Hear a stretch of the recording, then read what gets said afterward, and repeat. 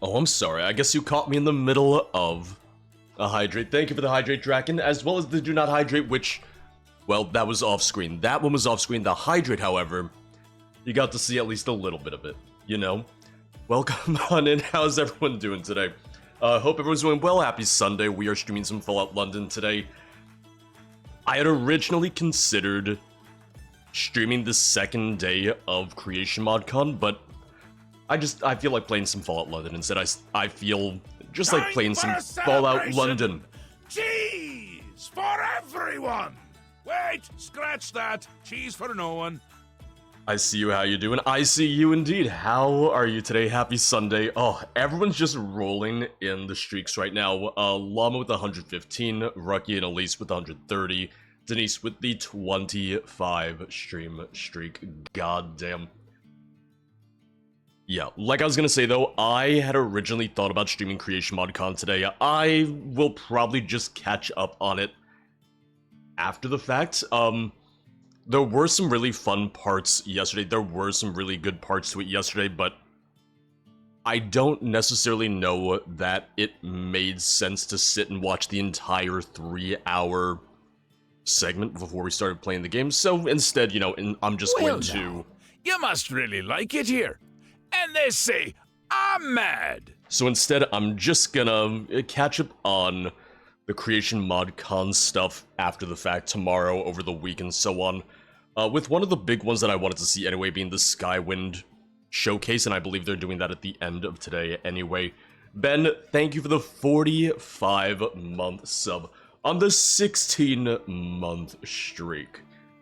Ordered some pizza, and the place I ordered from also had pizza with bacon, ham, red beans, and pickles.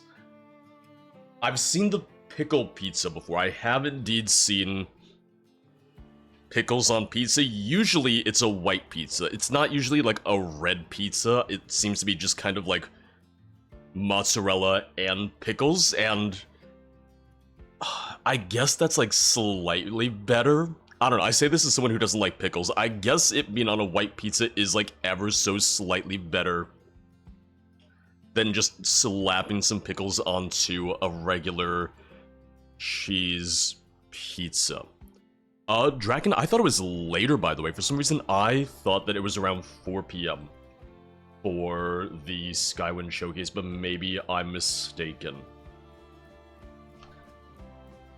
I'm not in the camp of you can't put pineapple on pizza. It's just the thing of I, myself, am not the biggest fan of pineapple on pizza.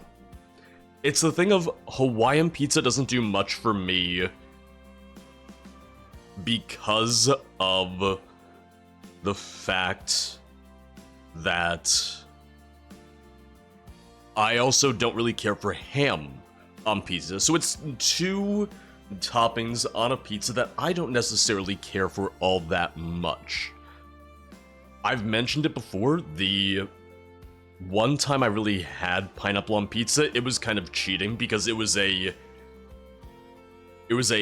duck and grilled pineapple pizza. So it's like, alright, well, you know, you're getting the char on the pineapple, you're getting a little bit more caramelization and color on that, so that enhances things, that very much improves everything. Right, Dragon, right? This was, of course, in LA, because, frankly, duck and grilled pineapple pizza, that sounds like an LA place right there, and it was fantastic, and it was indeed delicious. Dragon, is it really? Hold on, because I thought today's Creation ModCon was longer, unless they changed the schedule, but the schedule I saw, I could have sworn it was a little bit later in the day. Skywind stream is at hold on, so that would be, hold on, I'm looking at this. I got a math right now, and yeah, so it is, oh yeah, it's absolutely later in the day then, because it is a little bit later. Hold on, let me do that. Okay, so they might have changed the schedule then. Oh, they might have had to change the schedule because I don't know if they've hit too many of their donation incentives, unfortunately, because I know they were doing the, what's it called? Doctors Without Borders charity event, but I know they haven't necessarily made too much, which I get it. It's the thing of, I love that they're doing it for charity, but right now especially, it's just been hard to do charity streams because not everyone's in a position where they can afford to contribute anything at all. It's something we've run into. It's something that I've actually taken into account trying to figure out if I wanted to do any more charity streams this year. Right now, I'm not sure if there will be any more just because I realize it's a lot harder in general right now.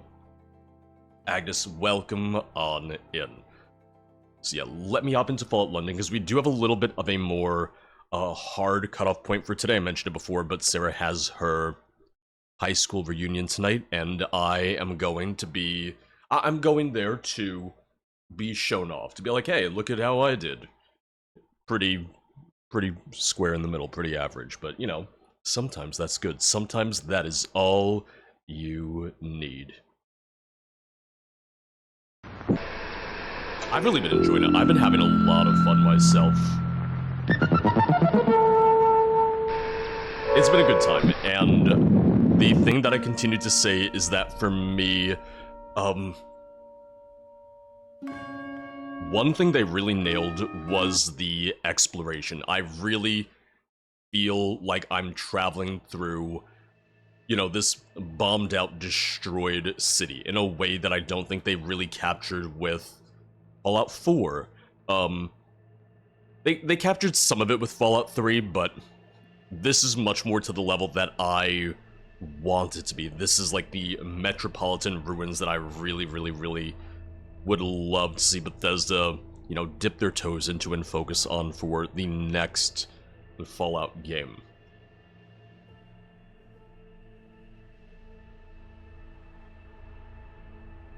Yeah, I already have more than a full day streamed in this, and that's pretty impressive because frankly, I'm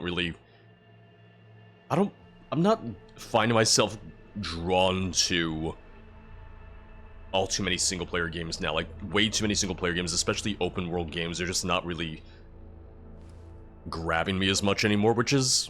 it kind of sucks, because I'd love to be sucked in a little bit more. Yeah, so 30 hours on the dot right now. I am really hoping that Star Wars Outlaws does, you know, really pull me and just really grab me. Oh, who's the... Okay, it's an initiate. I just... Oh.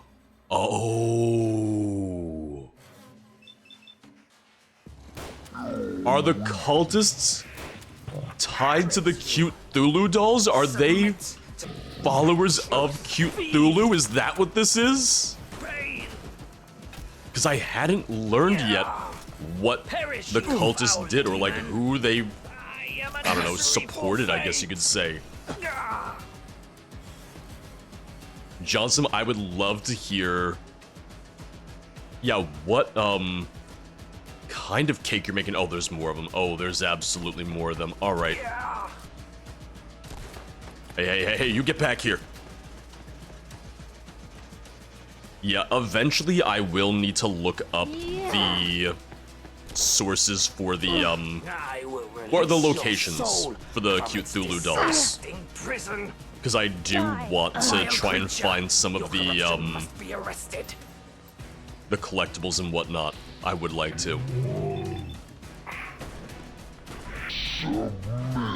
Now, the important thing is that I now have a cute Thulu mask. I will come to you. So really, that's the only thing that matters. Now I have a fun mask. I think there's different cult groups, though, because this is, to me at least, this seems to be a different cult than the one that I was fighting before. But I could be mistaken. I could very much be wrong in that assessment. I know I'm nearly dead. I see my health. It's fine. It's fine. Increases heal rate. Very good. Yeah, I'm also, I want an answer to Mux's question. Is there going to be enough cake for everyone? Or is this going to be a little bit of a Hunger Games thing where we're going to start fighting over cake? Because I'll do it. I'll throw down.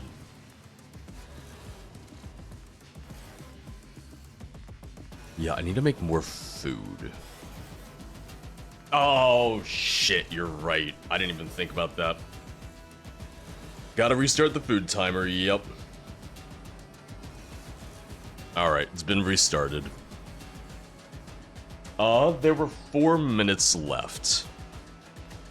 Didn't even occur to me. Honestly, didn't even think about it.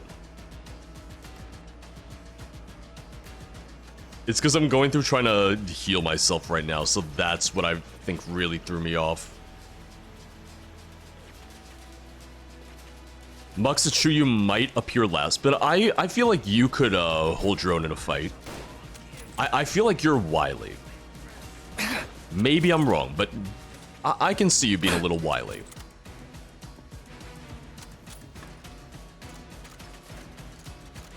Yeah, so Little Spirit Wolf, the only real mention of New York, or the only real canon mention of New York, I think is in Fallout 4, where essentially they just say that it's really been overrun by mutants. But that's according to the Brother to Steel from when they were flying overhead on the Pridwen.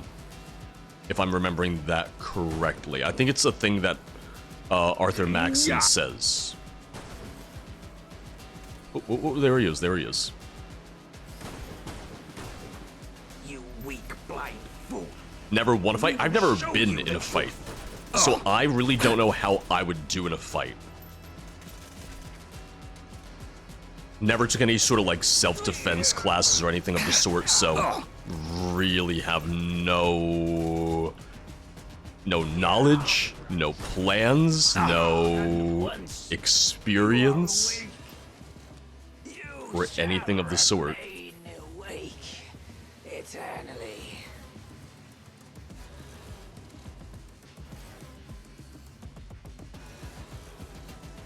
Is he down? Oh god, what is... Oh no!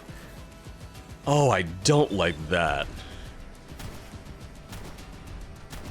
Oh. Floaters were one of the creatures that really terrified me in 76, so I wasn't expecting to see like new versions of them here. Effortless doing good today, doing pretty good. But no, Little Spurf, I would love to see, you know, a Fallout New York, and it just so happens that one of our friends, Portawolf, is the mod author who is making the Empire Wasteland, the Fallout 4 in New York mod. And I've seen some of his progress because I follow him on Twitter and everything, and it is coming along really, really well from what I've seen. New Orleans, I think, would be fun because when I think New Orleans, I think like the bayou and the swamp, and I think about the swamp folk that we had in Point Lookout. So imagining it's a lot of stuff like that, which to me sounds great. To me, that sounds perfectly fun. Now, I'm hoping that I don't wake up somewhere else. Okay, good. I did not. I questioned the logic behind taking the Sleepwalker trait. Yeah, so there is a cute Cthulhu doll in there. I don't know if I can get to it right now.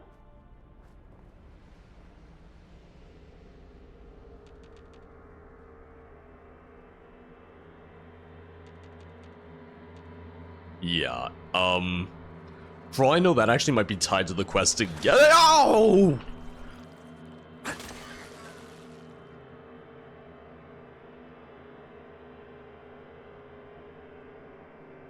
I don't want to talk about it.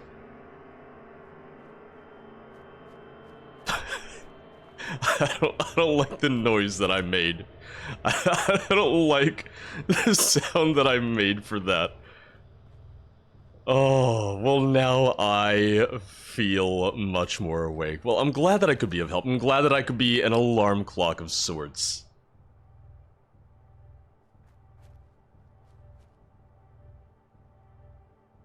Mux, anything that elicits a llama emote reaction, I'm very happy with because, as always, one of my favorite emotes. Oh, he's friendly.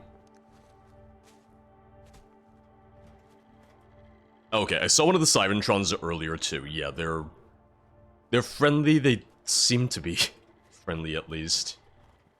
Yeah, the leeches do make me uncomfortable. Oh, you know what it reminds me of? It reminds me of the leeches in Vigilant, in Act 4 of Vigilant. And it's... I think it's actually the same animation that the leeches in Vigilant use, and there's something really disconcerting about them. There's something really just kind of, creepy about them. Ooh.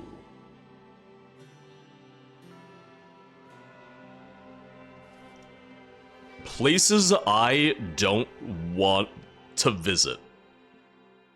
The clap. Places I don't want to be. Things I don't want to have for 500, Alex. The clap. I'm not clapping for the clap. You can't make me. Lord Switches, how are you doing today? I hope you had fun with Sarah's stream last night. I know I did. It was just a nice, mostly chill stream, even though Sarah was absolutely terrified. But I mentioned this to Llama last night, and I was really surprised by it. So I was just playing Sea of Thieves by myself in Safer Seas, just because I really didn't know what I wanted to do last night. I didn't know what I wanted to play. And so I guess in one of the recent updates, Sea of Thieves added the ability to immediately travel to your objective. And I was like, really? Okay.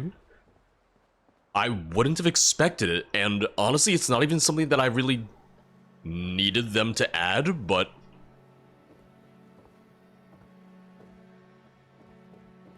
I'm surprised to see it after all these years. I'm surprised because I just figured we would never get anything like that, but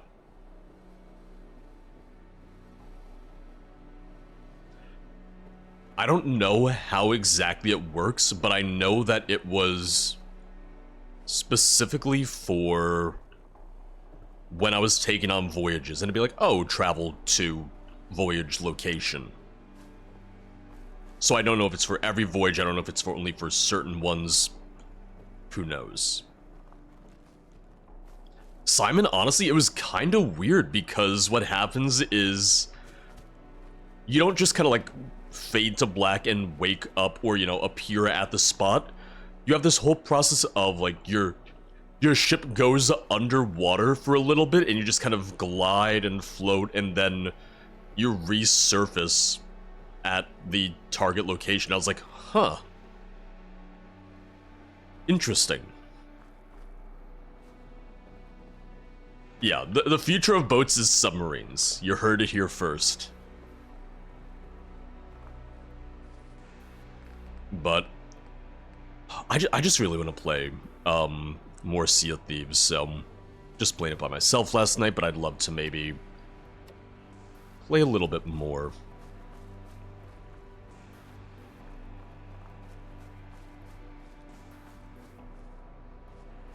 Yeah, we got some overlapping textures there, it's fine.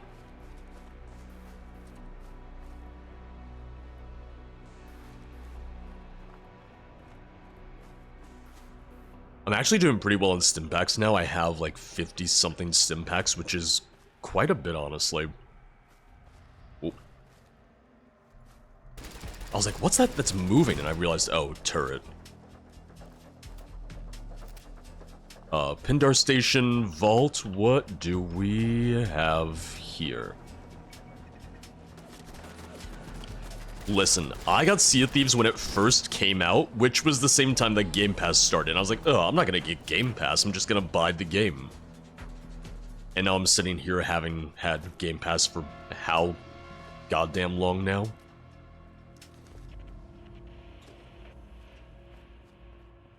I'm glad that I bought it, though. I'm glad that I did actually buy it, that I do own it, though. I actually have... I don't have the most hours in Sea of Thieves, but I do have a decent amount of playtime, given that I haven't even played it all that much compared to people who are, like, really into it.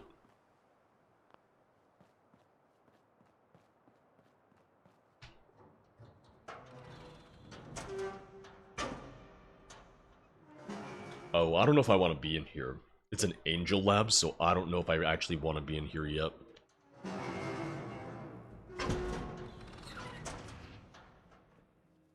But, get out of here. You can't tell me what to do. Oh, requires a terminal. Never mind, they can actually tell me what to do.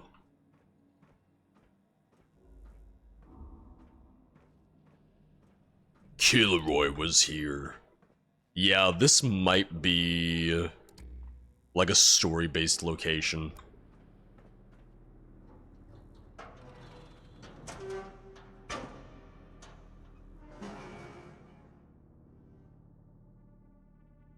Yeah, whatever was said. And that's actually very common, not just on PC, but it's especially common on console, where sometimes they need to have double the space free in order to download, extract, uncompress the files.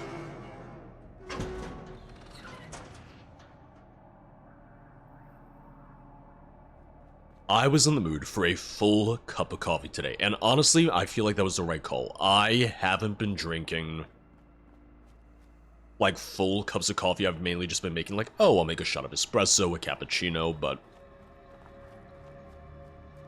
today, just a nice one full cup of French press coffee. Really, really, really hitting the spot. I mean, I do have plenty of empty cups of coffee. Yes, it did go off, yes. I knew what I was doing, what I was talking about this time.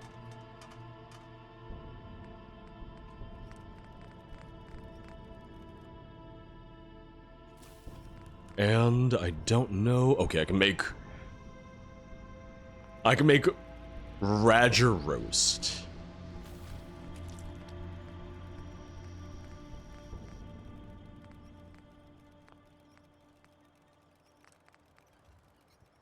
I wonder what I can use apple cider vinegar in. Nope, it's over. Nope, it's done.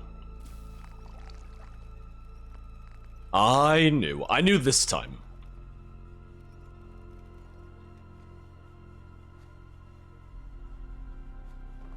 Do you like the little doghouse? Yeah, we still have...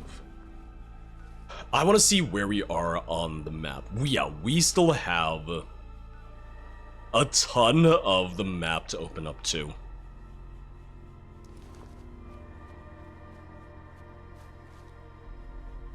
But I'm finding that there's not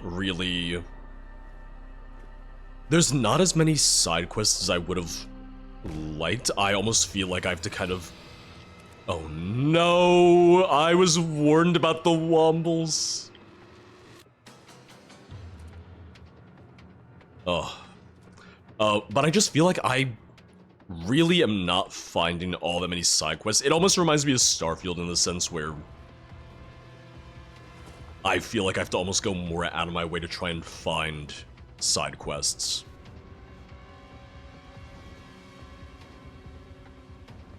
The Wombles. I've been warned. Oh, can I not hit him through? Okay. Nope. I can't.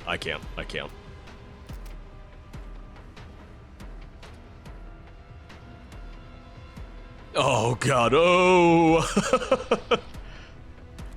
Touch him? Oh, he's gonna touch me.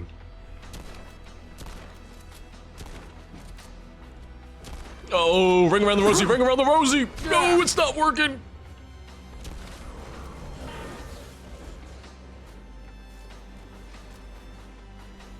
I've seen his hugs and I'm not impressed.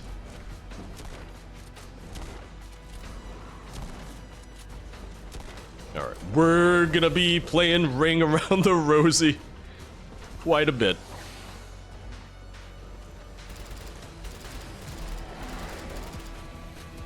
Oh god. I mean, we nearly got him. Yep, there we go. I wanted that to give more than 41 XP, though. I really feel like that should have given a little bit more. I'm trying to think if I've ever hugged a British person. Yes. Yes, I have. I had to think about it for a second. I did have to think about it, but, yes. That's what conventions are all about. Being able to hug people from other countries. Also, video games and stuff, I guess.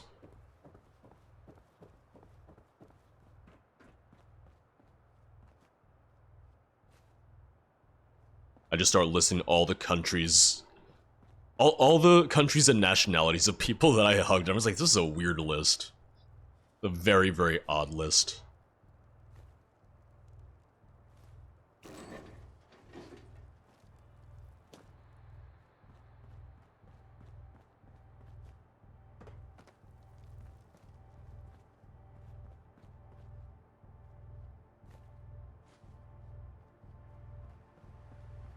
Yeah, the Wombles seem to be kind of like the London version of Deathclaws in a way.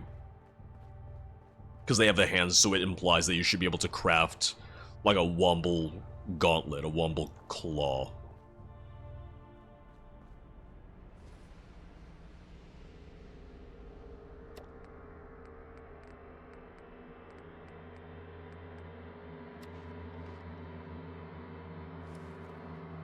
I'll never see a Womble with the same eyes again. You probably don't want to hug him anymore. Tipsy, how are you doing today?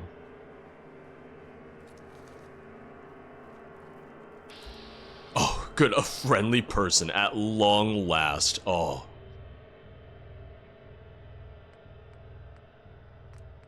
Just what a relief.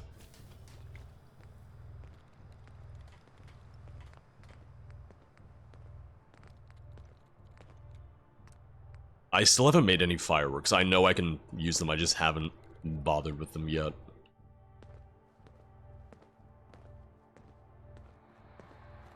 Hello? Nope. Nothing to say.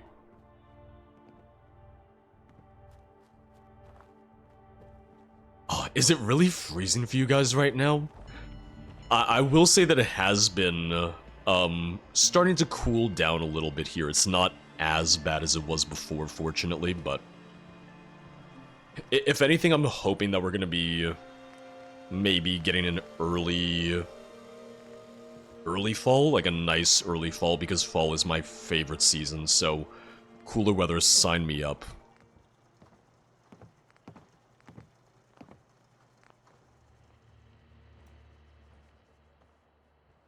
Yeah, we were talking about that the other day, how there is the kind of new trend where, oh, you have nothing to say. Where collector's editions won't necessarily come with the game itself. Which, there's a couple Anything reasons happening around here.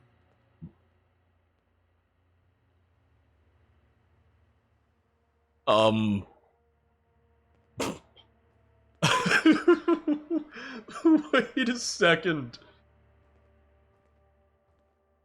That's a bug. That's indeed a bug. Let's see what you have. Yep, that's not right.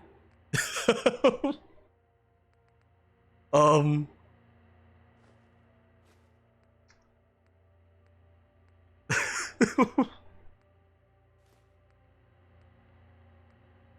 Because that's regular Fallout 4 protagonist voice. So it's trying to load, like, the vanilla dialogue system for whatever reason.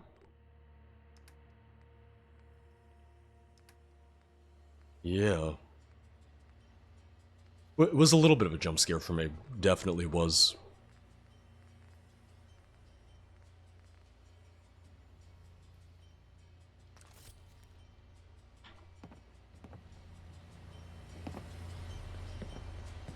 But yeah, so like I said, there's a couple reasons why they don't include a copy of the game with, collector's editions anymore. I myself, I'm not crazy about it. Sorry, I gotta clear my throat. But,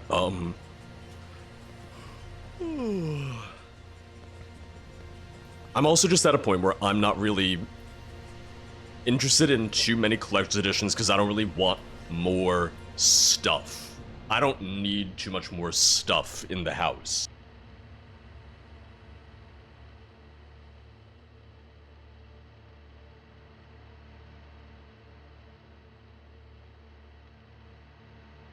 I need more shelves, I need more storage space, but after that, even... That's just to hang up some of the stuff that I already have.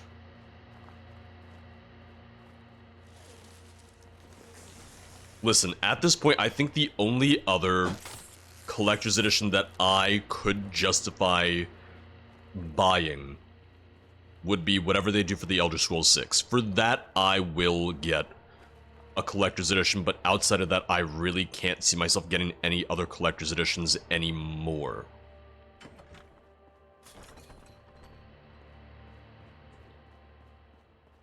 So Llama, there have been instances where studios will send a code for like a collector's edition. They'll send like a digital code over email. However, a problem that they ran into was that they would send the code, someone would use it, and then they would refund the actual collector's edition, the physical collector's edition itself. But because the code had already been issued, they technically were able to just keep the game and get that refund, which just created a lot of issues.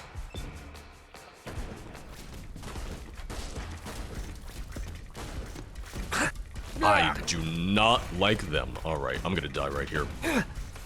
Because they are draining my health. I'm dead. I'm so dead. Yep. Oh, I hit heal, I hit heal. Yep, okay. I hit heal and then nothing. They actually remind me a little bit of the floating eye enemy from Doom. I forget the name of them because I just don't know the Doom enemy names at all, but they remind me a little of that. But the attack that they do is similar to... It's similar to a radium rifle, but it also just really, really drained my health.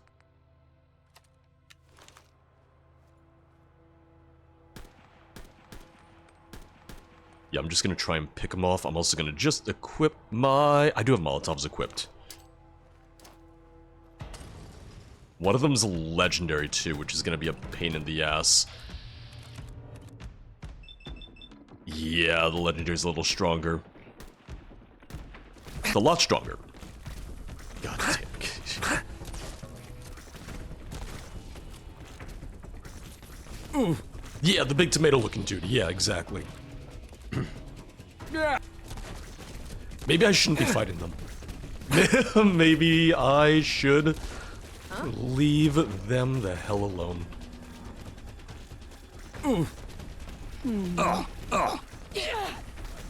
It was fine until literally just like the past 5-10 minutes. I don't know what happened. It just came out of nowhere.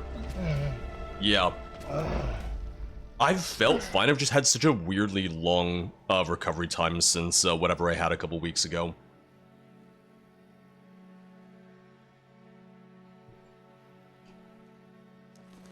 But I am seeing... Well, I'm seeing a doctor for unrelated reasons, but I have a doctor's appointment in a couple weeks, so... I don't think anything's wrong. I think that I'm just slow. Which we already knew, frankly.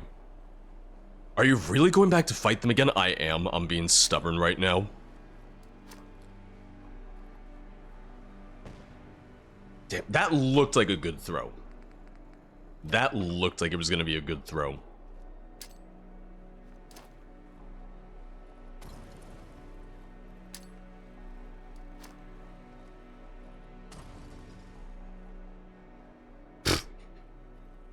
Yeah, because I remember the floaters, like I said, floaters are from at least one of the earlier Fallout games, from Fallout 2.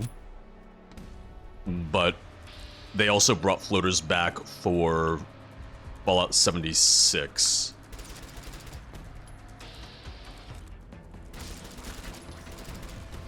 Oh god, alright, alright. Yeah.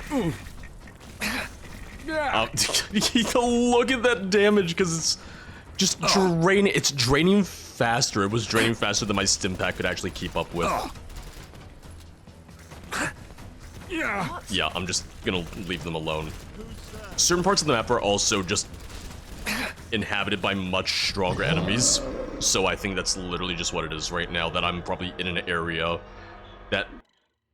Well, it's not that they're higher level than me. If they were higher level than me, we'd see the skulls next to their names, so I really don't know.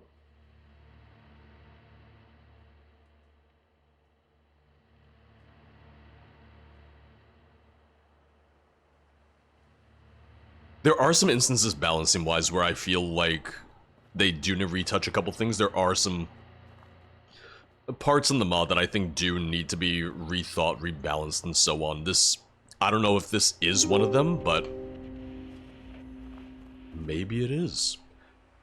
Snorkugger, thank you for the brand new sub. I love the little, like, brand new sub alert, and it's the thing of, I don't hear it all that often. I don't get to hear it all that often, but I love it so much.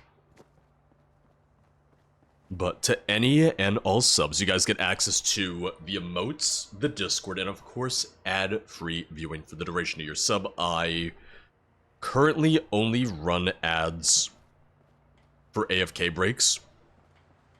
And that may have to change because Twitch is really pushing the, you know, the 3 minutes every hour, and at some point I might need to swap to it, but I really would rather not. But I also know that I'm also ultimately leaving some money on the table by not taking the 3-minute ads an hour, but ads are inconvenient in a live setting. For live content, where an ad break means you're literally missing stuff. Because the stream's still happening, the stream's still going on, regardless of if you have an ad or not.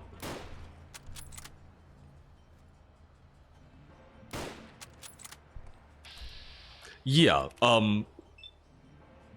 that's one thing that I was actually talking about for the Mirelurk, for the Mittenlurk Empress Queen quest thing. Because they give you that quest, they give you that side quest very early on in the main story.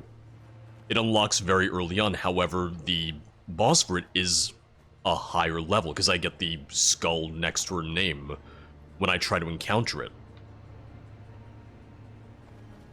If that's intended for a certain level, make it so that the quest doesn't unlock until I'm at the appropriate level to fight her, because nothing else leading up to that fight, nothing else leading up to the end of that quest indicates that it should be a harder quest, you know? Uh-oh. Oh, sorry, when the water rendered in, I thought it was just the void. When the water rendered in, I thought it was just a hole in the world, and I got scared.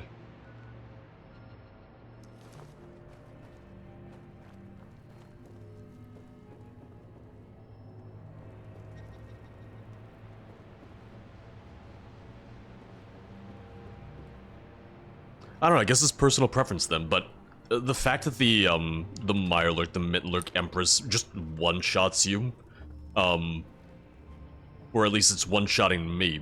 It was one-shotting me at level 15 or so. Once again, like, clearly they don't want me to do that quest then. Clearly it wasn't intended for my level, so why are you giving it to me at the lower level?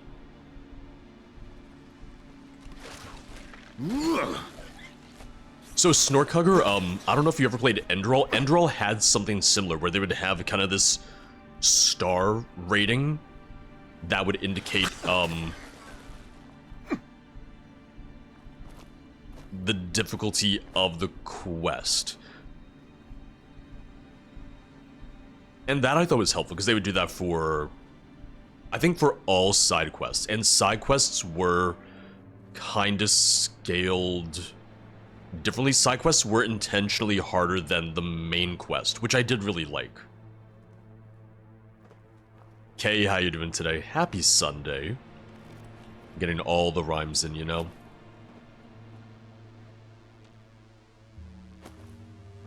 Oh, but I want to see what Juniper said. Be fine with ads during the stream, but like on the side or something. Yeah, it hard something the stream is the worst. Yeah, it really is. It doesn't make the stream as watchable, and I know it. And I feel like that's kind of the issue there. Is when it's interrupting and means you're missing out on content.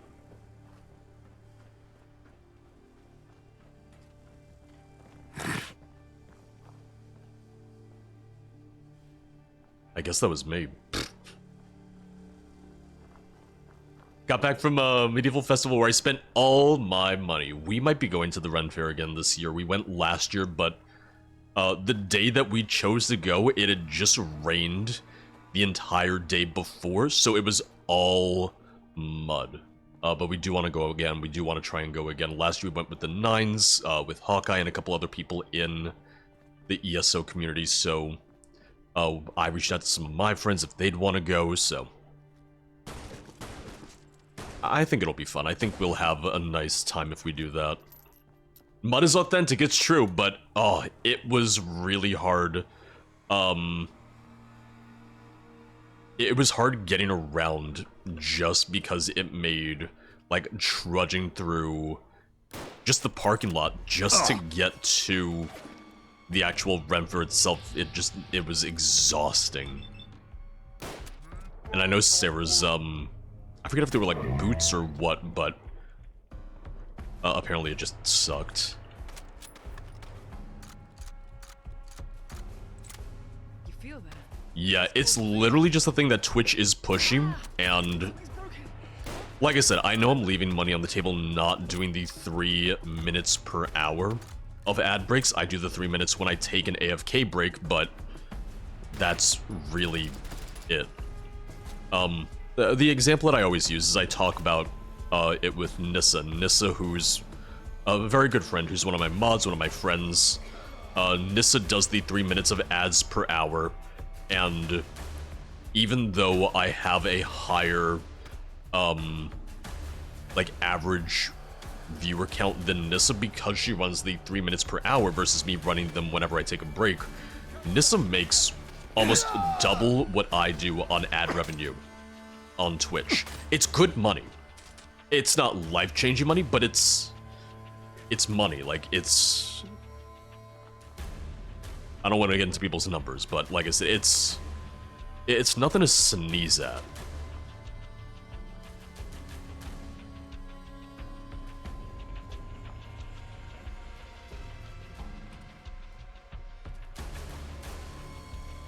They sell expensive everything, Rucky, let me tell you.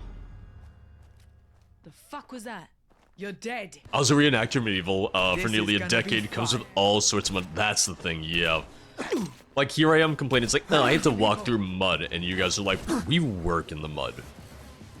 It's like being a mailman. Another Day or night, sun or snow or sleet.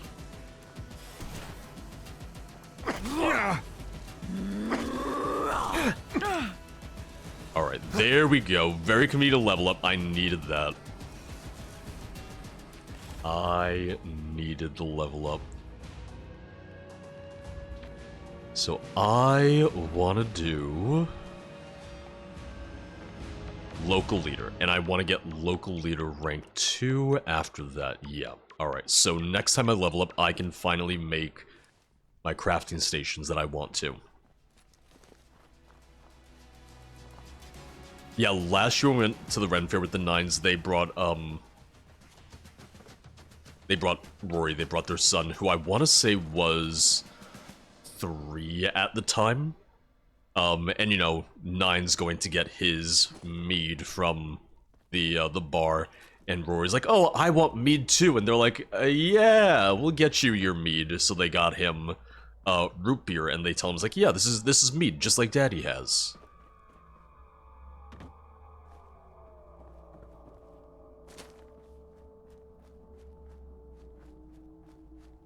But yeah, I'm looking forward to going back. I definitely want to go back.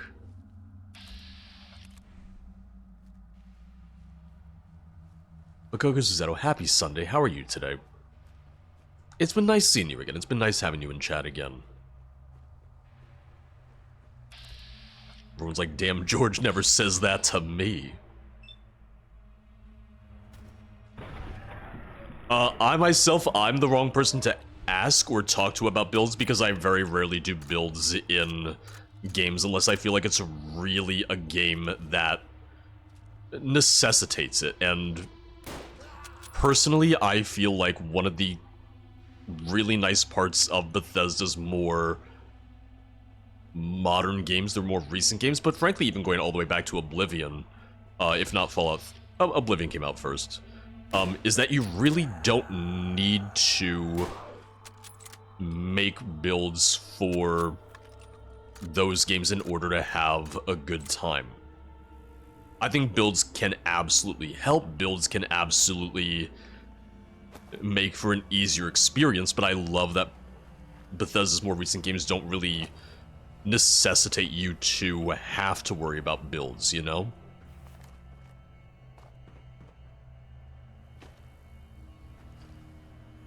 But it is also one of the reasons why I do kind of wish that there were some more side quests here and there, because I feel like leveling's just been a little slower because we don't have as many quests, hence we don't have as many sources of XP as we would in the vanilla game.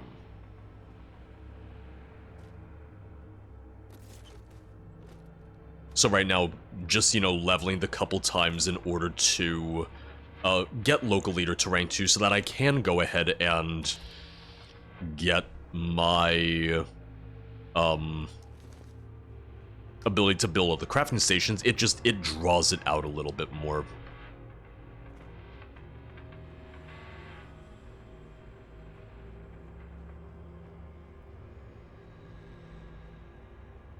There's also several NPCs that I've run into that just have nothing to say. Like I'm running into random named NPCs. I go up to them and they don't say anything at all. I go, oh, alright. I assume that they'll have something to say later on. But they're just there, they're just hanging out. I'm like, alright, nice to meet you. George says, wow, you again. You haven't gotten the hint yet. I say that to a lot of people, Rucky, in my defense. But that's the thing, because there's a lot of perks that carry over from vanilla Fallout 4, I do have a general idea of what perks, what skills I want to get. It's just been a little slower of like, alright, well, I gotta prioritize this, then this, then this. But I also want to track down more of the pubs for that reason, because going through and getting more of the pubs means getting more of the coasters, which is a good way to just kind of like bump up some of your stats too.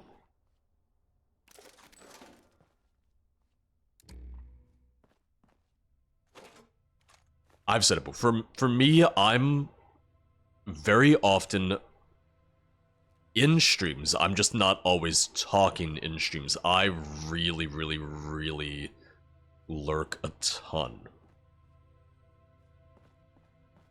So people just don't know that I'm there. They don't know that I'm watching. They don't know that I'm sitting and being a little bit of a nuisance in the background.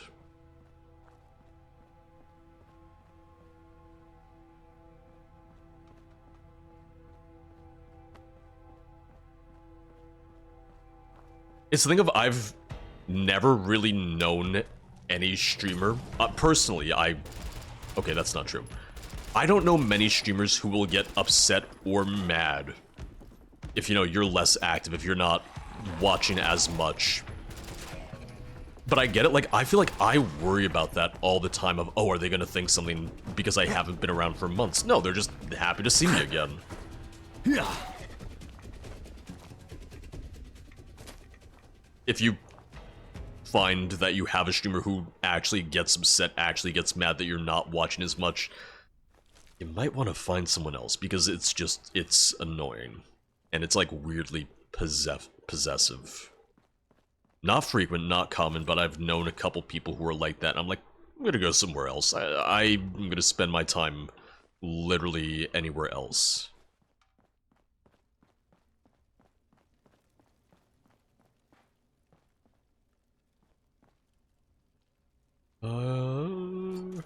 Yeah. I'll probably need a... I might need to pop on back to a settlement soon. Just to break some stuff down and all that.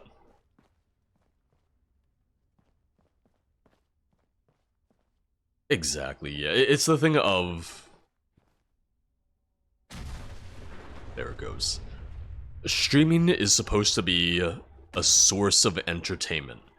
And for me, once again, like, I do this full-time between Twitch and YouTube. I do content creation full-time. But at the end of the day, it's an entertainment medium. There's a balance, there's a line to, like, how seriously you should take these things. It's the thing of, I take it seriously for myself. Like, I hold myself to a certain standard for how I do this, how I go about doing certain things. But it's not for me to expect other people to, I don't know, to treat this seriously, if that makes any sense. It's a job for me, it's entertainment for you, and you have to kind of like keep that in perspective.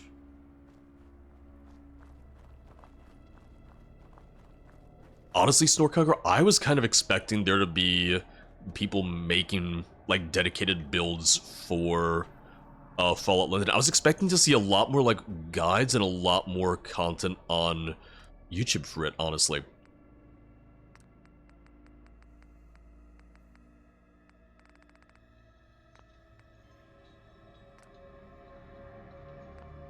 Actually, okay. I do want to play more Fallout 4 Survival. Not London, but I want to play Fallout 4 Survival, because one thing that I love is the Frost mod for Fallout 4, which is a really hardcore survival experience.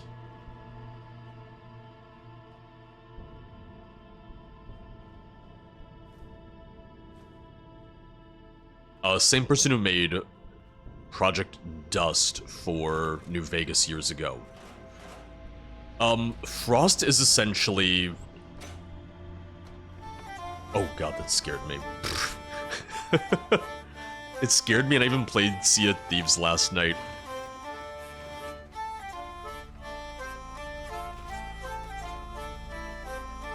Josh, good morning, how you doing today? But, Fallout 4 Frost is... It's set in the Fallout 4, like, world space, but it edits it, so it's actually set during a nuclear winter set in the Commonwealth. It's set before the events of Fallout 4. I think it's set, like, pretty much shortly after the bombs fell, so there's way less people. There's really not any quest in it. It converts the world space into a nuclear winter, kind of like solo survival experience where it's really just you against the elements, ghouls, raiders, but it's not as quest focused anymore. It turns it much more into a survival sandbox, which for me it works really well. For me, I think it's a really good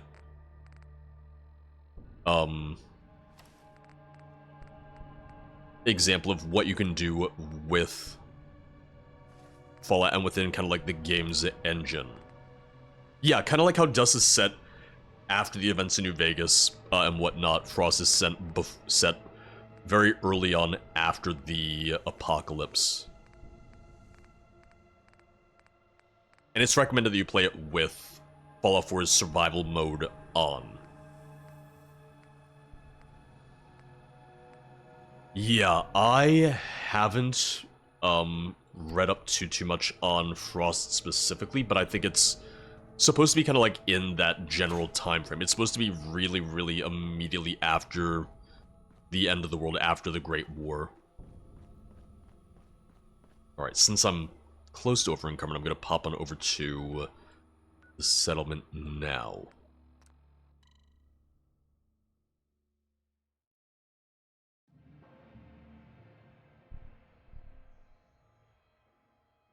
I can't speak for Nightbot, but I could very easily be bribed with pizza.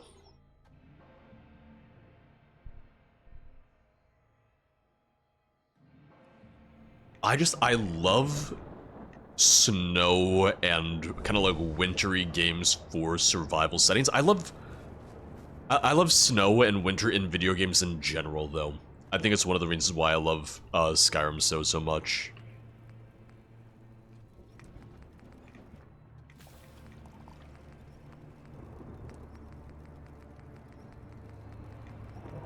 So let's do mut chops. Rad rat steak. Can I make some womble steak? Yeah, I can. Time for a celebration! Cheese for everyone! Wait, scratch that. Cheese for no one.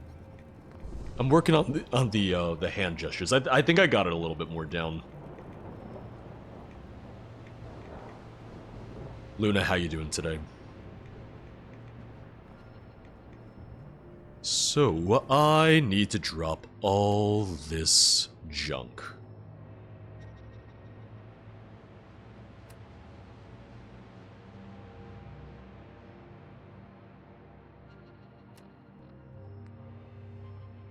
I'm always happy when people from YouTube find their way over here. It's the thing of... I'm the same person on YouTube and Twitch. Like, my content isn't necessarily different in the way that I carry myself, but... Wait, I don't want to scrap that. Where did that go? But, the nice thing about Twitch is that I get to... I get to play other stuff. I get a little bit more variety in what I play, and that's why I really enjoy it. YouTube, the way that the algorithm works, they really kind of want you to stay in your lane. Like, you get kind of locked in, I guess you could say, on a certain type of content or a certain topic, and they're like, yeah, you have to keep on making this. If you make anything else, we're gonna penalize you for it with the algorithm. So I learned over the years that the best thing for me to do was to yeah, pretty much they typeset you. So I learned the hard way that for YouTube it's like, okay, mostly stick to Skyrim. However, there's a little bit of a leeway there as well where I can do, you know, other mods for other Bethesda games, and I might be able to do okay with those videos. It's not a guarantee, though. Even with those, it's still a little bit of a gamble, and I know it. Rucky, I should be fine, though.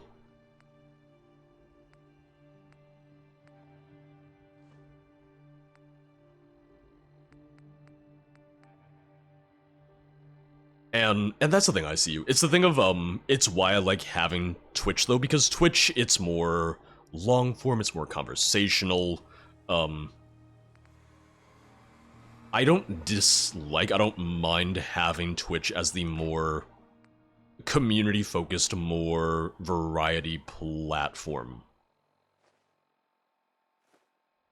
I'd be a little bit more worried if it wasn't for the fact that, you know, on YouTube, fortunately, you know, everyone's making mod after mod after mod, so it's not like I'm without stuff to cover on YouTube. Although, you know, we have been in a little bit of a quest mod slump for Skyrim lately, but even that hasn't been the end of the world, because then I get to experiment with more one-off narrated, yeah, more one-off narrated stuff. And that's always fun because I like doing the more cinematic showcases as well. But Glass Joe, how you doing today? Yeah, it's also very different skill sets, I find. Twitch, I think it has to be a little bit more laid back, or Twitch, I think there's a benefit in it being a little bit more laid back. Because I'm sure you guys have noticed, I will ramble, I will talk, I will have longer conversations here, and I enjoy that. I've learned over the years that that no longer is as well suited for YouTube anymore. It isn't as recommended as it was maybe, you know, years ago. The platform's changed, the way in which people approach content on YouTube has very much changed. And it's why both Twitch and YouTube have their own strengths and weaknesses. You gotta kind of like play to what works on each system, on each platform.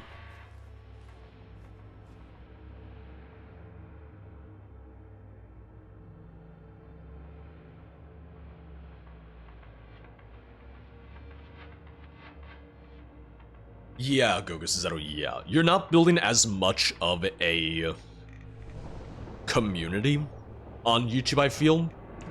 You can, but I feel like it's a lot harder to build a community because it's, you know, you show up to YouTube, you watch the video, you maybe comment, you maybe like the video, and that's it. That's the end of it. You're not actively talking to other people while watching a video, whereas with a stream, you know, you guys are talking to me, but you also talk amongst yourselves. We're all participating in a conversation together. Sean, how you doing today?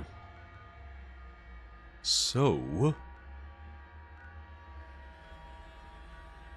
I am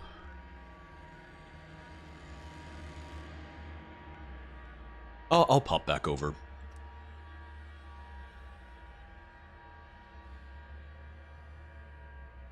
But Ghost Zero, I have really enjoyed the one-off, more cinematic mod showcases, and having the videos that are maybe like in the 10 to 15 minute range as opposed to the usual 30-minute range.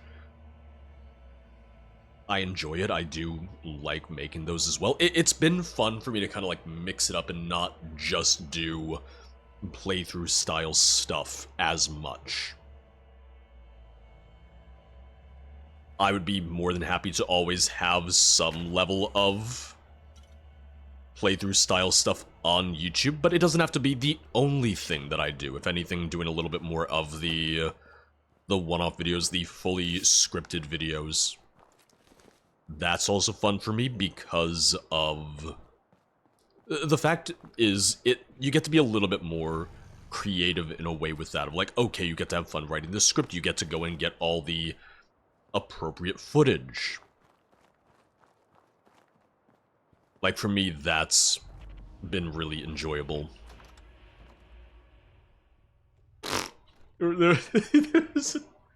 There was a barrier behind it. There was a, there was just a block behind that, and I was like, wait. Oh god, more rad shrews.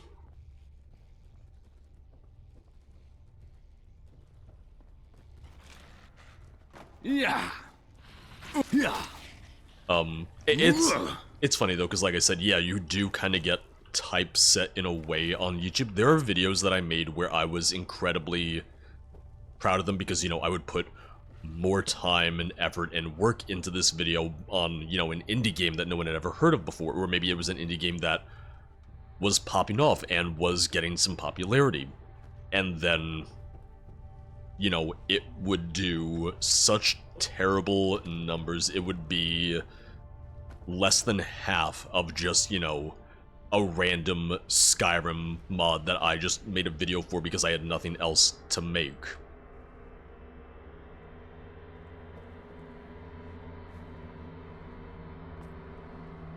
So I've learned it's like, okay, if I want to do those random indie games, if I want to do that random stuff, save that for Twitch.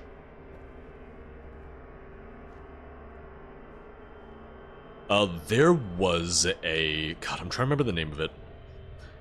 It was a sci-fi spacefaring survival indie game. I'm trying to remember the name of it right now. I did a video for it and I like put a lot of time into the editing and whatnot.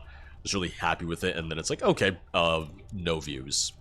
Which, no views for me is probably a lot to some people. Not colony ship, no. I'll have to check. Here, if I check on mobile, I can find it.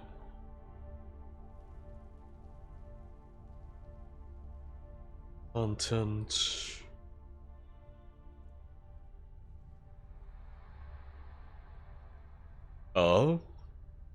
Breath Edge. Yeah, Catfished in Space, Breath Edge gameplay. That video... God, that video came out 3 years ago, and it has a total of 734 views. Which, once again, I know that some people starting YouTube here are probably like, oh, that's great. For me, as someone who does this full time, that's terrible.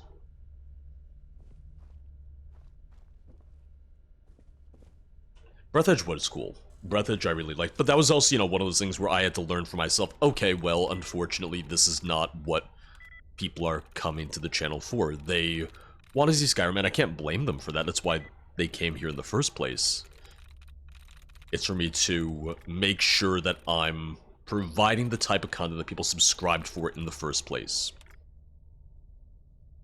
But Steph, how you doing today? Found your channel because I was playing Vigilant and couldn't get further. Thanks to the vids, I noticed how much I missed because I didn't have the voiceover. Loved your playstyle, and I can't wait for Glenmoral to be done and seeing it played by you. Played it just a couple of weeks ago. Oh, it's very disturbing. I actually made a video in the past couple months.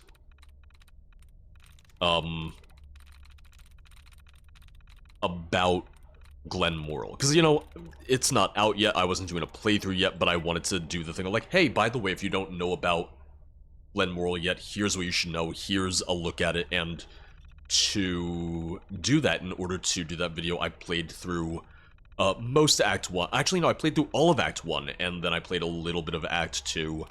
And, you know, just going off of the English translation and whatnot, I was already getting, like, a little teary-eyed and a little emotional playing the first couple acts of Glenmoral. I understand why they're doing it this way. It is unfortunately going to be a while before I get to play Glenmoral in full. So, VICN, the author behind the Vigilant mod behind Glenmoral, Unslad, and now Dakota, not to be confused with Dakota the State, VICN is Japanese. He makes all of his mods in his native Japanese language. The English translations are done by a separate team, are made by Alar and her mod team, and right now their focus is to translate the text. So right now they're just doing text translations for the mods. They will not be doing the voiced version, the voiced English translation for Glenmoral, Vigilant, and so on until all of the mods are out and they know that VICN is done adding more content to them. The reason being that they know that there's so many recurring characters across the mods, they want to essentially voice all of it at once.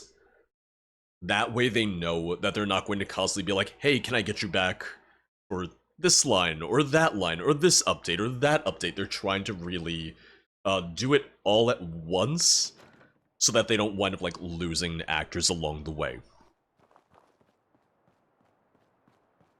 Which makes sense. And, VICN was specifically waiting a little bit with Glenmoral because he wanted to see how ESO Gold Road played out first, because he wanted to see how Athelia, the new Daedric Prince, might potentially affect the story.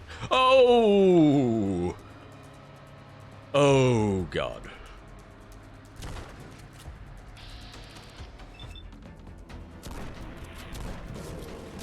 Boop, boop, boop.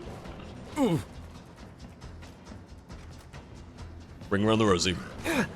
It's not working all that well. Oh, God, there goes my health. That is a Radger. A big-ass rad badger.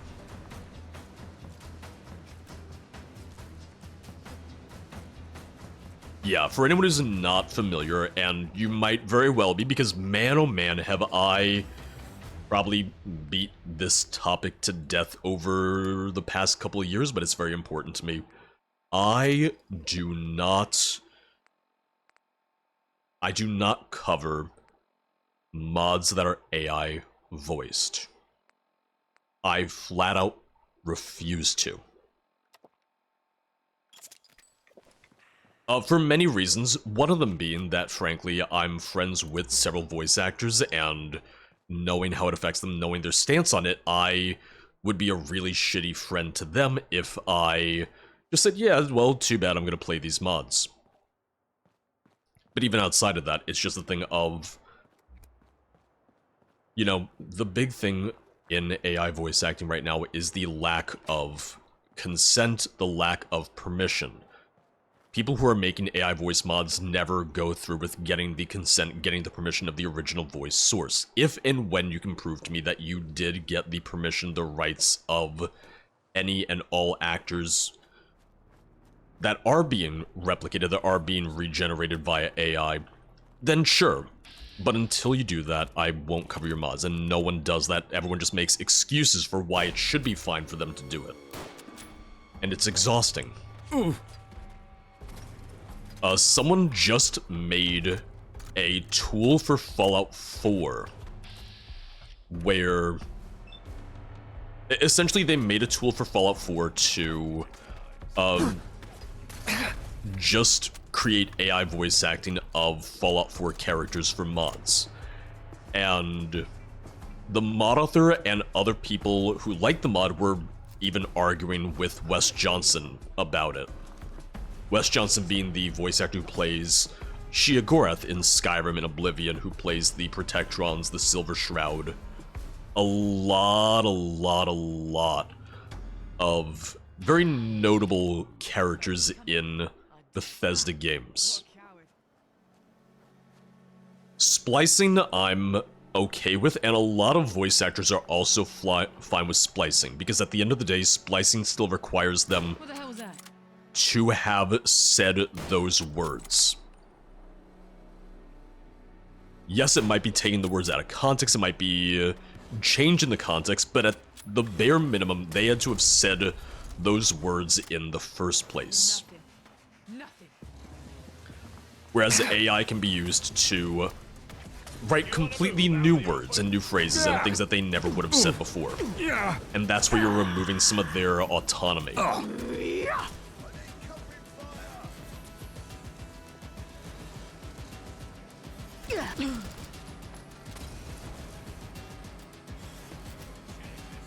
One of my favorite voice actors, one of my favorite mod authors uses splicing. Jay Serpa makes incredible mods with splicing vanilla lines, and you honestly wouldn't even be able to tell at times. God, we just both burned each other. This is a mod. This is a massive, massive mod. So it is specifically a mod for Fallout 4, so you do need to own Fallout 4, plus all of its DLCs.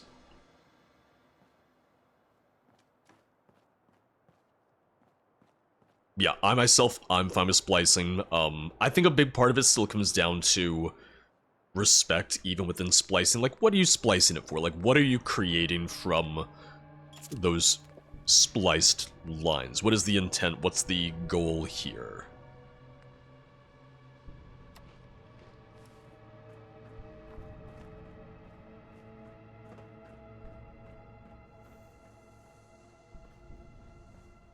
Once again, the biggest thing for AI voice acting with me is a matter of, you know, the original voice source. If the original voice source says they're not okay with it, don't use their voice for, you know, language learning, for language model learning.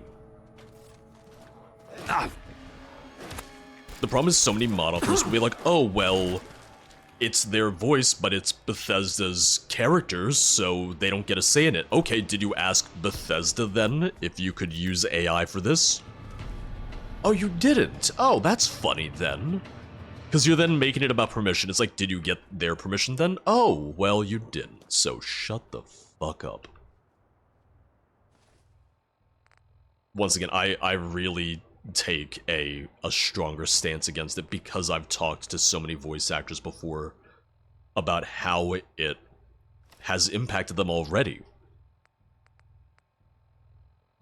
Tickets are the replacement for caps because in London, you know, there's no guarantee that they would have decided to use bottle caps the same way that we did in the US. If anything, it's kind of funny when you think about it, like, oh yeah, everyone across the US somehow decided, somehow agreed, like, yeah, caps, let's do that.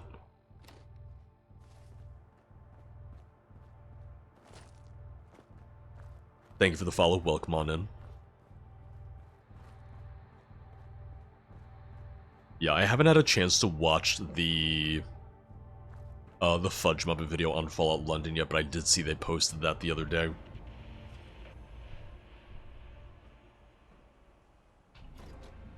Rocky, that's the one that Wes Johnson was really upset about. Once again, understandably so.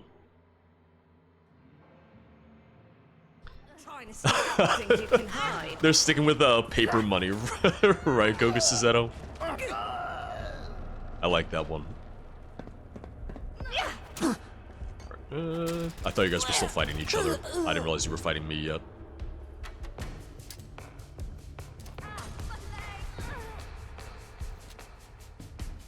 You stay over there. You stay over there. Your side of the room.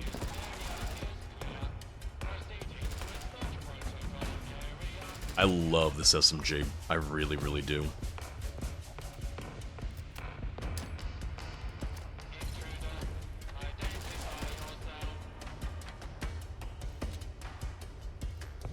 I'm just gonna need more, 9mm for this. Because it's 32mm that I'm lousy with, or that I can't get rid of my 32mm ammo.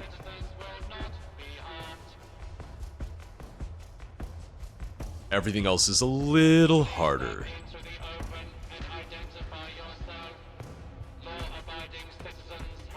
Thank you for all the follows, by the way. All follows are anonymous. That way, if you ever want to lurk, that way if you don't want, you know, me, the streamer, to just yell your name out loud, you don't have to worry about that.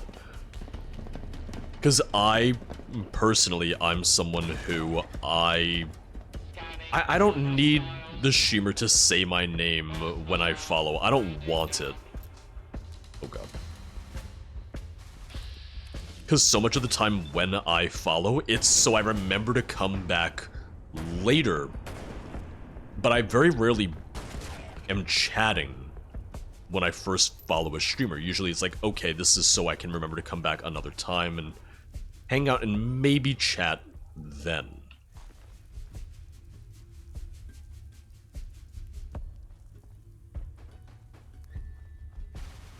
But I was even saying a little earlier, like, I mainly just lurk.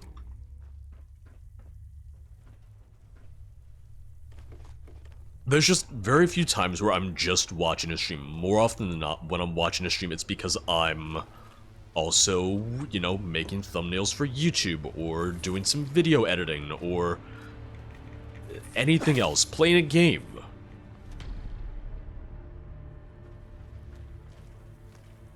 Like Sarah had her stream on last night. She was streaming last night, and I was like, yeah, I'm gonna play some Sea of Thieves. Yeah. Yeah. I don't know if I've ever waited 3 to 4 years. I've waited probably 3 to 4 months. No, you know what? I have some channels that I've followed years ago and still never actually chatted in. Beginning search.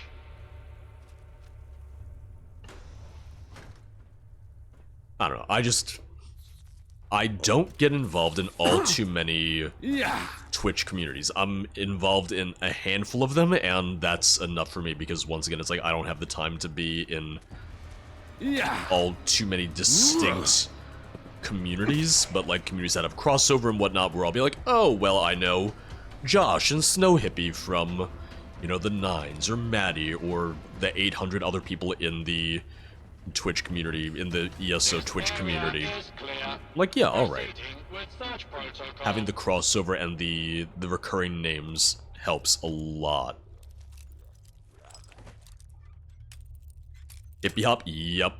I absolutely get that same way. But I'm also one of the people that, you know, I look at my offline alerts, like what's happening when I'm offline, so I'll know that someone followed. I'm not gonna call them out the next stream or anything, but I'll know. I don't see that as a bad thing, though. I'm saying that as like a negative, like, oh, they followed offline.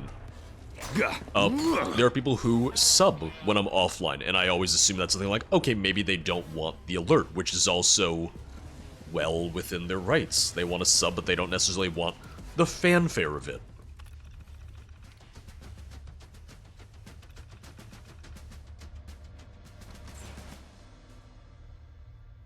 Like, I can very much get that too. It's a matter of letting people decide how they want to be a part of the stream. Giving everyone those options, giving everyone the ability to decide for themselves.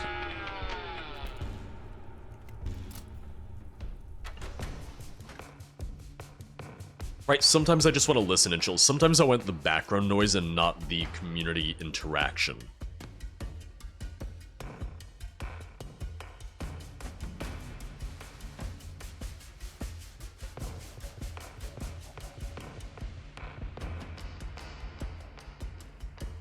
I also need to go back downstairs, but let me just look around here first.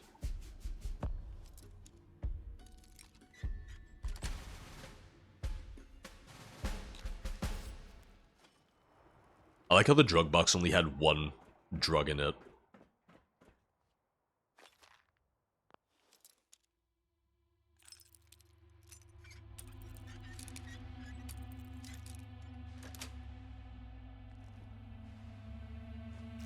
Because that's the thing, I don't think that privacy and anonymity on the internet's a bad thing. It's something that you want to let people have the level of anonymity and privacy that they want. Let them decide for themselves. Don't push people to be more public than they would want to be.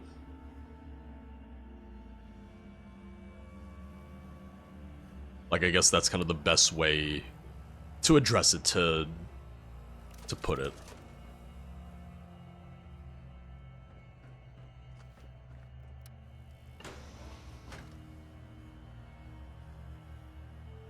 I have channels where I've known the person for years, but because I hadn't followed them before, now I don't want to follow, because now I'm like, oh god, this is going to be awkward, because they're going to be like, oh, why weren't you already following?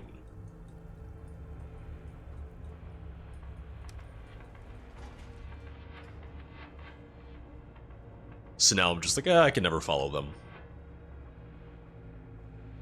Now I just don't want to take that chance. Now I don't want to take that risk. So the laser gun, the laser rifle, it's the Upton Burke laser rifle. I've had it for a long time. I got it as one of the... What? Quest rewards? Yeah. Oh no. Oh god. Yeah, that. From the Vagabonds. Ah, getting shook up over nothing. Shit's got ammo. I believe it's a guaranteed quest reward from one of them. Oh, I just saw the trap. Yep. Yep.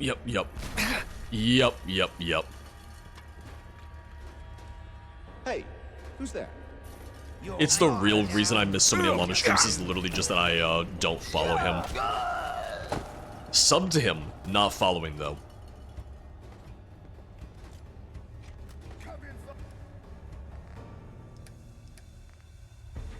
Okay, I've got 2 frag grenades. Need some cover fire over here. Enjoy the grenade. It's for you, it's free.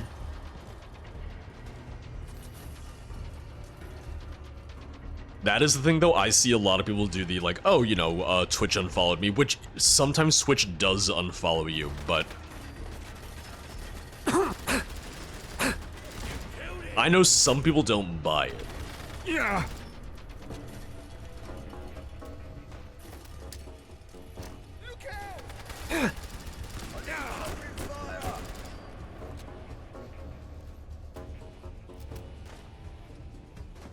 I need covering fire. I'm trying to not... I'm gonna die. Yeah. Where? Can you not try and punch me? I'm busy here, I'm busy. Do it again. Okay, I'll give you that one.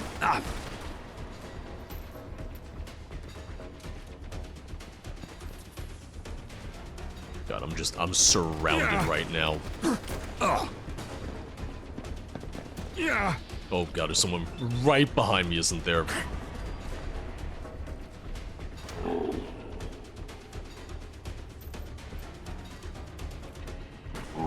Once again, I don't even know that I really know all that many people who would even get offended or upset if they found that I wasn't following them, but I don't want to take that chance. Ain't scared yet. Oh god. Oh, stim pack, and got a boogie. Oh, did I just get myself stuck? Almost.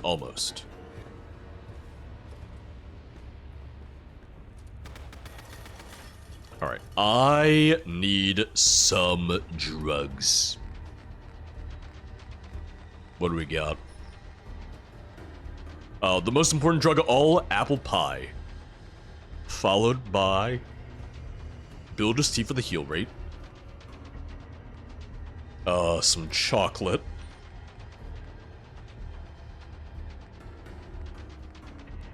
What is it? It's a hero, I want to say. No. Hypo. For damage and damage resistance. Once again, the most important one was that apple pie. Oh god, there was a mannequin. I couldn't tell. I need covering fire!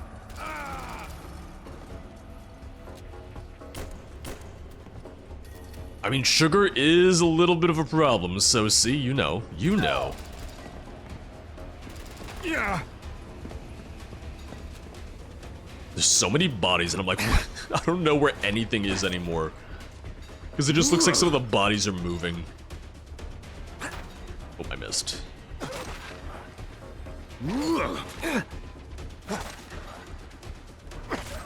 Okay, is it an optional or like a bonus objective to get the rifle? Yeah, I've been trying to do like the optional objectives and everything just because.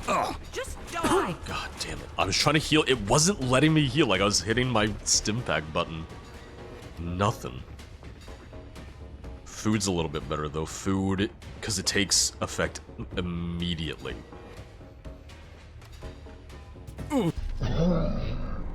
Yep, I was alright. It's the thing of the stim packs having an animation makes sense. Like it's realistic, but oh, it slows down healing so much.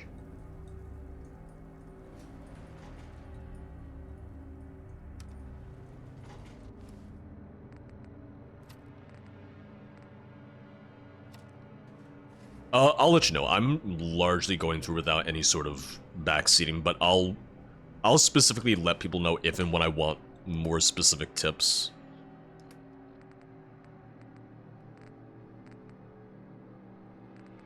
Yeah, let me just do a couple of these right now.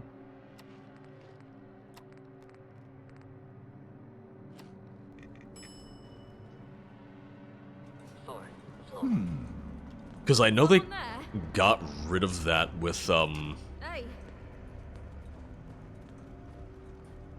Starfield. They didn't add like a healing animation for the healing items for Starfield, which I was glad that they didn't keep that. You guys got me stirred up over nothing. Just trying to get all the traps now. Get a grip. Huh? Alright, and grenade out. Oh hey, oh you're right here. You're right here. Beyond Skyrim Bruma is essentially a demo of sorts. So Beyond Skyrim Bruma is a fully completed mod, but it is only the demo. It's only the preview for the bigger Beyond Skyrim Cyrodiil mod, which is not done yet, which is still in development. I'm actually wondering how that's gonna work if someone has Beyond Skyrim Bruma installed when Beyond Skyrim Cyrodiil comes out, if they'll be compatible, if you can combine them. But that's probably a while away, so they don't necessarily have an answer for that either yet. I do recommend playing Beyond Skyrim Bruma because I think it is really well done, and it does serve as a great example of, you know, what that team is making, of what they're putting together.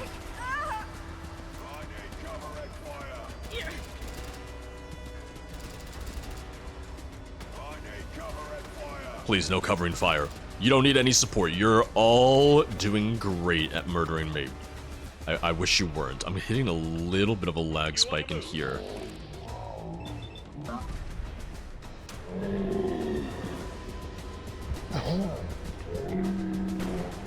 But yeah, I need to,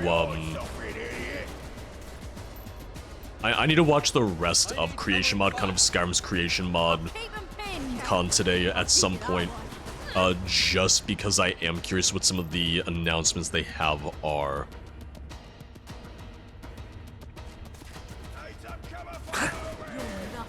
Oh, I didn't know about the Doom tools. That's pretty cool. I know that they are making a free Doom creation for Starfield. Like that I'm aware of. That I know of. And that's going to be made by King Gath, the team that made some settlements, that made East Empire expansion for Skyrim, and just released the, Bard's College expansion, which I've been playing through on YouTube, that I'm really enjoying.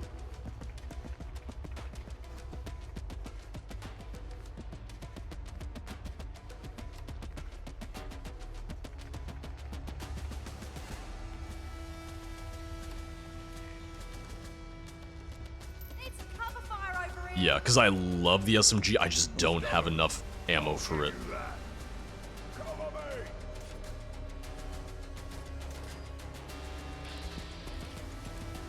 Yeah, I'm gonna miss him. I mean, my luck's decent.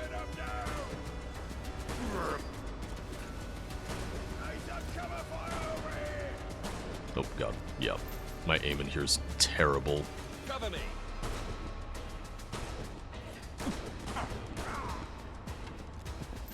Oh, hello, hello.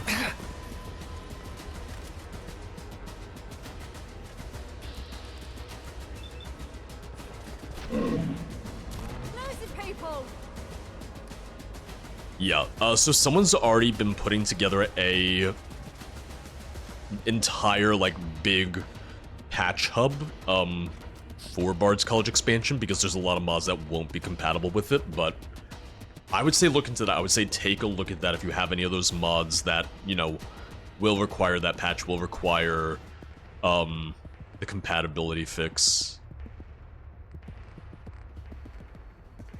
I'm gonna take Rat away, and I just want to heal to full. I just want to get all the way back to full. Oh.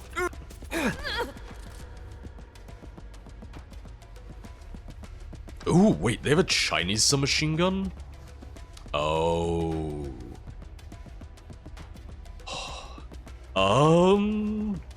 It's still 9mm. I'm gonna take it just so that I can maybe modify that and fool around with it.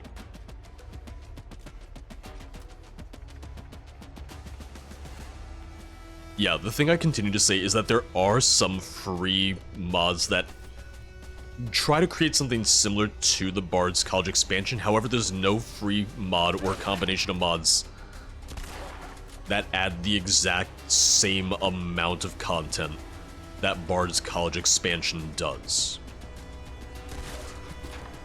I'm sorry. I'm sorry. I didn't want to hurt you.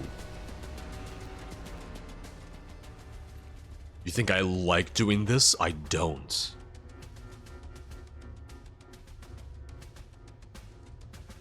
.303 vintage rifle. I don't think I have a vintage rifle.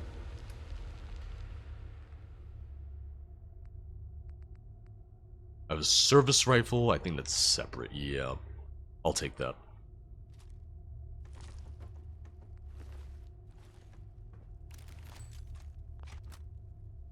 How big of a PC? Storage-wise? I mean, my mod pack for Skyrim, I want to say was around like 30 gigs. Fallout 4 plus Fallout London comes to almost 70 gigs.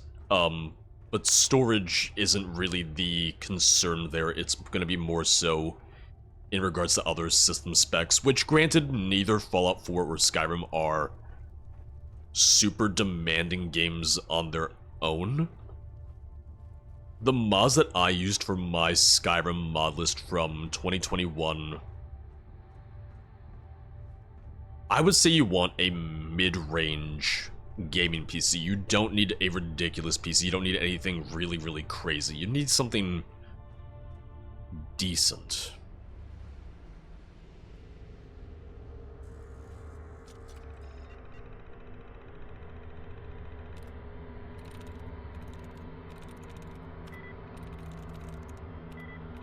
But keep in mind that, you know, Special Edition is 8 years old this year, and Fallout 4 turns 9 this year. These aren't new games. One thing I will say is that, fortunately, Fallout London does have a list of required specs and recommended specs, so I would say go off of that.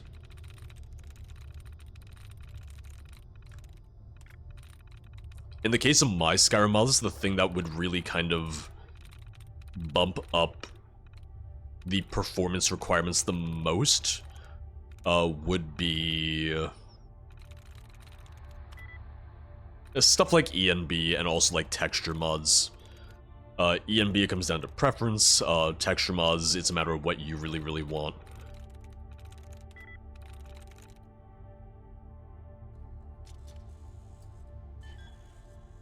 Zombass, how you doing today?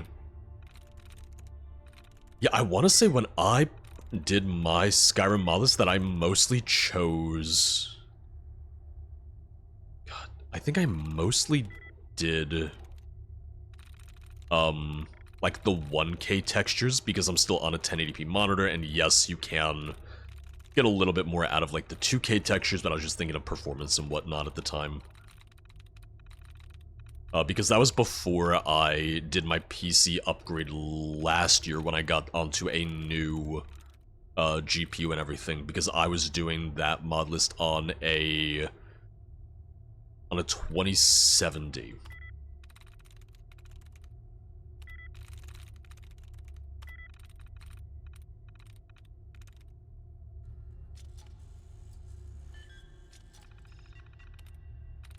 I know one concern right now with the Bard's College expansion is the fact that it,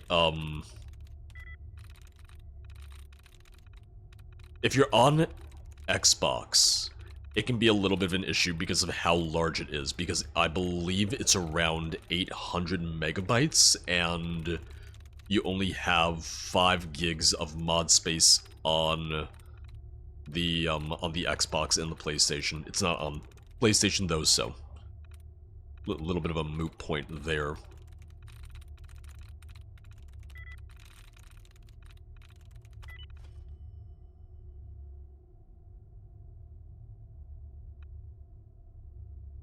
Oh god, yeah. Well, yeah, that's the thing.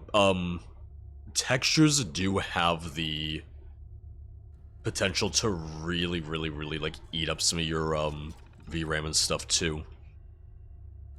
Alright, yeah, nothing on that terminal. I thought that terminal was gonna open this door, maybe not.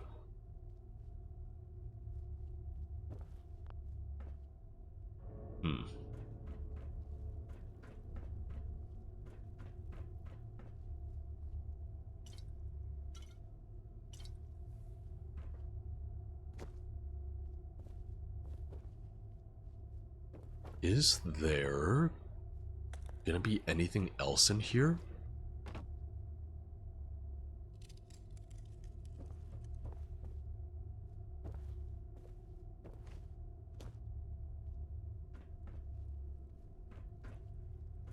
I don't know. I mean, I finally got through, I finally survived, so I'm happy. Oh god, alright. You get out of here, you. Trying to spook me. It worked.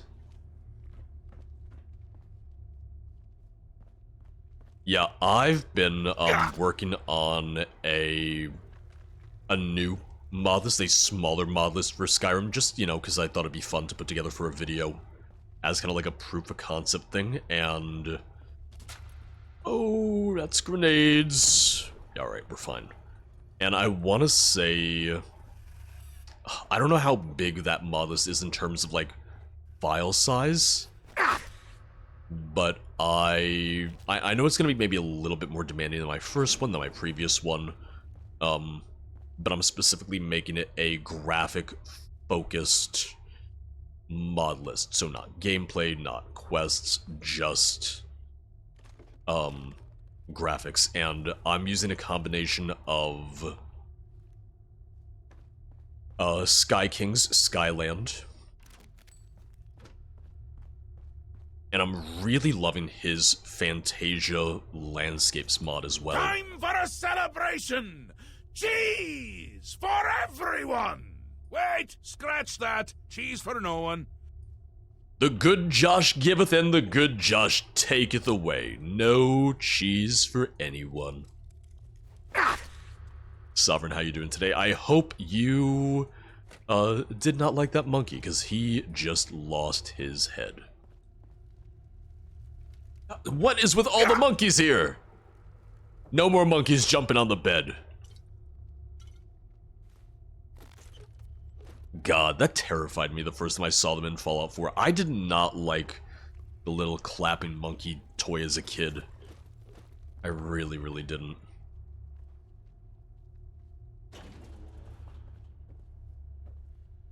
Is this gonna finally open up stuff?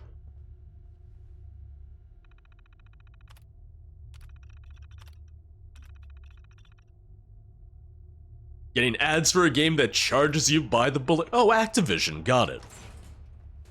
Not yet, but would you really be surprised? I wouldn't. Oop, carrying too much.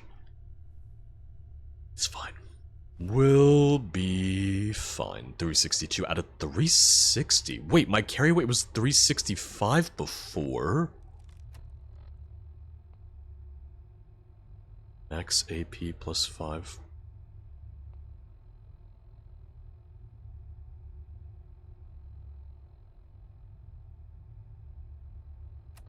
Wasn't my carry weight 365 before? What did I... Oh, okay, I know what it was. I had a pocketed... Yeah, okay. Put the arm back on, and... we're fine. Okay, it's one of the Tarkov knockoffs, that'll do it then, yep. That's even worse because then that means it's a multiplayer experience that's charging you per bullet.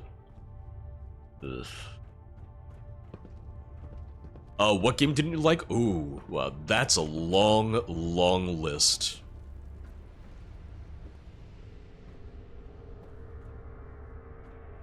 What game didn't I like? Oh, or did you mean my my Activision joke about what Sovereign had? Had I said something about a game that I didn't like? Did I forget something that I said already? It's entirely possible. It's completely possible.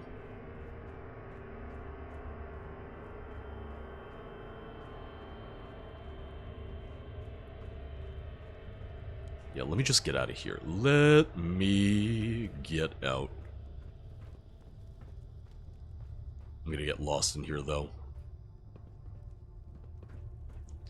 I'm trying to think of, like, my least favorite game of all time. Like, of all the games I've played, what I really, truly did not enjoy.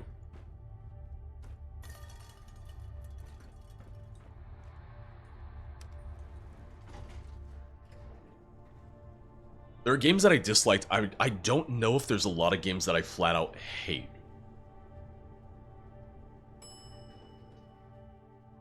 I guess that's good when you think about it. I guess that's a good thing.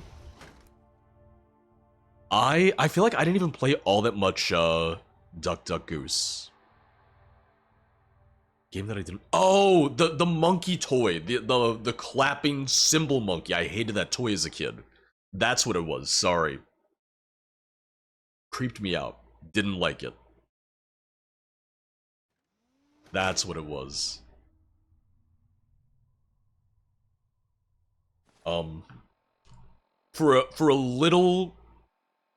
For a smidgen of time as a kid, I also was afraid of penguins. Which Sarah never lets me live down. In my defense, it was because I had seen Wallace and Gromit, and as a child, it's like, oh no, the penguin's got a gun. Like, I was like, oh god, penguins are gonna walk around with guns now. But we're talking like 5, 6 years old. I didn't have a whole lot of context for like, oh, penguins aren't just walking around with guns stealing diamonds from museums. I thought this was just what penguins did.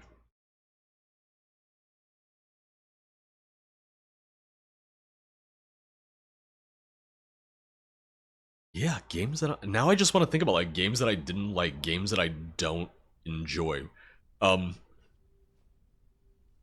I feel like I've made it fairly clear over time that I personally did not care for the Outer Worlds. I'm glad to know that Feathers McCraw didn't just terrify me then, although now I'm really excited for the new Wallace and Gromit where he comes back. Like, that I'm looking forward to. Didn't care for Outer Worlds. I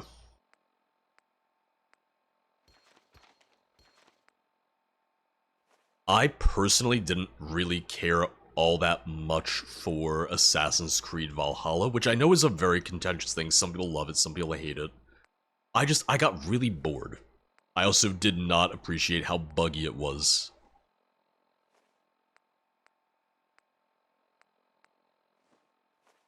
I played a little bit of Outer Wilds. I need to play it again. I need to play it on my own time. I don't think it's a game that works well for me for streaming. I think that's something I need to play completely on my own without any distractions.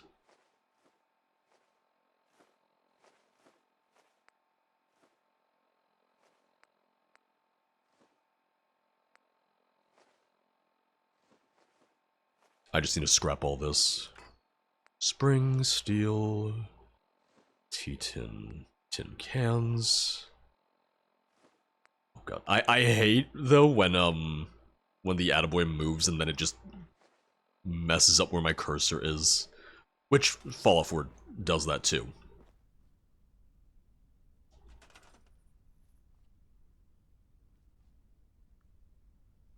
It was. Delospell, it was. I prefer Starfield to the Outer Worlds, but it wasn't really what I had hoped for. It wasn't really entirely what I had expected and had anticipated. The funny thing is that, the way that Starfield handled the, like, planetary exploration, I actually prefer how they did it in Starfield, just the on-foot planetary exploration, compared to how it was in No Man's Sky. No Man's Sky, I love the space combat, I love the space stations, I love, so many different components of No Man's Sky, but the going around and scanning minerals and plants and animals, I did not care for as much in No Man's Sky. Starfield, I felt like it was a little bit more streamlined.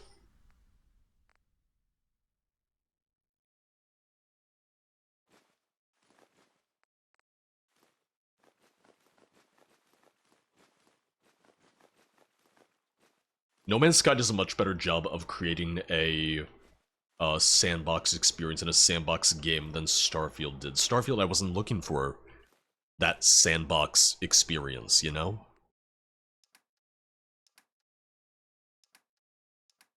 I wanted my Bethesda RPG.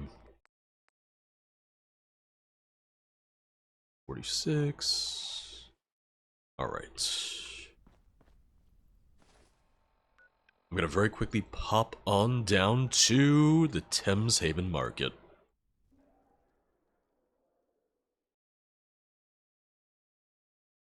Trying to think of other games that really didn't click for me, other games that I really did not enjoy. I liked the gameplay of Brink, and I was severely disappointed with how bare bones that game was, which sucked because the gameplay itself was really, really fun. Thames Haven, you are my pride and joy. I feel like it's a good thing that I can't, off the top of my head, think of so many games that I disliked. I feel like that's a really strong sign.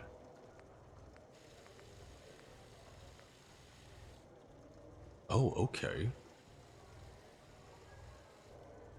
Wait, fire rate 46. I just want to see. Fire rate 46.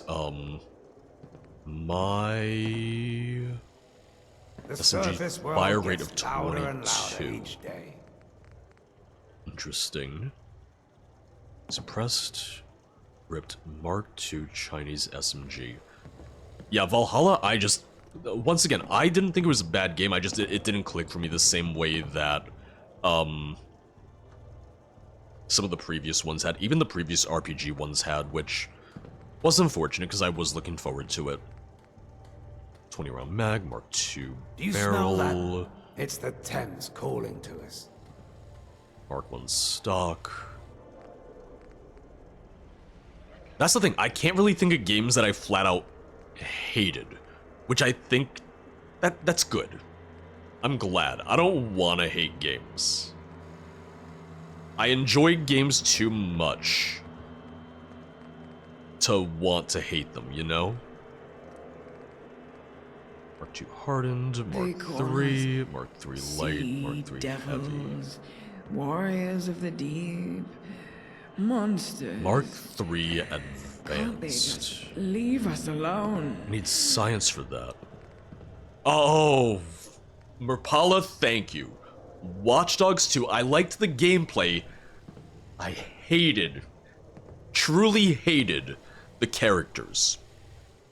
I can't speak to enough of the story because I didn't get very far. One day, Because I I'll met take the my characters family to see and the I said surface. I would punch every single one of you in the face if I had to deal with you in real life. Yeah. Yeah. That was a rough one. That was very much a rough one for me.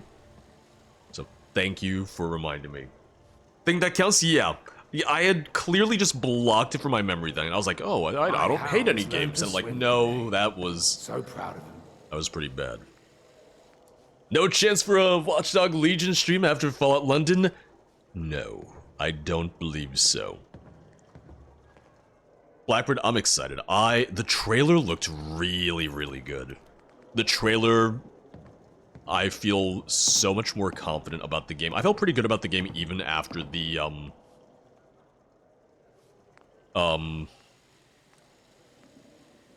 the gameplay that they had shown off a couple months ago. Isn't it neat? Yeah, I really like the... Oh, it's a rifle now, technically.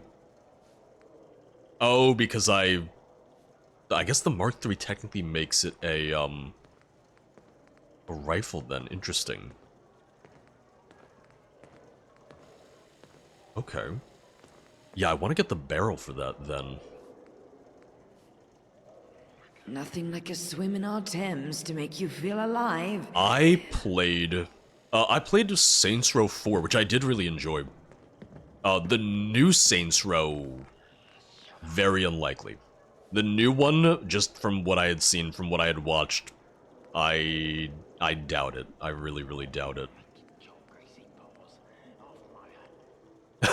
Yeah, don't, yeah. I forget whose review it was, that I watched, but I remember not being very We'll be safe. happy with what I saw.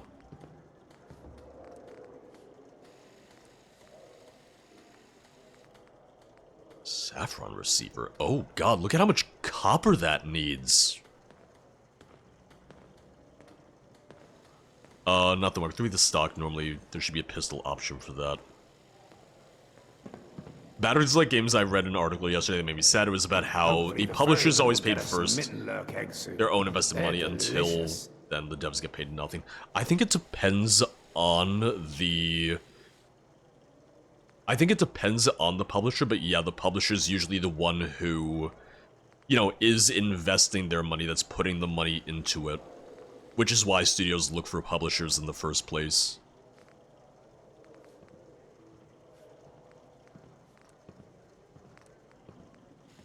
Yeah, so Mark II is a submachine gun. Mark III is when it becomes a rifle. Okay.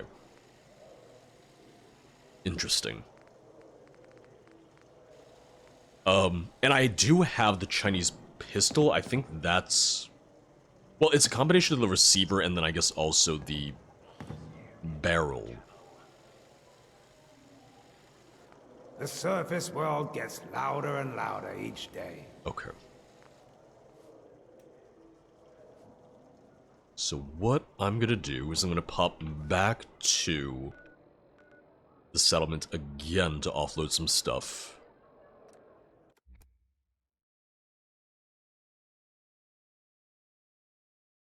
Yeah, I only played Saints Row 4, but I really enjoyed it. And I know not everyone did because they felt like it was a little bit of a reskin of 3, but having not played 3, I really enjoyed 4.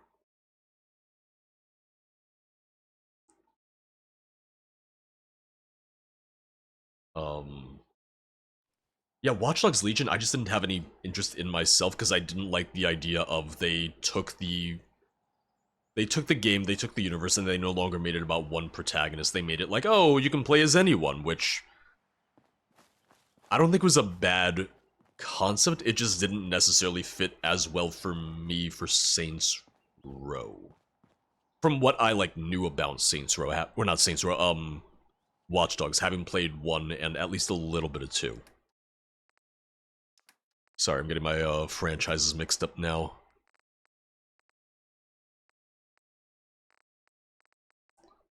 Yeah, let me put some stuff away.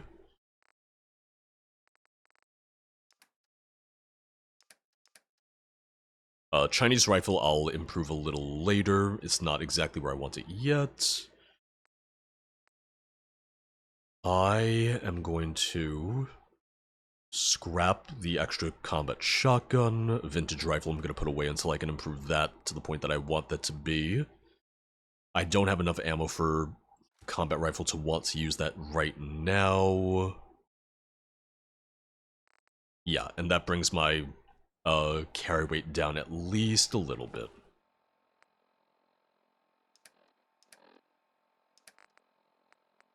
Alright, I am going to take a very quick BRB because I have not gotten up at all today, so a quick stretch break, quick bio break, but I'll be back in just a moment, and more Fallout London when I return. You know what I just started playing recently, and it's not that I wasn't enjoying the game, it's just that I haven't stuck with any game lately, but I did just start GTA San Andreas, the new version, the one that was part of the trilogy pack, just because it was free on PlayStation Plus. And the gameplay, like the actual game itself, it holds up pretty good. It's been really fun. So I do want to go back to that at some point. I do want to play a little bit more of that at some point. I also started playing Ghost of Tsushima. Once again, was enjoying it, but I just haven't stuck with any single-player game in my downtime lately. So at some point, sure, I'll go back, but I just really don't know what I want to play for me, for fun, and I'm hoping to figure it out at some point. I'm hoping that I really just figure out what I want to play sometime soon. But I want to play Fallout London. Literally all I want to play right now. But I'll be back in just a moment, back in just a second. I'll see you then. We'll meet back here in a few. Right? Yeah.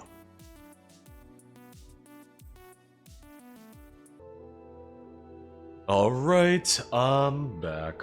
Refill my water, took the coffee cup downstairs, so we are ready for plenty of hydration. Which I've been getting a lot better about drinking water throughout the day again. I kind of, it goes in bursts. Like, some weeks I'll be really good about making sure to drink throughout the day. Other times, it'll be 9 PM and I'll go, oh, I've had no water today. Time to chug 2 full bottles, I guess, to make up for it. One day, I'll take my family to see Josh is exacting his revenge. It is the main thing. I feel like Josh is just absolutely, exacting his revenge. Which, the revenge should be aimed more so at Rucky, but I think he's just taking no prisoners now. Yeah, because I want to go to the... what's it called? The armor workbench, which is in the... not submerged, but the other part of Thames Haven. Which I know there's a couple others. I cannot for the life of me remember where some of the other workstations are. Oh, this isn't even the fastest way. Actually, no, this is a decent way to get there. Mizmok, I did order the Iron Brew. It is on the way. It'll be here on Tuesday. So we can drink it on stream next week. We can try it on stream next week, this coming week.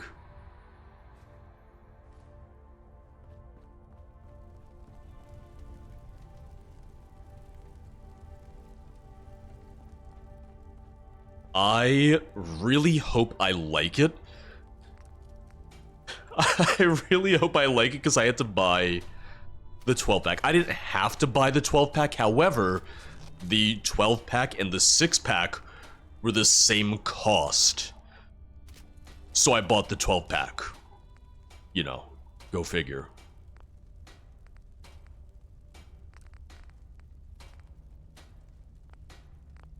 I know Simon said he wants to try it, so if I like it or dislike it, Simon is more than welcome to have some. Drink it ice cold? I was gonna drink it cold. I was absolutely gonna make sure it was very chilled, don't worry. So scrap that. Brandy, thank you for the lurk. Oh, and Brandy is going to lead from the shadows, it would seem. I thought that was an enemy. I got really scared. I thought it was one of the leeches. I got really scared for a second. You be searching. Enjoy the sleep. It's important. It's good for you. I get so lost here. Chocolate for everyone? I will take some chocolate. Chocolate sounds great. Now, you must really like it here. And they say, I'm mad. I would never say that out loud because that'd be very rude. I might think it to myself, but say it, not so much. I keep on trying to jump here, and then I keep on bashing my head all about. Randy, are we talking white chocolate, milk chocolate, dark chocolate? I like all of them, so, you know, I'm not going to be offended by any decision there. I'm alright with them.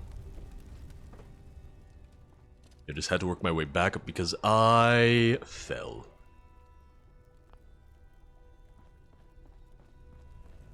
Oh, hold on one second. My music didn't pause. I was like, oh, that doesn't sound like Fallout London music. Yeah, my music never paused. UV searching, that means a lot to me, though. I got you into the Elder Scrolls. That means so much to me. It's crazy to think about because I never would have expected that. I never would have guessed it myself. Into modding, I can understand, but into the franchise, that's crazy to me. And it's such a compliment. We are just about a month away from the release of the second official Elder Scrolls cookbook, and I need to pre-order that. I need to Watch where you're going. Watch where you're going. Get that. Sorry about that, human. I guess I could also try and reach out to Nothing like a the swim in our publisher, Thames but to make you feel alive. either way, I really want it. Either way, I'm really looking forward to that.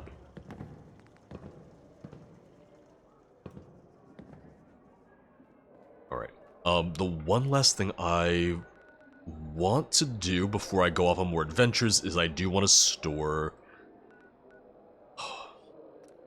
I want to store my weapon mods in my workshop because they're just sitting in my inventory and I have so many of them. That's the thing, Rucky. There's so many things in the cookbook where I go, I'm not gonna make this.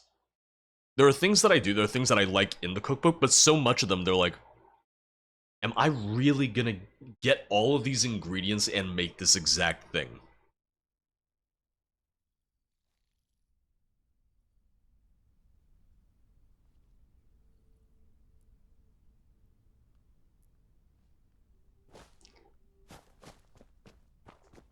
Because I've made the sweet rolls, I made the Argonian shrimp boil. I will say the Argonian shrimp boil, that one I do recommend. I recommend that over some white rice, because that's pretty good. We made the Elsewhere fondue, but that's also the thing of, you know, it's fondue. You don't need the Elder Scrolls cookbook specifically for that.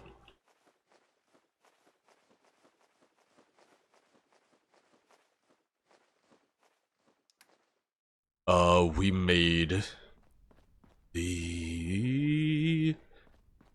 the mead, and I liked the mead, but you really need to do much more research on home brewing if you want to make that.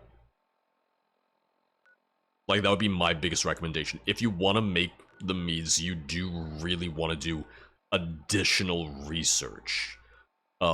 Because it can be a little precise, it can be a little specific as to what you should be doing. Because the book doesn't really go into sterilization, it doesn't talk about the importance of the airlock and some of those more nitty-gritty components that you definitely want to be aware of. Yeah, Josh, I've heard Maddie say the mud crab dip is really good. Kay said the same thing. One of my concerns was, oh, you know, crab is expensive. Kay was telling me that it works just as well, and it's still really, really good with imitation crab meat. I actually like the taste of imitation crab meat. Not everyone does. I really enjoy it. I really like it. It's still seafood. Josh, I know exactly who you're talking about because I follow him not on TikTok, but I follow him on Instagram. It's like Golden Hive Meadery or something, and the whole idea was they were saying, hey, we've made mead out of all the normal things by now. Now we just want to fool around with the funny stuff. Now we just want to fool around with the weird stuff. So they made Mountain Dew, Dr. Pepper, all of that. Yep, new Elder Scrolls cookbook. It's going to be much more focused on the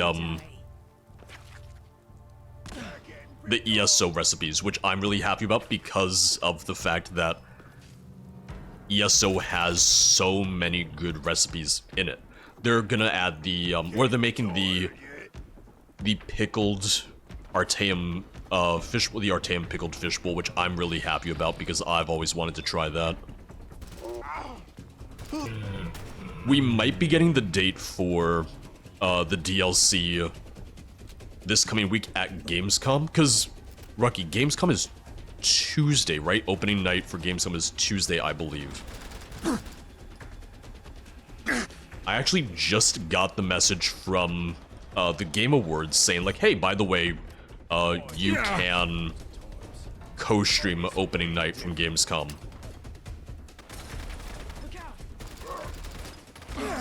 So I'll have to check the time. I'll have to see what time it is, but it's a possibility.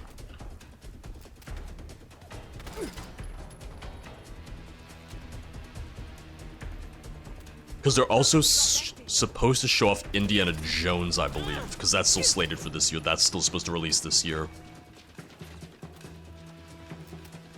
I love this SMG, by the way. I just wish I had more ammo for it. Oh, God. They have great aim with the Molotovs. I really want to commend them on that. 1 day and 22 hours, so... Oh, so it would be starting right before stream then, normally. Okay, we'll see. Not ruling it out. Oh, it is 2 p.m. Eastern Time. Oh, that's perfect then. Okay. So, Gamescom and then ESO for Tuesday, potentially?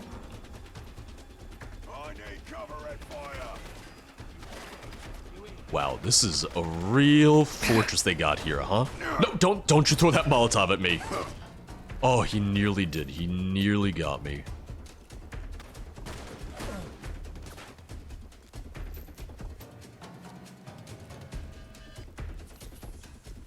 Ooh. Yeah, I was not gonna get away from that in time. God damn it, with the goddamn Molotovs again.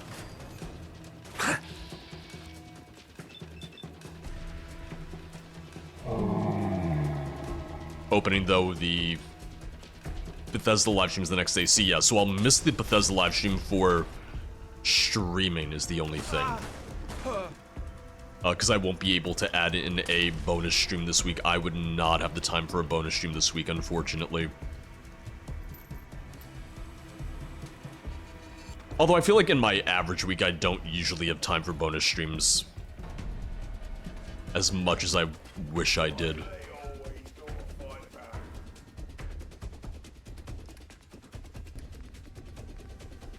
I'm gonna take some rice. Yeah, that's the thing. I don't actually know specifically how many streams they're aiming for, how many streams there are going to be. I'll eat the womble steak.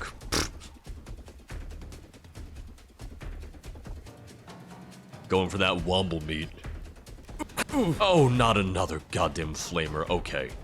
The flamers are absolute murder, so I just get real scared anytime I see even a single one of them.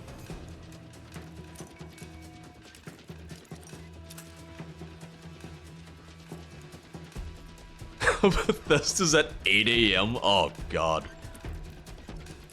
I won't be awake for that. Here's the thing, I'm not necessarily expecting Bethesda to have a ton of crazy announcements because they just had, you know, their own convention with QuakeCon. But, you know, we're hoping for release dates for Indiana Jones, we're hoping for release dates for the Starfield DLC. They might... This is speculation, this is just pure speculation. They might decide to shadow drop the Starfield update for the vehicles, for the ground vehicles, for like the moon buggy and everything.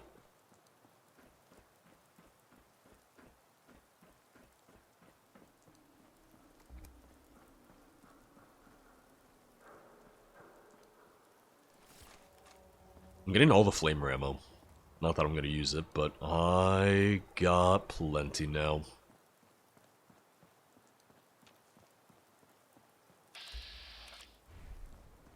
Yeah, I'm kind of weird in the sense, or maybe it's not that weird. I never really liked the flamer in any of the Fallouts. Like, just doesn't do it for me weapon-wise.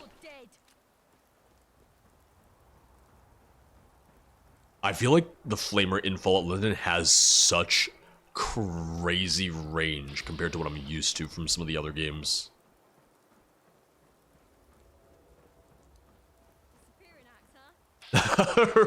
Right. Josh, you were thinking of the other flamer. Another flame, another form of flaming. Sorry to disappoint. Sorry to get your hopes up. Man, you know what was so, kind of like upsetting and like weirdly perfect timing? Sarah and I have been talking about the ESO event for next year, constantly wanting them to announce the dates, constantly wanting them to say like where it's gonna be, when it's gonna be, all of that.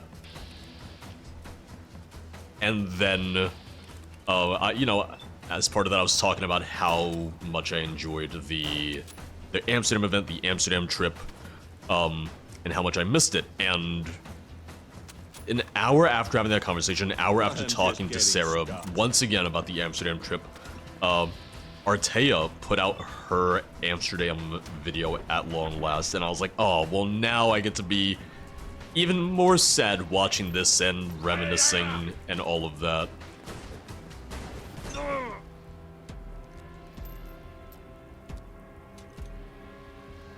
I feel like balancing wise, like Fallout 3, Fallout 4, Fallout New Vegas, I feel like they always limited the range of the flamer just for balancing purposes. I feel like it was always much shorter range in Bethesda's games just for balancing reasons.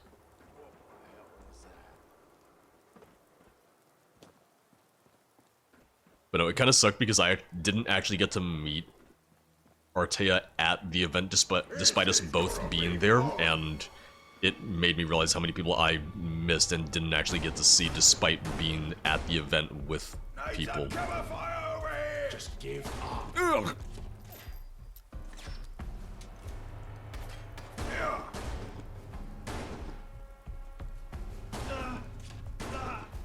Hands off the merchandise. If I could convert like the SMG to 32. Man, oh man, I would just blow through all that ammo at long last.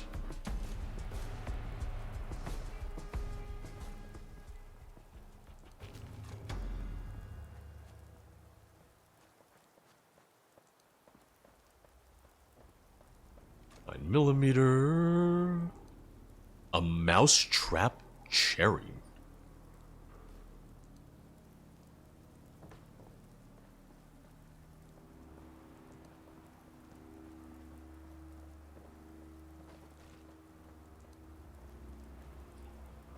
Yeah, Fallout 4 wasn't my favorite for balancing at times. Like, vanilla Fallout 4 wasn't my favorite for balancing at times.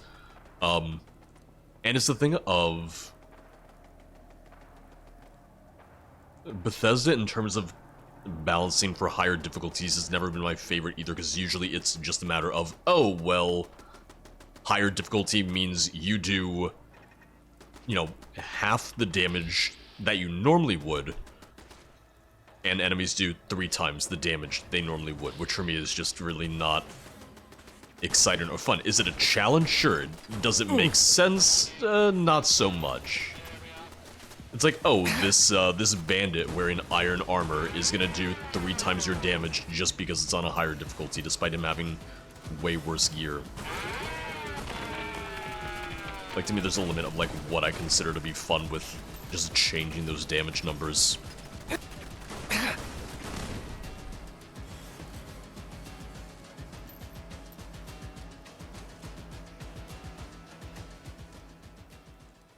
I'm gonna go back to the Enfield factory, but man, oh man, I'm just wandering right now.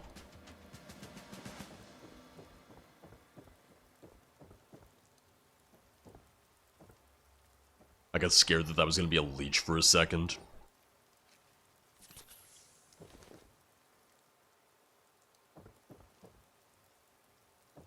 We do have plenty of coffee.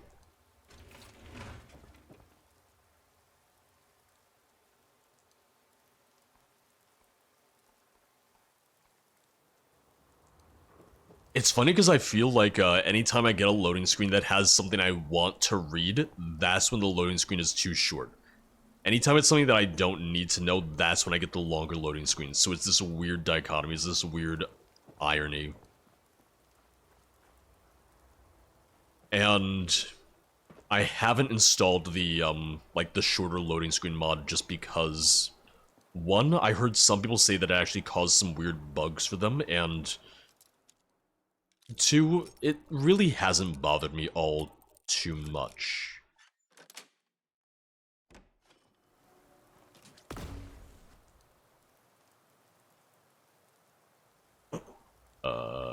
Hello? Oh god, I didn't even see the flamethrower trap right there, yeah. Squatter's den, alright. If you kill the squatter, you become the squatter. Does the UK have the same weird squatters' rights that the US has, or no? Because frankly, ours are just kind of odd. Ours are kind of weird. Like, the original intent behind squatters' laws in the US was to protect people from negligent and gross landlords, and instead it just became a way that people would take advantage of it to try and, like, just stay in people's homes, even if they weren't renting it, even if they didn't own it or anything. Oh, whoa! Oh, yep. Yeah, sorry, it's still the intent. Like, the intent behind squatters' laws in the US are to protect renters from negligent landlords. What? Someone there? But I know that, unfortunately, you have the people who also just took advantage of it and were like, well, you know, I made my way into your home, so now I can just stay here if I want to. Really? I missed all of those. Yeah, that guy's using a rocket launcher in an enclosed space, which is not great for me. Thank you for the follow. Welcome on and hope you're doing well. I'm sorry about the dead dog. The sun never sets on the British Empire. Well, a long time ago it might not have, but now it's a much smaller empire. Think you can hide? It's not what it used to be. Oh, yep, there he is. I found him. I'm not gonna be able to kill him. Oh, oh, okay, okay. Alright, we're fine. Still kicking, Jesus. Yeah, taking advantage of, you know, vulnerable people or just of a vulnerable situation.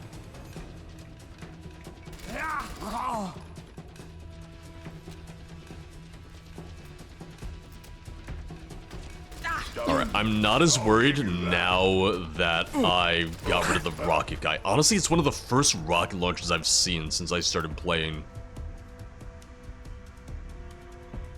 We might be clear now. We might be good. Moisturizer?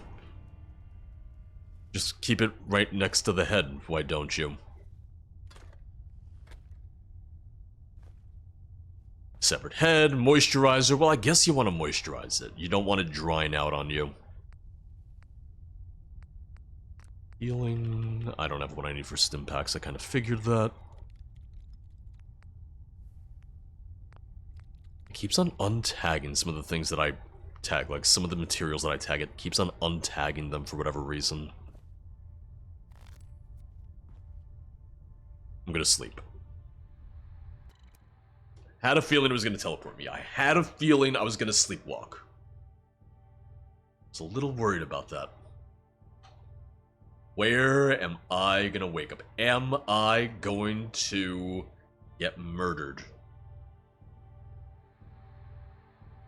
Hello? Oh, wait a second, is this... Oh, okay, I'm just outside the Fesco. That's fine. That's okay. Yeah, so let's head back to the squatter's den. Because, you know, I'm the squatter now.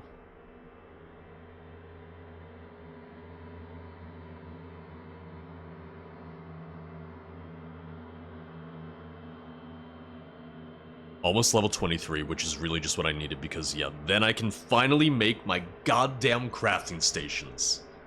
That's what all of this has been about. Literally just wanting to craft the goddamn crafting stations.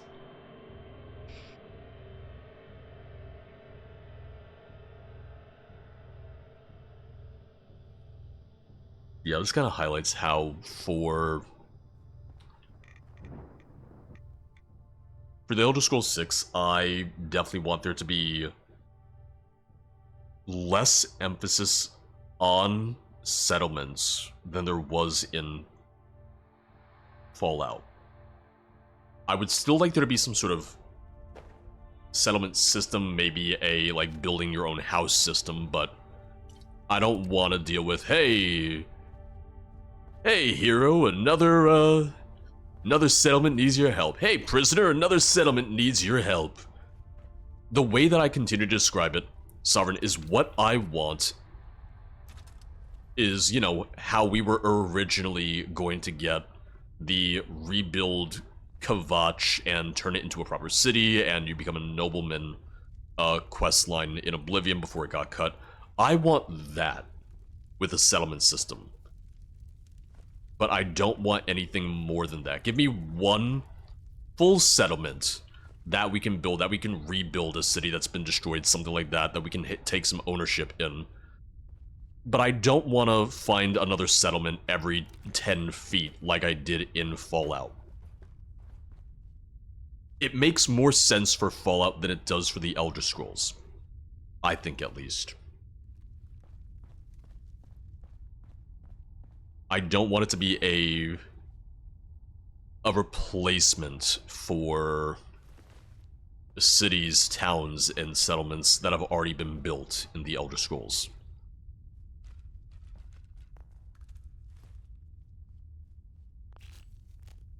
Four tickets. 4 goddamn tickets. I moved that. Okay, because I just wanted to see what was in the tool case. Yeah, I'm gonna be watching the Skywind component of Creation ModCon later on. I'll just be watching that either tomorrow or just later on in the week. Wait, they're on Skywind now? They started even earlier. Weren't they scheduled for another hour from now originally? Did the schedule just get completely mixed up? Did the schedule just completely change over the course of the day?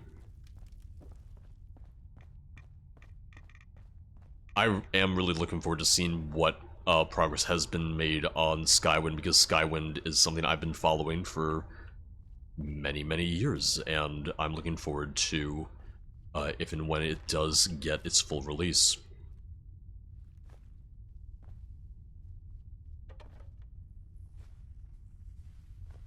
Yeah, in the case of the settlement system, the building system, and whatnot, once again, use the functionality of the settlement system to let us, you know, decorate our home, to build our home. I just don't need it to be, like, constantly thrown in my face of like, hey, make sure that you build all of these settlements. It's like, that's not my responsibility. It's funny because the thing that I always say is that I feel like they went the wrong direction with... Ooh, machete. They went the wrong direction with settlements and outposts in Starfield. Starfield, it made a lot of sense for them to put the emphasis on outposts, on settlement building. I continue to say this. It was such a missed opportunity that they didn't turn settlements into a colonization system in Starfield. I don't know why they didn't do that. It was right there. You really just had this great opportunity to create a colony system, a colonization system.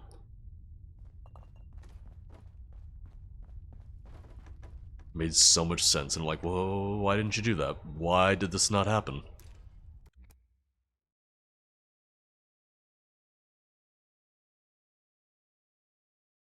Krabo, welcome to the stream. How you doing today, dude?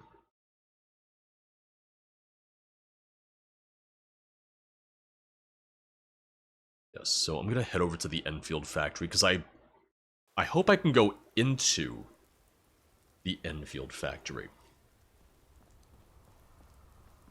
Yeah, Outpost felt so underdeveloped compared to settlements in Fallout 4. I'm hoping they give us some sort of like outpost overhaul at some point, like an outpost update at some point, but I guess we'll see. How was work today, Krub? How's that 9 to 5 grind treating you?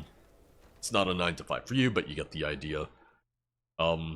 Also, Krub, I heard people are mad at your work because of the... I forget the exact term, the surge pricing. Come on then. That you guys kinda sorta have, because of the LCD price tags.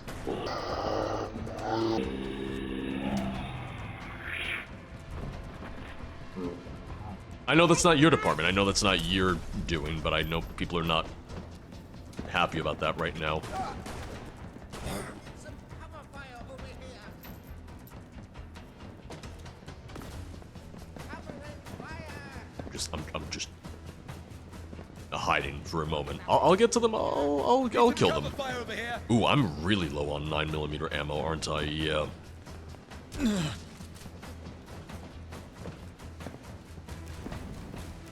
Okay, you don't have those in any of your stores. Well, that's good then.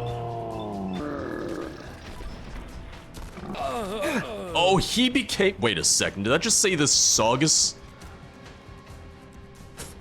Wait. Saugus Roofkey, isn't that the Saugus Ironworks? In Fallout 4? I'm gonna take it, but...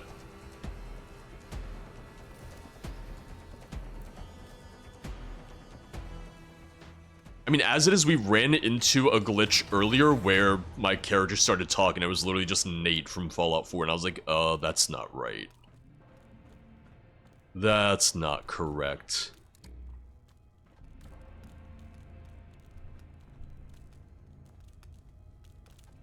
It is. It is just the Saugus Ironworks key. Oh boy. Wait, why is it stealing? Why am I stealing duct tape? Here we go. I know about this weapon. I've seen people talk about this before. The Enfield Electric Boogaloo. Rumored to be the brainchild of a pre-war military engineer who sought to blend the reliability of a classic rifle with the devastating power of modern technology. There we go. Get ready for my electric boogaloo, and... oh god, it just takes up the entire spot right there. Alright, I may... honestly, I may actually keep the scope on it rather than remove the scope or make it a lesser scope. Rapala, I saw... I didn't watch the video, I just saw that someone had made that video, yeah, rating the realism of Fallout London's weapons. Apparently he had to really nitpick to have any critiques at all, which shows that they really paid a lot of attention in making the weapons. Why is it stealing? I mean, I'm technically stealing from hooligans when you think about it, yes, I understand that, but... why is it stealing? Major Risk, I'm glad to hear it. I'm glad to have you back. Yeah, so I'm using the electric...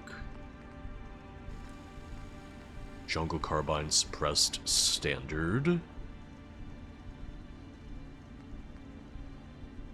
Better recoil, reduced hip firing accuracy. I don't use hip fire for this, mind you.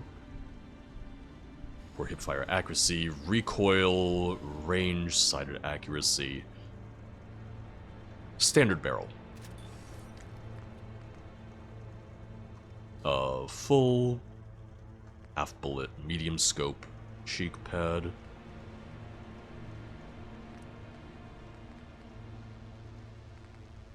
Yeah, let's leave this more or less as is. Medium scope. Yeah, alright, I'm gonna leave the rest as is. Like I was a cousin of someone who was in the Ironworks, you know, back in Boston. Visited recently, accidentally got the key, they were gonna meet up after the pub, and, you know, then I came in, and there was this minor inconvenience known as the Great War, which then killed everyone. Sucks to suck, right? Ooh, okay, Krob, good to know. I still haven't played a single solitary moment of Solstice yet. I keep on meaning to. I plan to. I want to. I just have not launched Destiny in weeks. I'll get there. I'll get there.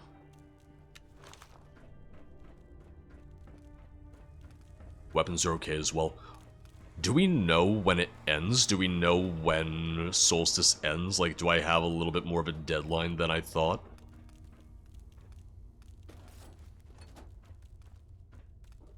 Duct tape.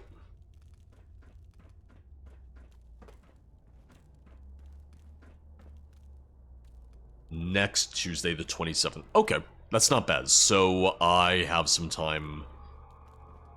Yeah, maybe I'll start that tonight. Maybe I'll start that either tonight or tomorrow.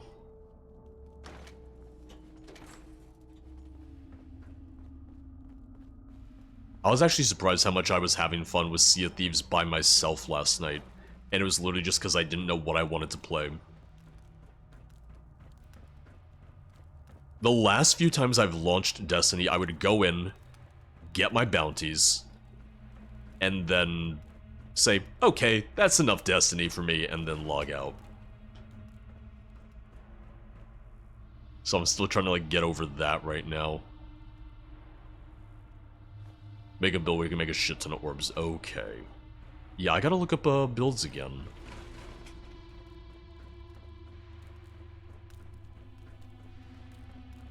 I feel like Solar Warlock's gonna be the way to go then for that specifically. Wait. Oh, the owners... Oh! Yeah.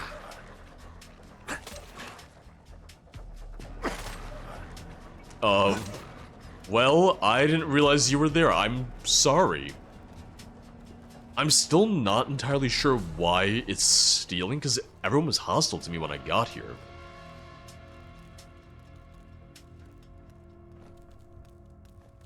Oh well. It's my ammo now. It's all mine now. Because some of them aren't stealing. Not much, but some aren't.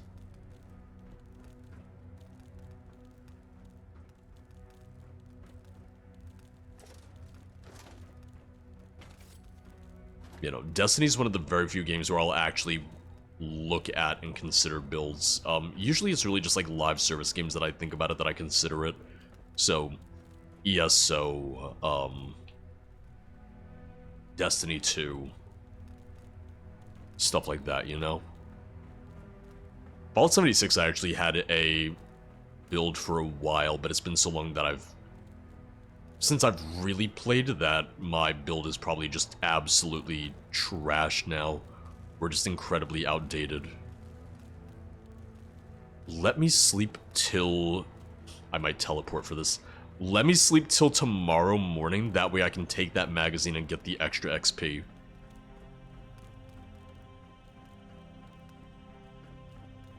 Might teleport, so I might need to teleport back, but... Oh, it's only gonna be a couple hours. I'll just sleep for 3 hours to be safe. Okay, no teleport.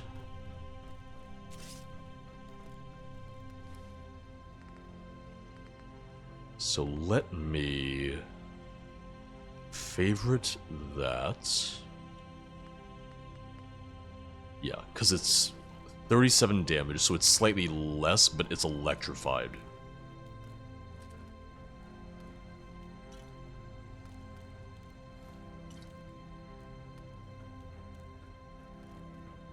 Yeah, I want to say I was still using Prismatic the last time I played Destiny.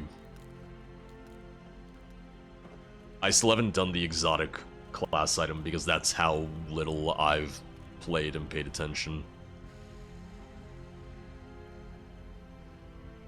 Yeah, so the magazine was right there. XP wise, where am I? Getting close, getting there, getting there. I just want to see, because yeah, electric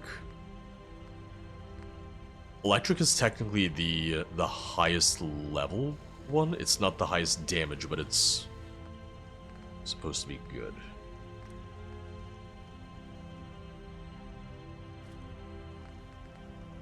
Medium scope.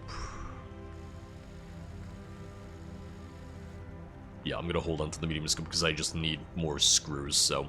I'll use this more so as a... sniper, which is probably as they intended. Thank you for the follow. Welcome on in. All follows are anonymous, that way no one can ever say, oh, you followed George? Anonymous, no one can ever call you out. I could, but I won't.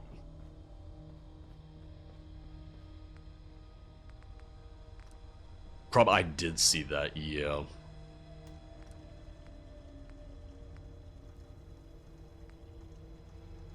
I mean, I kinda called you out, Mux. It wasn't my intent, it just really confused me when it happened. So, sorry again for that, when that happened.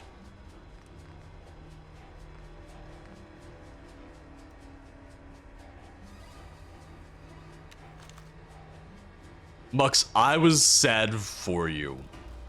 If that helps at all, if that makes you feel any better. I know. Mux, I can give you one upside, though. The one upside to that happening is now I have notifications on for you. Because I had to refollow you on Twitch, and I left notifications on.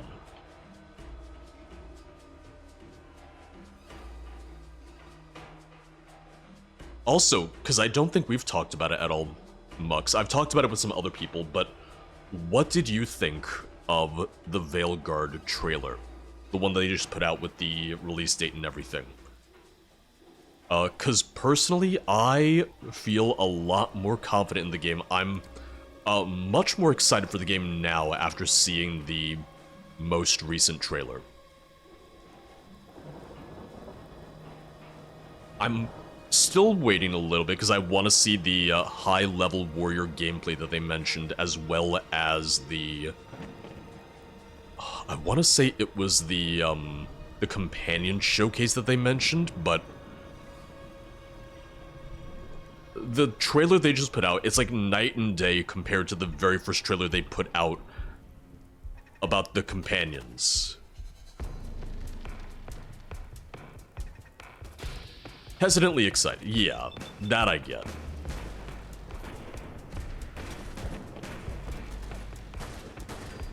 That I can very much understand. I still really want the clarification on if we can control companions, because that's very important for me. I realize it might not be important for everyone, but that's one of the big things that always distinguished Dragon Age gameplay from Mass Effect gameplay for me. I'm someone, I don't really often call for people to be fired, especially in gaming, but it felt like the marketing team missed the mark with the very first trailer.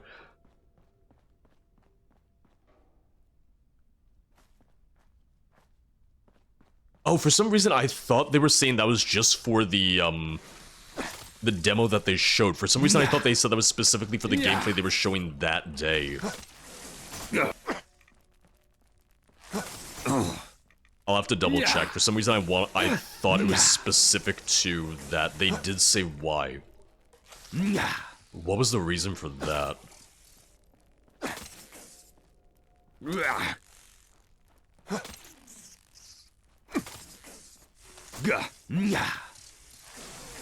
To me, that means one of the downsides then is that means they're not going to have the puzzles where you have to, like, take control of companions to put them in the right place, which I like those. I actually really like those puzzles. I'm not good at them, but I like them. Okay. Maybe I need to rewatch that video then. What? Misho, how you doing today? Welcome on in. Nothing. I hope. Oh, I saw them. Alright. I must be losing it. Gonna wait for them to come back a little bit. More action-oriented, which... they've been leaning in a more action-oriented, style for a while now. This isn't, like, the first time. I was talking about it yesterday. I actually really like the parry system that they're introducing, where, mages, you know, they parry with, like, a magical barrier.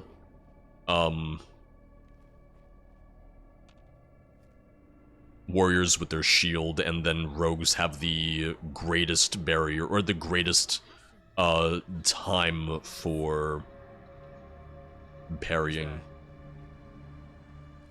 You're dead.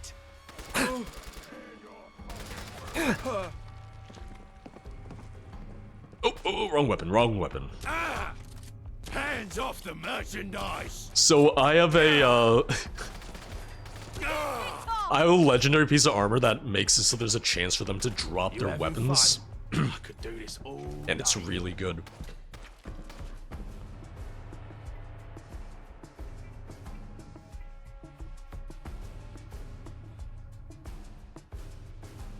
Goku's that are Sims installs, are Sims saves not in cloud backups anymore? I thought they were.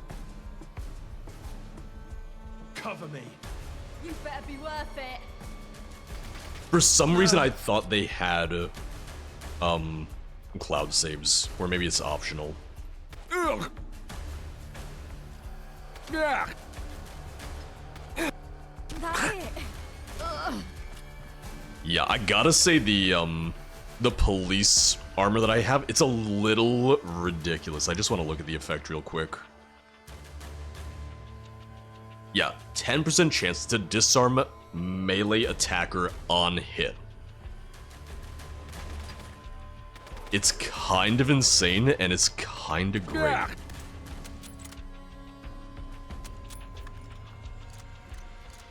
Yeah, Steam, I know, supports, cloud saves. For some reason, I thought EA did. I really thought they did. Maybe I don't use cloud saves much myself. I don't worry about cloud saves much myself, so I don't keep track of who has them and who doesn't. I will say that much.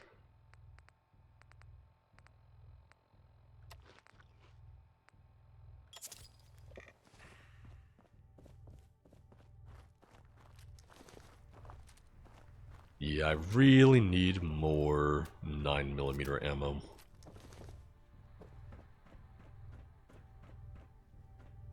Yeah, if it's an option, then it might just not have been on. That's always the thing. I know you have to turn off cloud saves for Fallout 4 on GOG for Fallout London.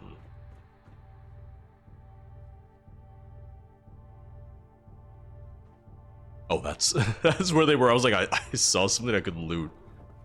I just didn't know where the hell it was.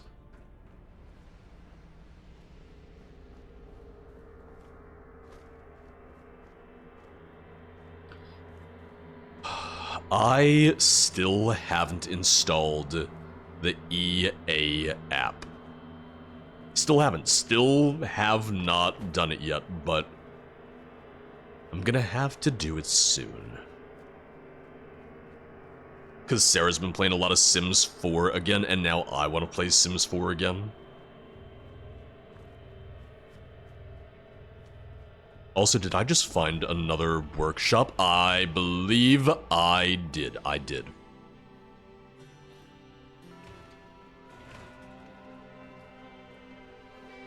I mean, Mux, I'm either gonna get Veilguard on Steam, or I might even get it on Xbox.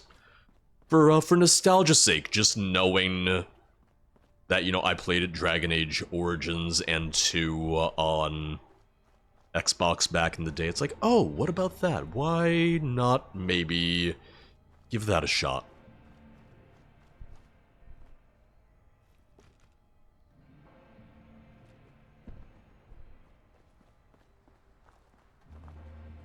Thankfully it went okay. Yeah, I still technically have EA Origin installed.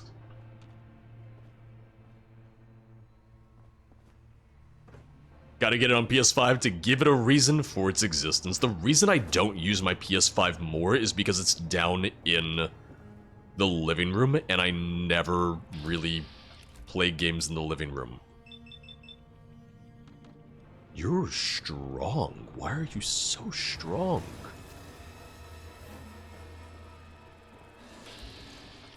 Oh god. Okie dokes.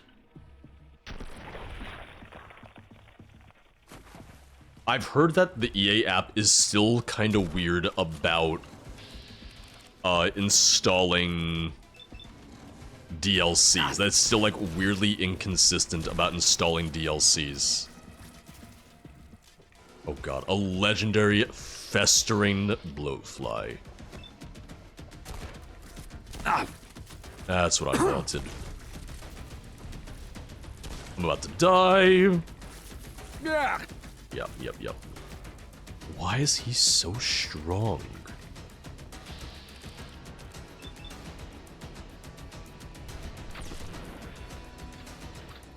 Well, it's because Festering is kind of like the higher level bloatfly.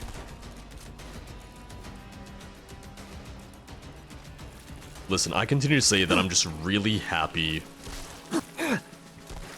that, I almost said Fallout London. Let me heal. Yeah, alright. I'm really happy because Dragon Age, the Veilguard, is going to be natively supported on Steam, which means you don't need to launch it through the EA app if you buy it on Steam. That makes me so happy right there.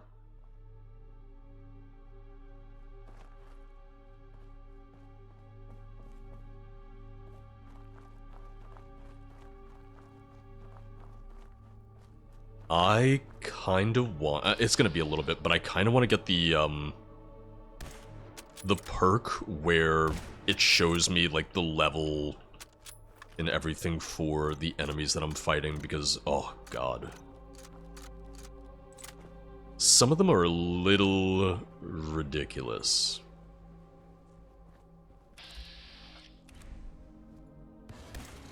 I missed. Oh god, the legendary glowing leech, that's gonna suck.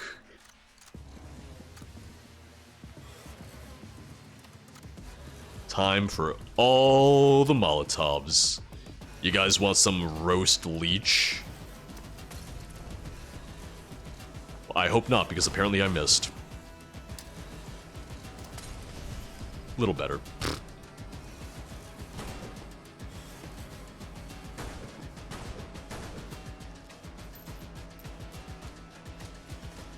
There he goes, alright. He jumps right up when he's cooked, when he's fully cooked. I was really hoping I was gonna hit the head. He's a little slow, he's a little lazy right now. In case you couldn't tell. He's actually quite lazy. He's playing possum, he's playing dead. It's not stopping me from shooting him more though, clearly. I'm fine with bugging him. I'm fine with that right now. That's completely okay by me.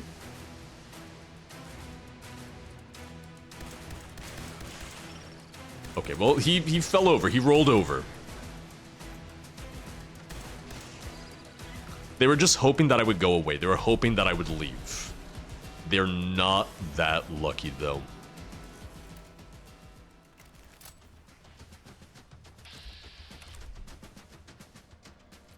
God, just the animation for them is so creepy. The way they move, just ugh.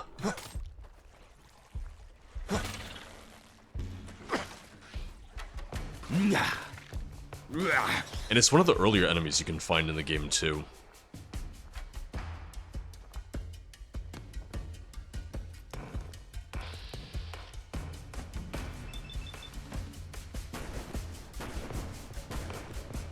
Yeah, I'm pretty sure it's a similar, if not the same animation to, the leeches in, like, Skyrim mods. Like, Vigilant has them, I think a couple other mods do too.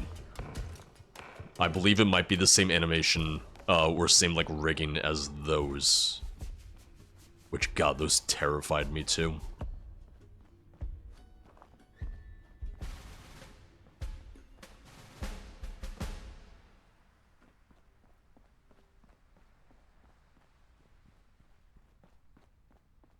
Oh, look, I found the... Well, I'm not there yet, but I can see the Ferris wheel.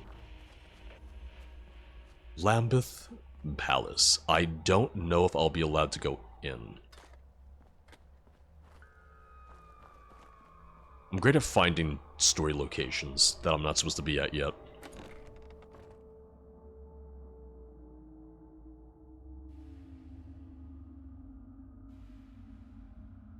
Goku says, now I'm just imagining someone makes a giant leech body pillow.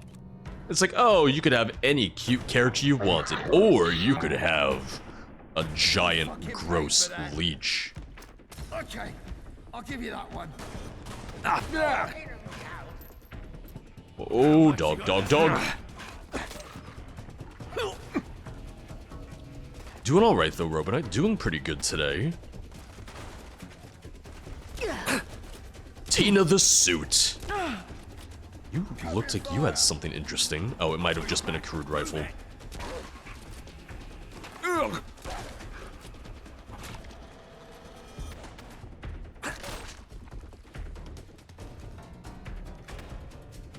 I'll stick to the pistol. Hold on, hold on. There's a lot of people and I'm just running all over the place. Those were warning shots. Level 23. Perfect timing.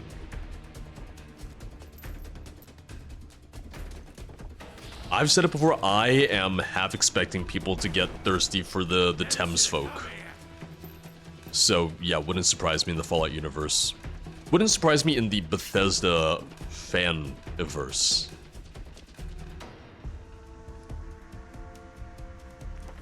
Alright, so I am just gonna grab this now. I just need local leader 2. Perfect.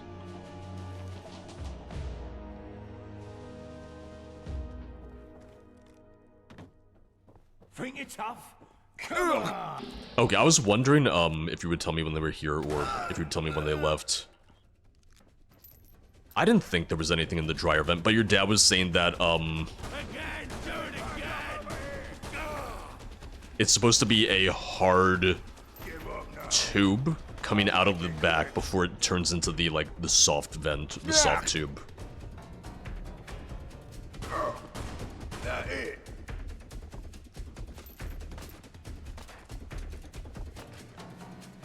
Oh, that could have been it. Sight of your own blood.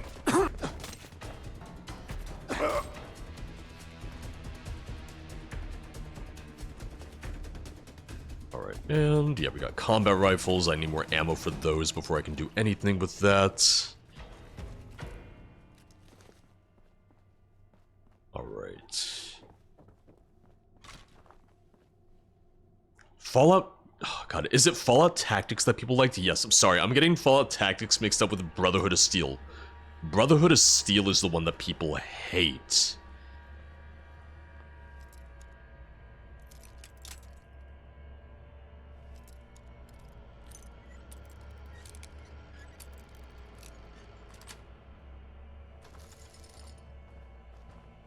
Oh! Hi. God damn it. Well, now I know why they locked the door.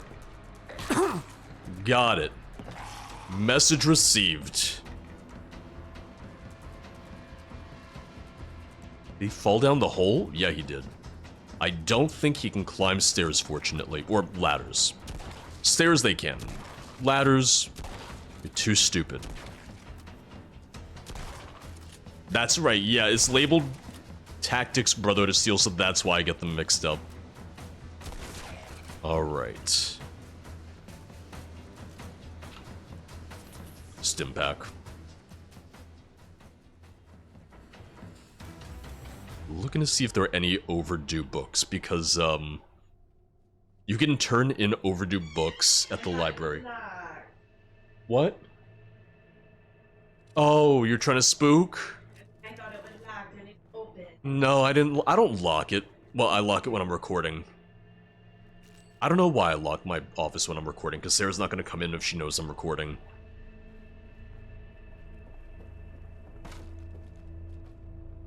I don't know, just a habit, I guess. You know, because Sarah will come in to try and scare me for streams and whatnot, but for recording, she's like, I'm not going to bother you.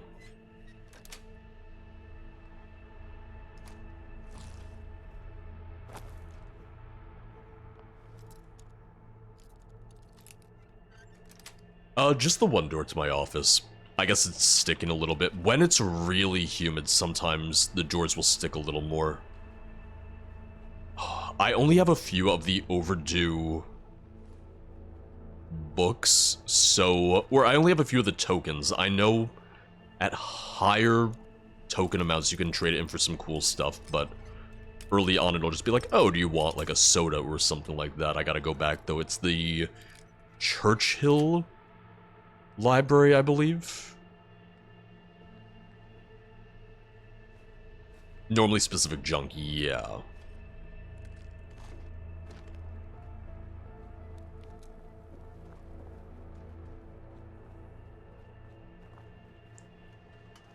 Oh, yep, that's a blackout curtain over the window, because if I just use the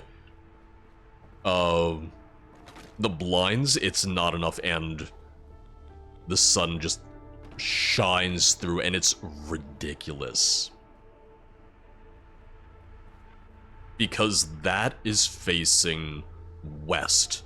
So as I stream throughout the day, it gets sunnier, it gets brighter over there.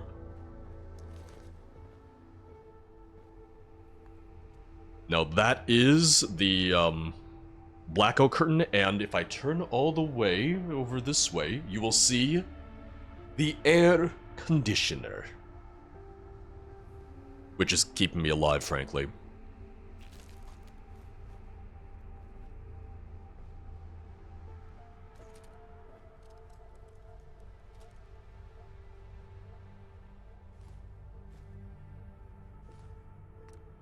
Oh, the man that was back there, I got rid of him a long time ago. You're good. He's dead.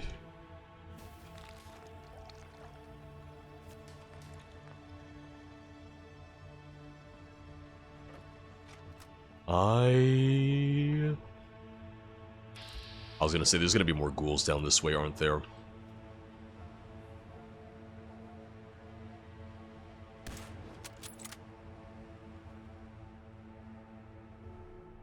Oh, there's nothing behind me.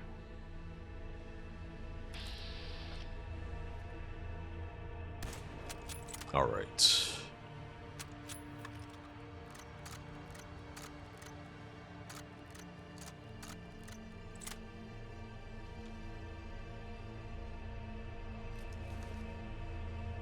He's just slumped over, just leaning against the wall right now.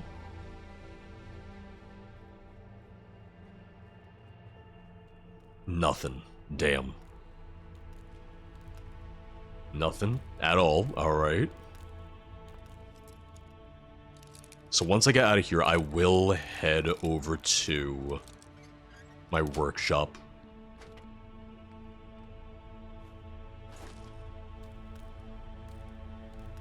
Fertilizer, I know people are making, like, farms. God damn it. Alright. I don't know how easy it would be to do. They really... Okay, they need to fix the bug where... It's not even a bug, but they need to fix it where you can't climb ladders in combat, because the problem is that if you're detected at all, and the enemies are at the top of the ladder and you can't get up there, it's like, alright, well, what do I do now? I'm just kinda stuck.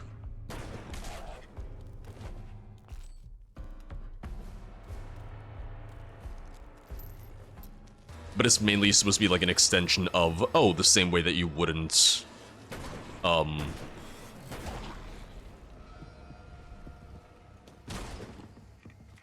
same way that you wouldn't be able to use a crafting station in, combat.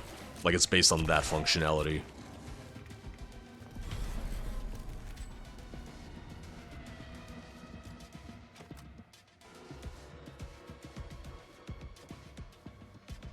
London, so we have 2 exits to London. I've been getting more of the police armor, and I'm very happy about that. Because the police armor seems to be pretty good.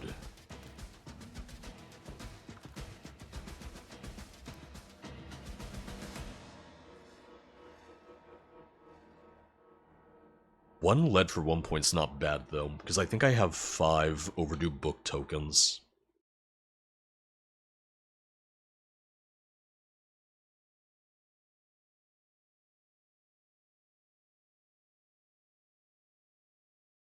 Yeah, so back to the airfield, make my workbenches at long last.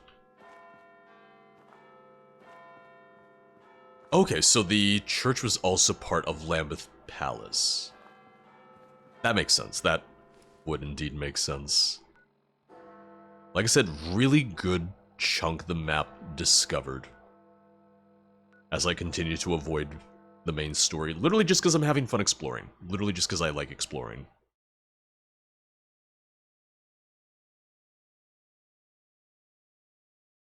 One thing I'll probably do is I feel like I'm going to save before Act 3 starts, because I kind of want to try all 3, it's either 3 or 4, of the Act 3 factions, which all lead to their own endings.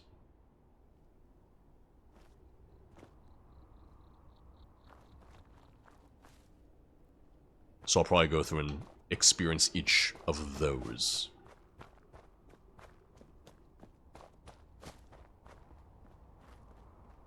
So...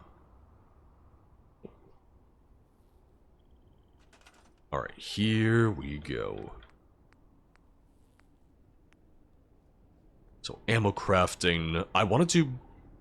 God damn it, I'm missing a screw. Of course I'm missing just one single goddamn screw.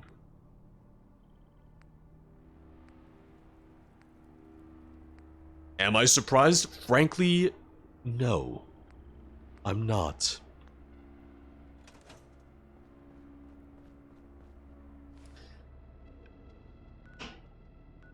I will talk to Nadia.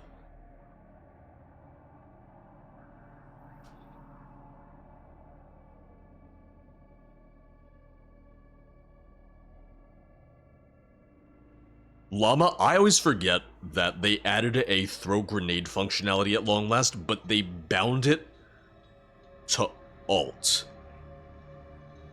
They bound grenade and power attack to the same goddamn button, and you can't change just grenade. Welcome! Because that would make too much goddamn sense. Take a look. So here I am, like, trying to mash G, you know, like a normal person. They're like, no, you can't do that. It's really annoying. It's... I hate it. Bash or grenade? Yep, still don't like that. Still unhappy about that. Yep. I'm not a fan.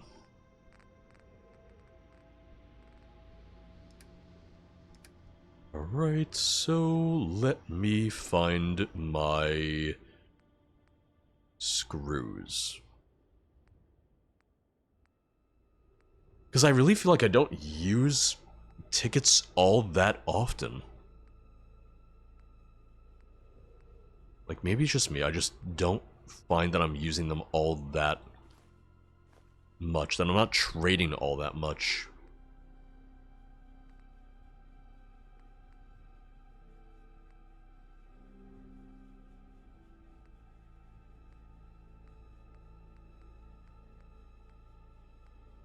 Aluminum. Okay, we got one screw.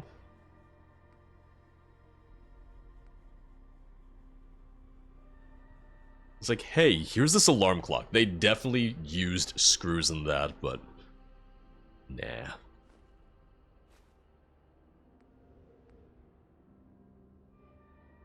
I need more springs, though, so... I'll do that. That's quite a bit of my money, so...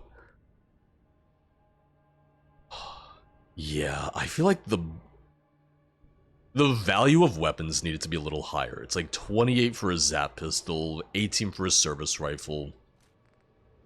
I'm just gonna get rid of them, but... yeah.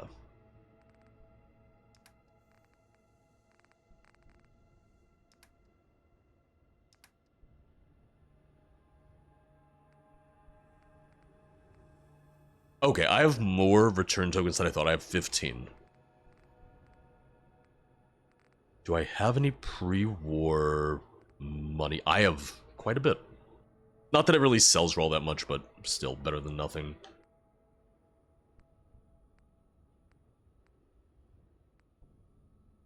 I mean, it's less that it was an engine issue, it's just something that they never really took into account with Fallout 4, because they did fix it in both 76 and Starfield, I believe. So less of an engine limitation and more so just how they decided to do it in Fallout 4, which I wasn't crazy about myself. I never use flares anymore. Not that they're worth much, but just to get rid of them.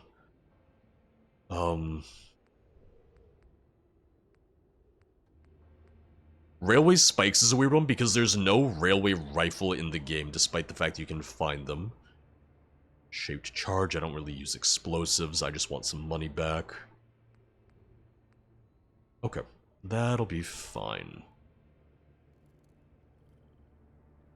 Farewell.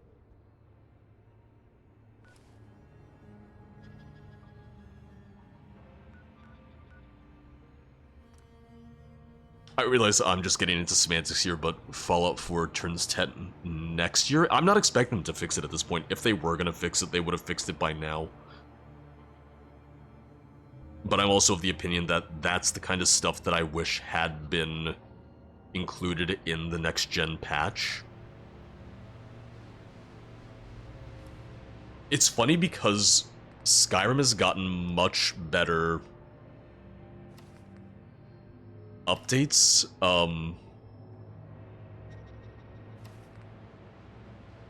Yeah, Skyrim's gotten much better updates than Fallout 4 has from a tech standpoint.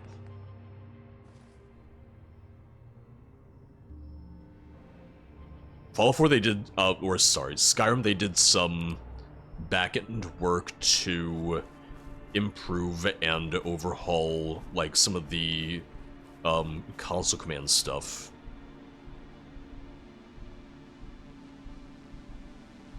Which that I was really happy with, that I was really, really happy about.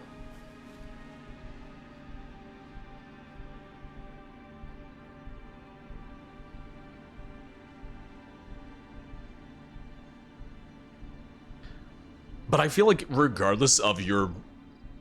I mean, and my charisma's not bad, my charisma's fine, but I just feel like a base value for guns should be higher than what I'm seeing. Yeah, especially when weapons aren't as common in the game, I feel like only 100 for a shotgun is a little lower than I would expect.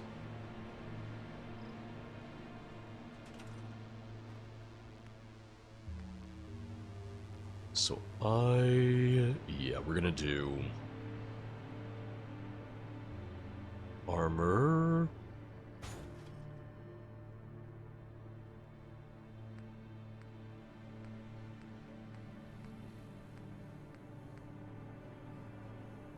Yeah, still need more screws.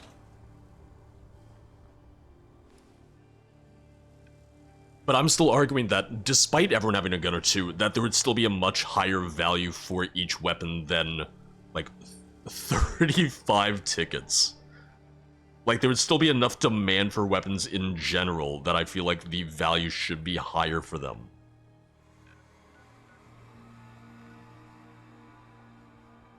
Give me 1 sec. I just gotta check one thing on YouTube real fast.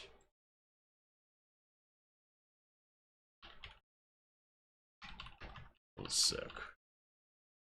I just want to double check because I know I have tomorrow's video scheduled. I think it's all set. I just need to double check. Because knowing me, I'm gonna forget to do it tonight. I also need to quickly see if there's a verdict on... Okay, because I was doing a test for last week's video, for the last video for the thumbnails where, I made 2 different thumbnails for the video to see if one does better than the other. One is at 51.7% for watch time share, the other is at 48.3, so really not a significant difference, which...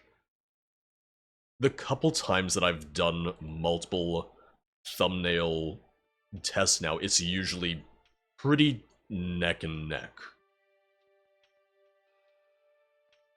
Which I guess is what you want to see. Yeah, it's what you want to see. So, Blue, why are the Popeye's wings spicy? Because the Popeye's wings are the ghost pepper wing dredge, regardless of what flavor wing you get.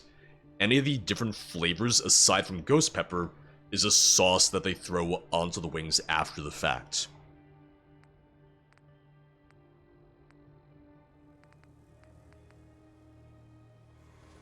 which I love their ghost pepper wings. Their ghost pepper wings are fantastic.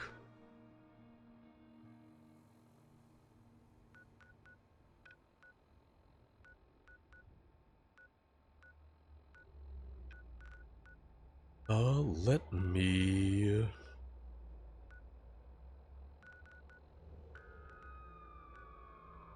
So I was right around here when I fast traveled.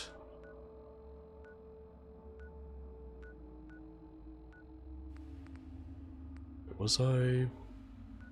No, I was there the other day. Southwark.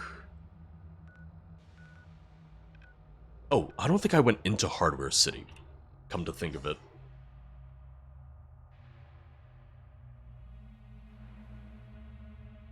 I mean, isn't the whole point of the dog food factory quest the fact that they say that they intentionally underpay their workers?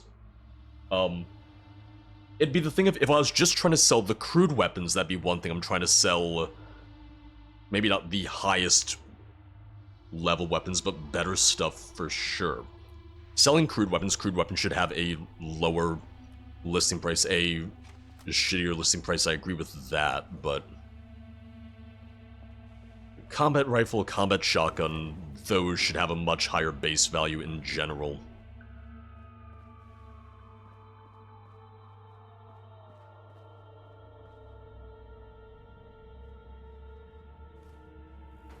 You know, I was already here because I thought this might have been an interior location. Yeah, because of the fact that Popeyes does fried shrimp, I think there's, you know, a lot higher risk of contamination or cross-contamination. Yeah. That is the problem. Well, that was the problem with the woman who just died at Disney Springs. Was she had an allergy, like a deadly a deadly food allergy. Apparently I do too. And you know, they put in the request of like, hey, by the way, I have this food allergy and it is serious. We need to know that you're not gonna have any contamination. You're not going to put this in my meal, in my dish. And they even said like, yeah, clearly we're not gonna do that. Clearly we're not going to have this be a problem. And they didn't, and she had to use the EpiPen and still died from complications.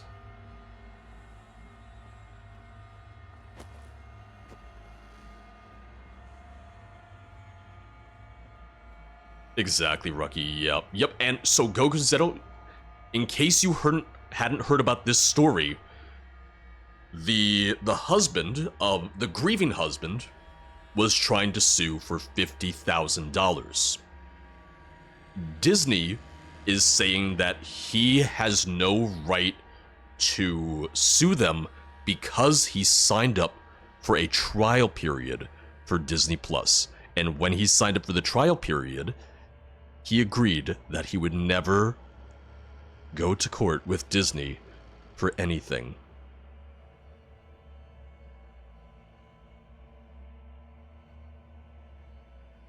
Disney lawyers. The joke that I saw is that Disney has more lawyers than they do animators and VFX artists now.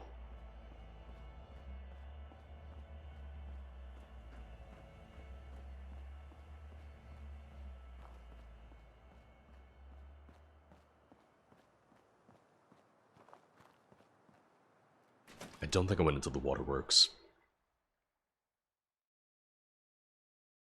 I have not gone to the Glowing Sea, the equivalent of the Glowing Sea, the Impact Crater, because the one time I went there was for the Empress quest, and she one-shotted me, and I said, I'm not coming back here, fuck that.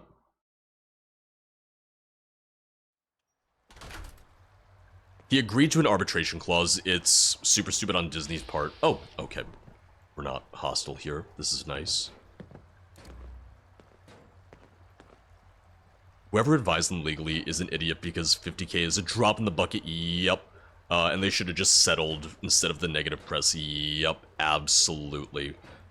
So the other thing is, because it was at Disney Springs, Disney was also trying to make the argument that... What are you doing down here, civilian?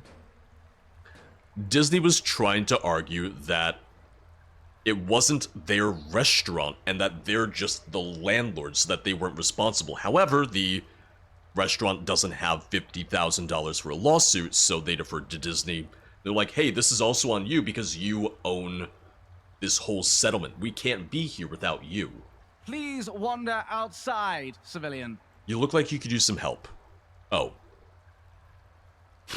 Yes, civilian? I was trying to help, and I'm... Okay, alright, I'll see you. You lost? Apparently. Yeah, Lucid, because if I remember correctly, it was that Disney said that they waived all ability to take Disney to court, but they had to just, like, do things privately and agree to any terms out of court. But like you said, if they had just paid the $50,000, they would have avoided this whole scandal now. Also, yep, exactly what you said. Just because they put it in the terms of service, just because they put it in a contract, doesn't mean it's enforceable. It doesn't mean that a judge is going to look at it and say, yes, you're right.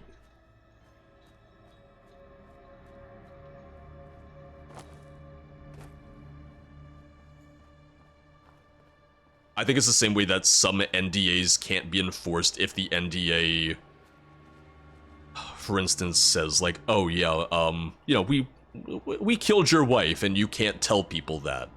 That's not an exact example, but NDAs, contracts, stuff like that, they can't make certain blanket statements. Actually, I think it was with Sony that there was something similar where Sony had said, hey, you can never sue us because of the big hack that they had back on PS3 back in the day. And I think a judge determines, like, you can't make people sign that in the terms of service. You can't legally enforce that just via a terms of service. God damn it, again with the Molotovs.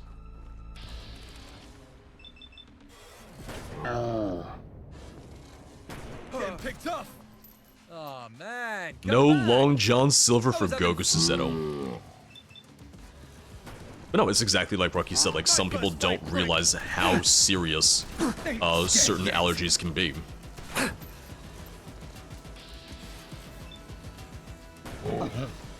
Exactly, Barlam. It's meant to scare people away.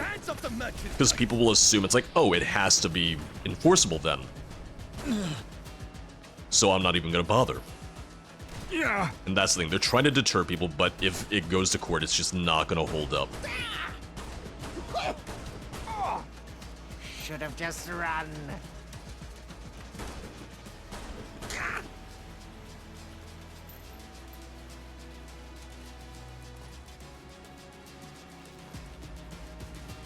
Do we have... I saw some other people around here. I love the look of the gun llama. I just think the animation for it looks so weird. Because it very much looks like a gun... Oh, wait. In third person, you do hold it with both hands.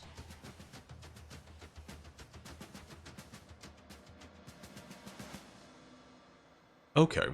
In first person, it only shows you holding it one-handed. That's why it looks so weird. In third person, it has the correct rigging then.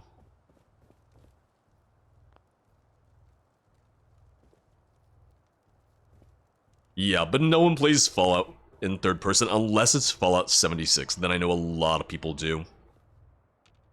I don't. Listen, Skyrim in third person, I can understand. Not for archery, but for sword and shield, sure. For Fallout, not as much. Yeah, no, Llama, I zeroed in on that immediately. Like, why does this feel so weird? Oh, I'm holding it one-handed. So it looks like I'm just holding the gun Like this. Like I'm just walking around like, hey, you, don't do that.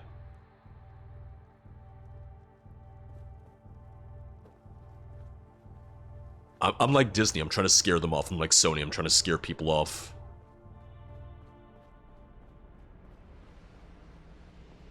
I will say that for Fallout 76, third person made so much sense for nuclear winter and PvP stuff. For PvE, I would still want to use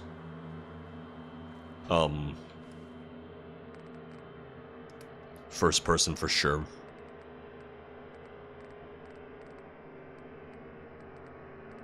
I am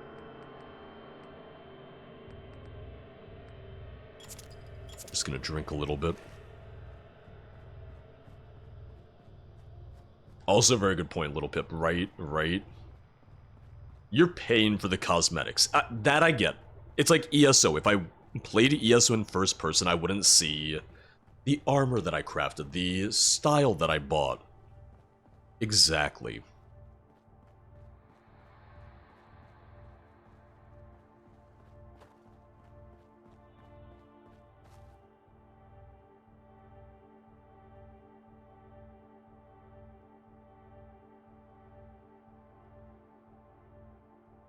Oh god, Rocky, I'm just imagining if there was some sort of, like, weird terms of service that you had to sign in joining the Discord or something like that.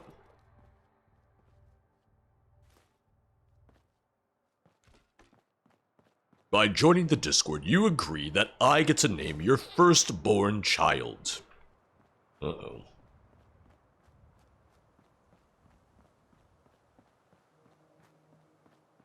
You can still sue, but I name your child. Just be warned that I have no money, so suing me is not going to go very well for you.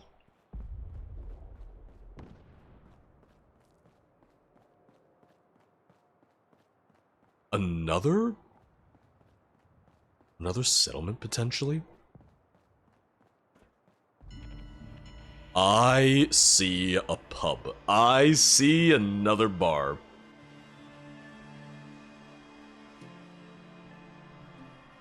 That is a good point. Small claims court, yep.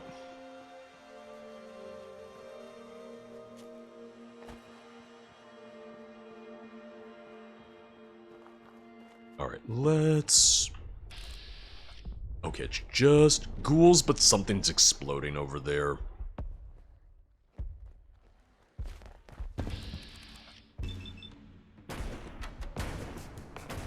I do not know. I should not be asked for pronunciations of anything in London because, it's like the Thames. I would have thought it was called the Thames, but nope. Oh, hello. Rucky, can you weigh in? Can you give us a pronunciation lesson?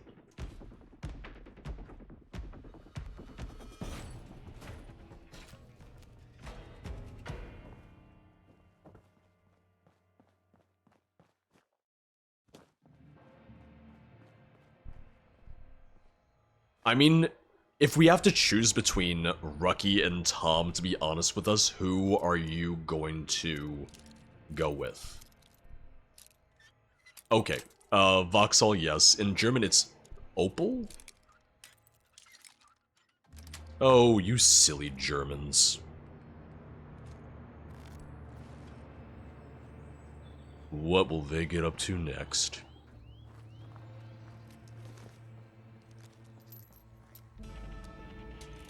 Ah, the King's Nose.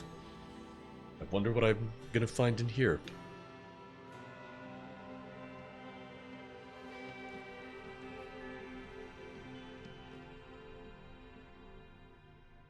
Alright, so keep an eye out for a coaster. I'm wondering which one this is gonna be.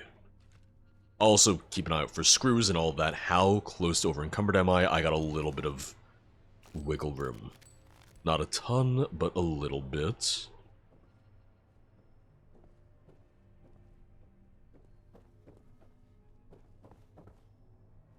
Gotcha, llama.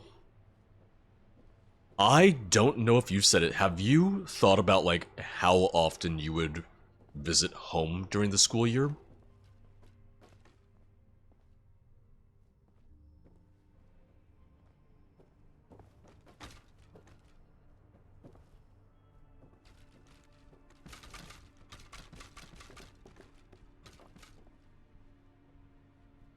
Ooh, is that? Okay, yep. It doesn't say Guinness, but it sure looks like a Guinness. Okay, try not to go back until my first week in October. Gotcha.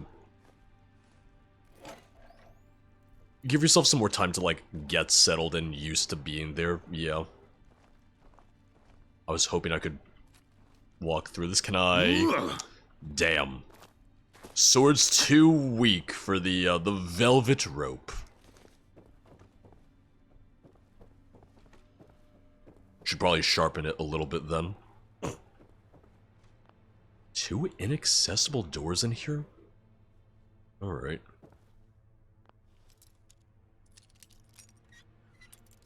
That's what they always said freshman year of college, don't go back for a month. Guinness is Irish, but apparently it's like a big thing in, pubs. Okay, vendors permanently have 100 more caps for bartering.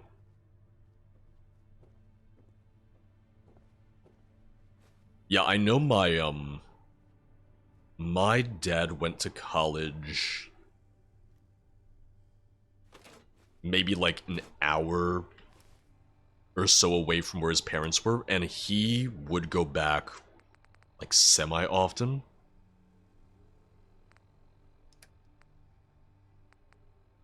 I know he would drive home every other weekend or so.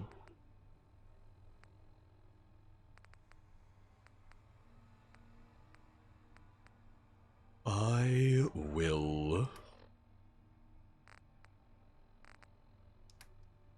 Well, I don't need to drop much. I might just eat some stuff.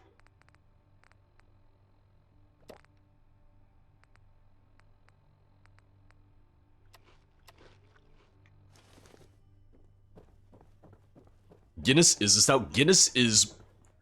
I like Guinness, but you gotta be, like, prepared to commit to a Guinness. It's like a whole-ass meal. I do love Radlers. I like most beers. I like almost every variety of beer. You know what I really love, but frankly, I just don't find them all that often? I love a good sour. Love, love, love sours.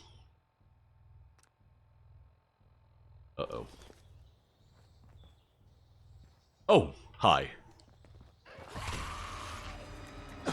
Yeah, Llama's going into grad school. He was, you know, a commuter. He was living at home for undergrad, so he's looking forward to having, you know, this experience on his own. He moves in what, like 2 weeks? Maybe a little less than 2 weeks, but it's soon.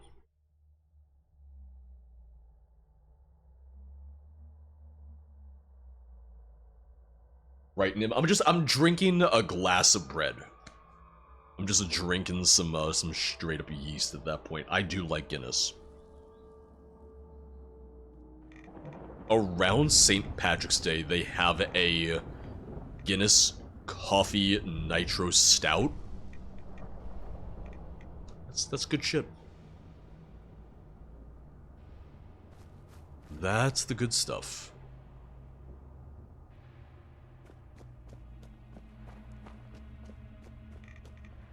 Alright, so let's do this. Chest piece, left leg, resin material, damage and energy resistance, yeah. Miscellaneous deep pocketed for carrying capacity. I'm gonna need more leather. Yeah, I really wish you could scrap legendary items. Just give me the base materials, if nothing else.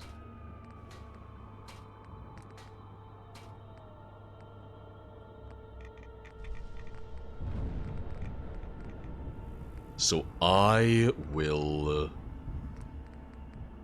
still need more screws.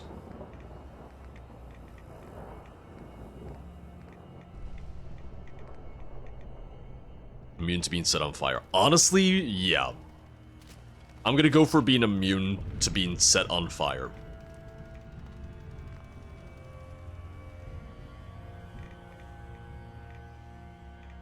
Effortless, if anything, that's really important, is to realize if it's becoming a problem. It's hard to, it's really hard to admit. Listen, here's the thing. I say this as someone who drinks because I like the taste and I drink in like social settings. I know that it's not good for me. I know that it's just flat out poison. In my case, for me personally, it's my only vice, really.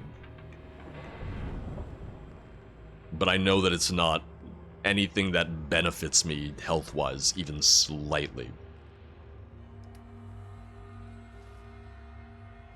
And, Sarah's talked about it before, but an alcohol withdrawal is the only, substance withdrawal that can kill you. Others, you'll feel like shit. Others, you'll feel terrible. Alcohol's the only one that can kill you. Which is why during COVID you still saw, liquor stores open, because they're like, oh shit, this is actually like a necessity for people.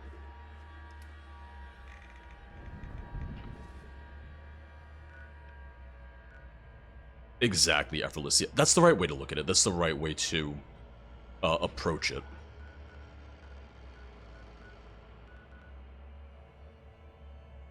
I am going to hop in down to Nadia again.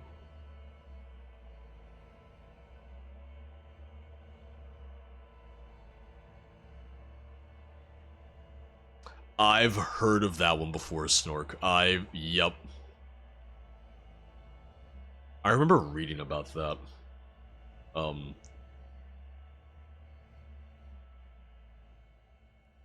was a while ago, though, wasn't it? Or at least like a few years ago, I want to say. Step right up. Take a look. Take a look.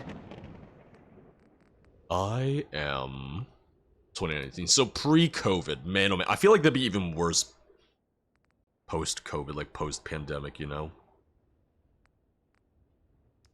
It's always bad, but you made it even worse in a post-COVID world. I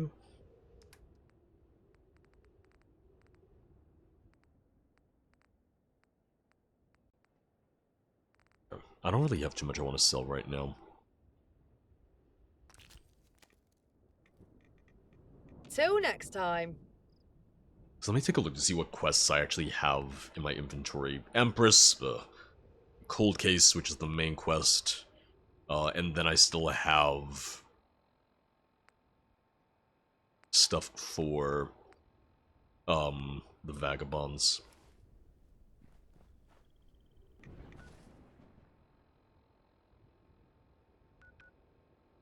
Oh, at least you're just gonna have weird dreams about bread. What could possibly go wrong? Bella, it sounds like you're having a fantastic Sunday. It sounds like you might be ready for the kids to go back to school.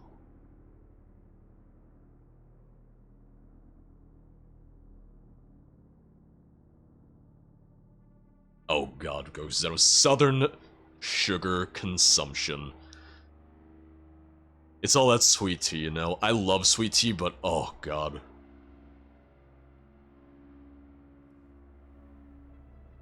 Like, that'll just, that'll eat away at you. It really will.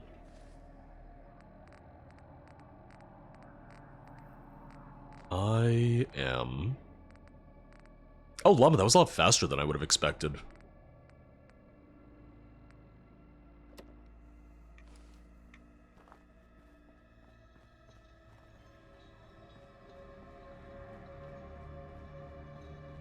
I'm ready for this week to be over, and it's only Sunday. Well, hopefully it gets better from here. Started raining, so we immediately pulled back home. Gotcha. Here's the thing. I like iced tea. I'm not the biggest sweet tea person.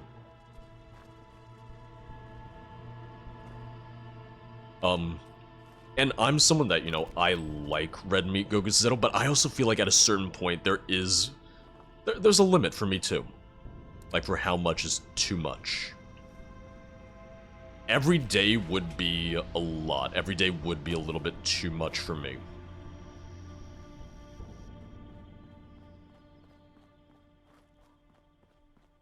Sweet tea is typically a southern iced tea that's just a lot sweeter. It's good, but it's not good for you.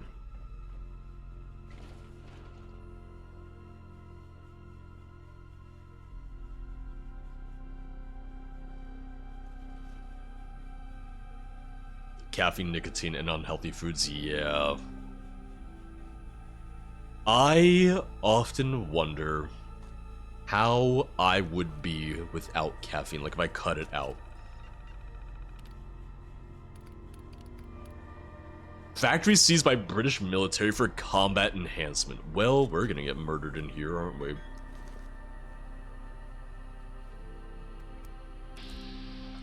Okay. Feral ghouls.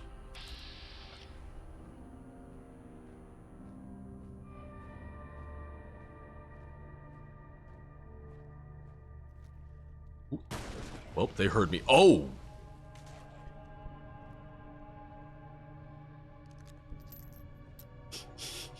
Welp. That made my life a lot easier. That was very helpful. The fire broke their limbs off. Damn.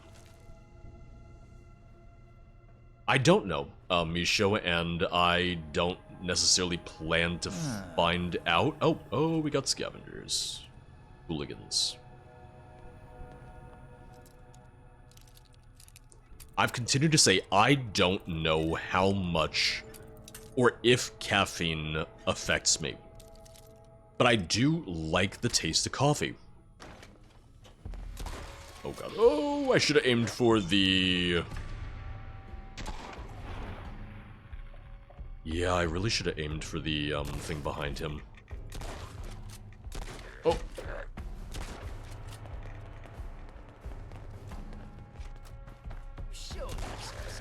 Because there was a... there was an explosive thing right behind him, but I missed it. Or I didn't even see it until it was too late.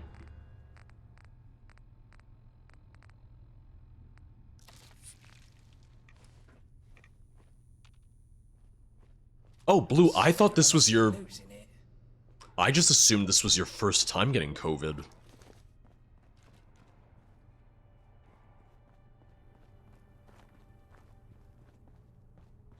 I misread that, Blue. I read that as I could barely carry my dresser down. And I was like, damn, Blue. Showing us all up. It's like, I'm sick, I have COVID, and I'm carrying a dresser down by myself. Wouldn't surprise me. What? Right, just flexing on us. Last time was October of 22. Okay, so 2 years ago. Listen, I know there are some people who are just getting COVID for the first time now, which... that is impressive.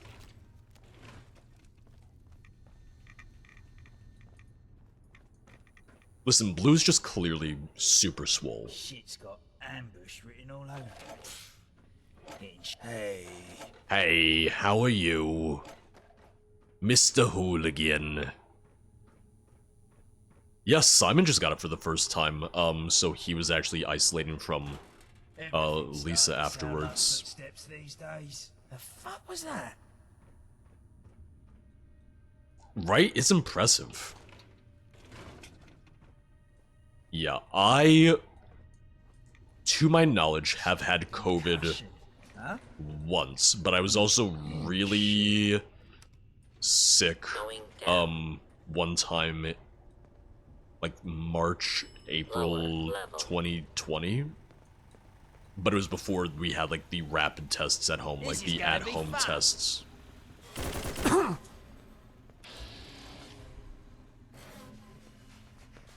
Oh, there he is, there he is! Okay, he has the Chinese pistol.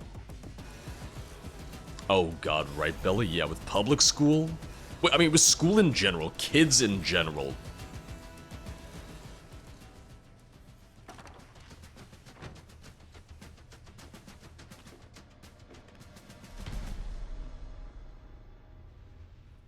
Alright, and... yeah, kids are just walking incubators. Walking germs.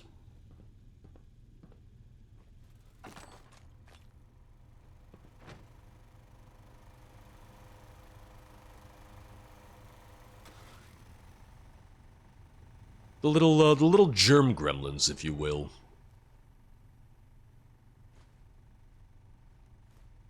I'm probably gonna have to stop picking up as much stuff. Okay, 380, so I can carry some more stuff for a little bit at least. Going up. Main assembly line. Yeah, because I know Sarah caught it from, like, a friend's party that she went to. And that was 2022, I want to say? I knew there was an enemy in here, I just didn't know where he was gonna be.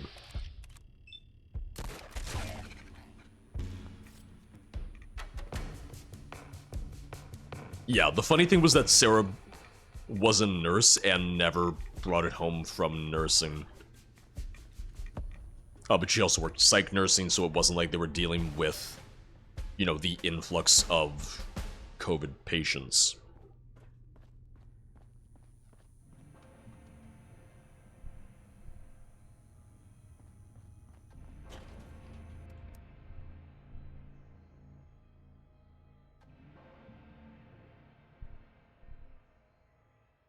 Yeah, I know I need to get my my updated booster this year, so I'll do that soon.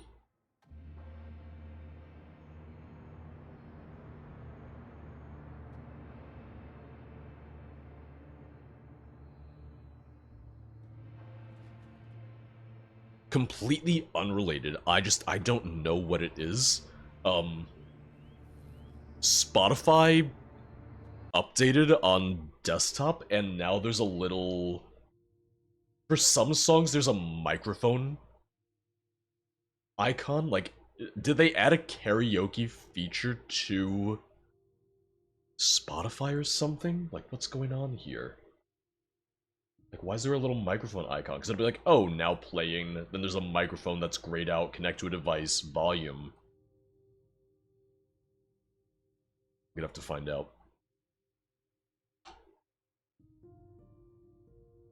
Yeah, it's not showing for, like, some of my current music because my playlist for Spotify, doesn't have lyrics. It's all stuff from my hard drive. Oh, it's just the lyrics. That's less exciting. That's no fun. Today in Fallout London, anything you missed has just been me exploring and me going around because I've just been opening up more and more of the map because I just really enjoy the exploration. Still slowly but surely leveling, still slowly but surely getting the skills that I want and all of that. Which, I mean, that was also what I was doing in the Fallout 3 Twitch playthrough for the longest time. I was just going from area to area, opening up the quests, or opening up the map as much as I could.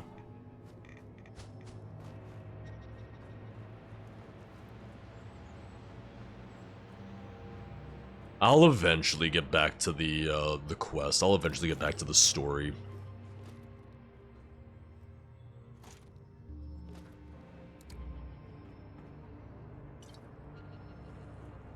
I'm gonna stop taking as much junk, though. I'm mainly gonna look for things that have screws, which think the telephone has a screw in it.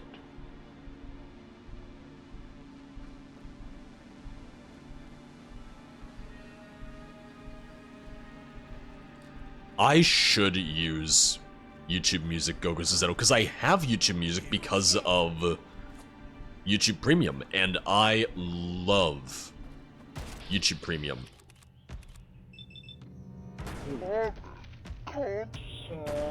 Yeah, Llama, exactly. This has been such a great world to explore. Oh, you meant the screws and adhesives. Yep. Yeah. It's my entire life. It's my entire gameplay experience.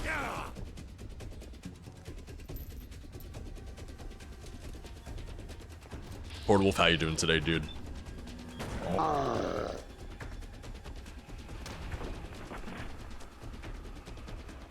Just killing all the soccer hooligans, football hooligans, sorry. Not trying to offend.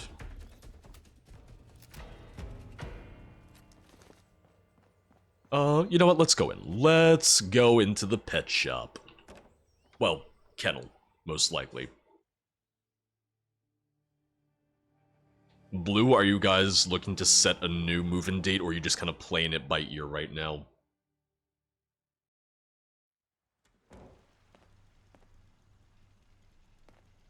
Oh, look at them. Shh, no, you won't hear anything. Wait, what are they fighting? Are they fighting? I hope they're not fighting the dogs. Oh, they're fighting a settler. I mean, I could be a good person and help save the settler, or I could just go about and do what I do best. Lurk. Oh, you're moving today? Oh, God. Yeah, you really are flexing. You really are putting all of us to shame then, aren't you? That's all I know. Can't imagine doing anything else.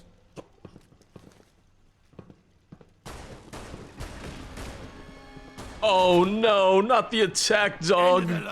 Oh, 3 of them. I mean, it's 4 of them, 5 of them. I mean, it is the dog and cat home. Oh, that's a 6-1. I don't want to kill the dogs. God damn. It really is Dark Souls, right? I'm gonna put down a mine. I still have it, yep. Whoop. Oh, come on over here, it's fine. Everything's fine. Oh, he went past the mine. I mean, the mongrel dogs aren't cute, if that helps. There was the dog bed. It's a big dog bed. Did I get stuck in this? Oh god, I nearly got stuck in that. I'm just gonna go around.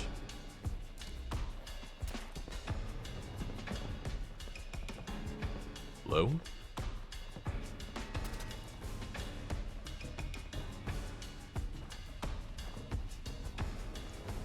Oh, legendary hooligan. And he mutated. I'm gonna switch to shotgun.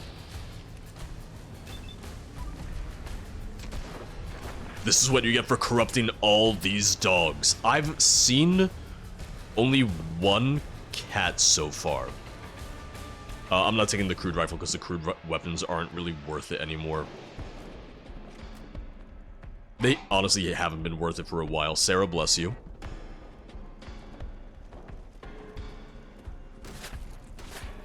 Oh god, where? Oh, there you are. There you are.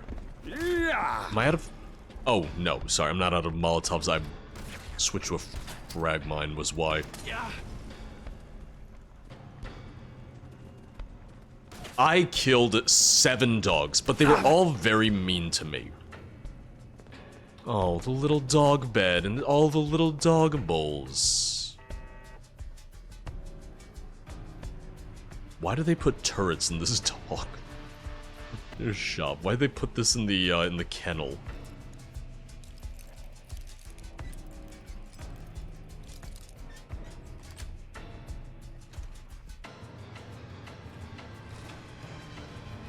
Well, I wasn't looking for dogs, I was just looking for loot. I don't know if that makes it any better, because I guess technically I was coming here to ransack it, but still. The amount of red dots that I see, I'm so scared that it's just all dogs.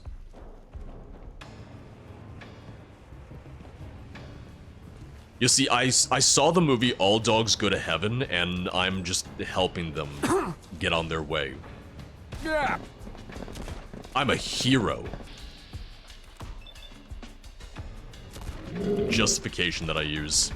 AP is it's your action points, so it's what you use for sprinting, what you use for VATS.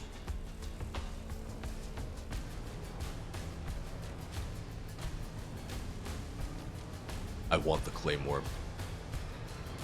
I'm taking the Claymore.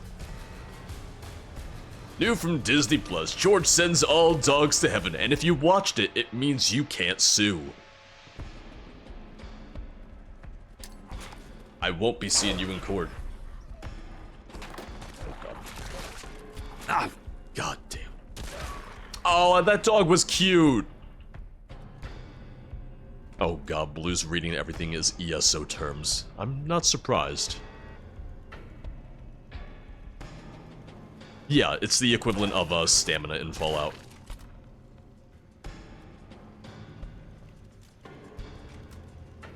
Now, if you really wanted to make this even more messed up, the other thing to keep in mind is that... Oh god, I'm gonna die. Okie dokes, 1 second. The other thing you can keep in mind is that, if I loot all the dogs, I'm gonna have a source of food in-game for a very long time. Is that too dark? That might be a little too dark. It's a little dark, Misho, isn't it?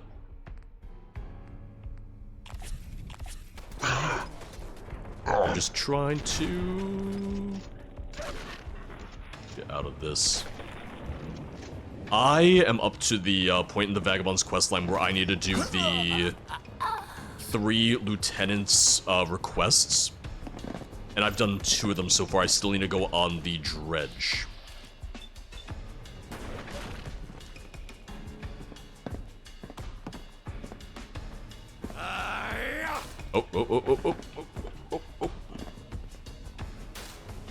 Oh, sorry, gotta reload. You stay over there, you stay over there. Oh, just getting started. I've literally just been focused on exploring, and I've been having so much fun with it. So I will go back to questing at some point, I swear, I promise.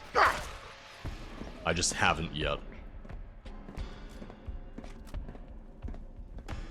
But I did really like the ones that I played so far. I did really like the train heist and blowing up the weapons factory.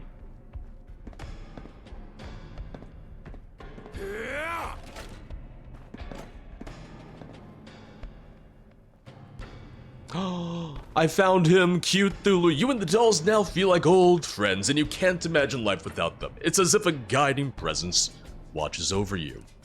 I rerouted the train because I was like, why wouldn't I want to keep the train with all the cool stuff on it? Which I understand that it's like, yeah, well, not blowing up the train line means they can continue to use the train line in the future, but...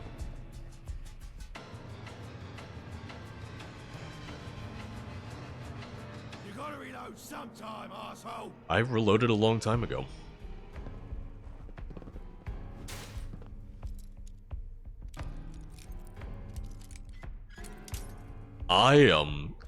So I've had a lot of people ask me over the years how I haven't burnt out on Skyrim. He was in a cage. You're in a cage. I have a lot of people ask how I haven't burnt out on Skyrim after all these years, because I never really stopped making Skyrim content. For me, it's the thing of, I only play Skyrim for videos. I'm not playing Skyrim outside of video work, so for me, I've never really run the risk of like playing it too much. Like, yeah, so think of it's Skyrim 800 years later, so the combat feels kind of boring at a certain point, but I'm more so playing Skyrim because of the new quest content and gameplay additions, not because I think the combat's anything exciting.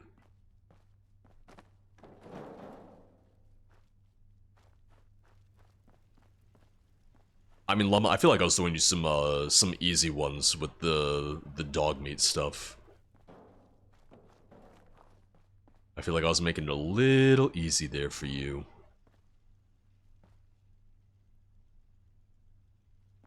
But I'm happy to help.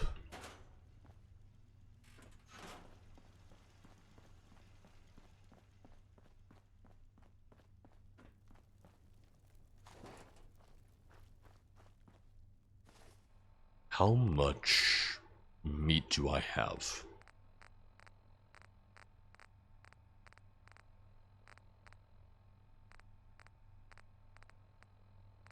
Three, and I think it's just the three then. Yeah, alright. I can afford to carry a bit more, so I'll do that.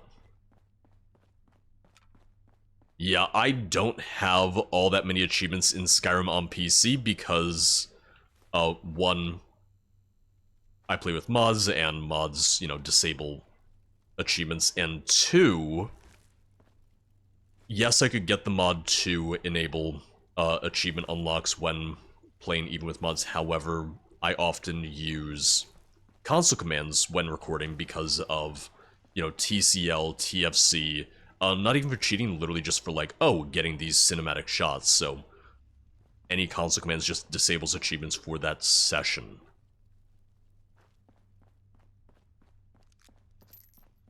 Right, Misho, right? It's like, man, I've spent the past 30, 40, 80 hours modding. At some point, I'll finally get to play the game.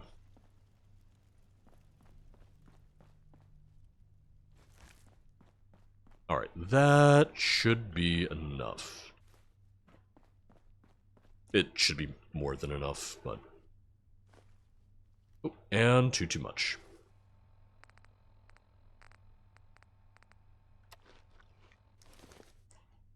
Oh, still over-encumbered. It's fine. It's not too bad. I've mentioned it before. The first addiction that I had in this, the first addiction that I had in Fallout London was to dog food. So that was fun. The only thing is the Claymore is a slow weapon, and I already feel like a medium speed weapon's a little too slow, so I'm just gonna ditch that for now. It really can, Llama, yeah. Because you'll say to yourself, oh, I just want to install these 3 mods, and then it's like, well, but what if I installed these other 3 mods, and what if I then, you know, decided to add this and that, and it keeps going and going. And there's never any end in sight. Load order stability, compatibility patches. Oh, listen. Rucky, just started modding Skyrim and got Legacy of the Dragonborn. You know what needs to be patched and patched and patched and patched again and again and again? I love Legacy of the Dragonborn, but when you're adding more and more mods to a game, oh, you're gonna have so many compatibility patches just for that. I'm nearly over encumbered. Yeah, no, never mind. I'm not even gonna try this. I'm gonna come back here after I craft and dismantle and all that, but I want to come back here because there's another bar nearby.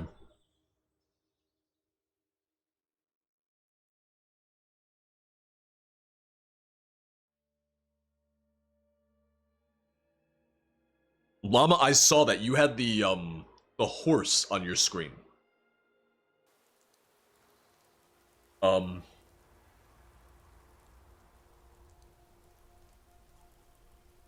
I know graphics mods can cause that. Certain graphics mods, like Reshade and ENB, have led to that kind of thing for me before. He just kept calling things horse, yeah. Everything was horse. Okay. Yeah, I was gonna say probably something with Oblivion Reloaded, if I had to guess.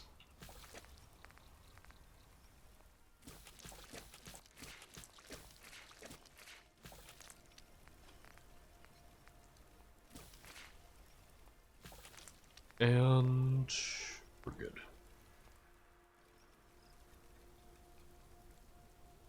Oh, and I'm over encumbered. Damn. I thought cooking would make me less encumbered, but I was wrong.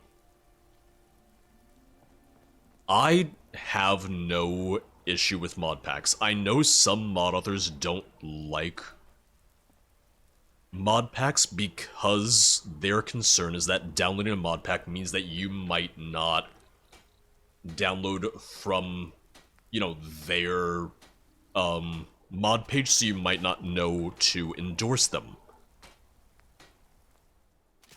That's one concern that I'm aware of for mod packs that I know that some mod authors have.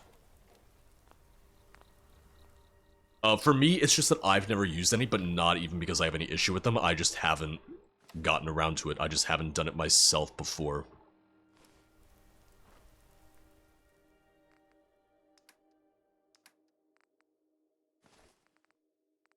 And I'm going to break down some stuff.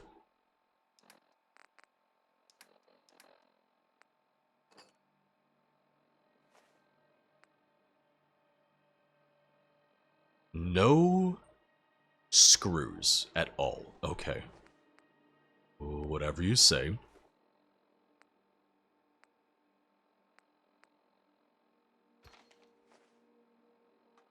I know I at least have a couple screws. The question is, do I want to use them right now?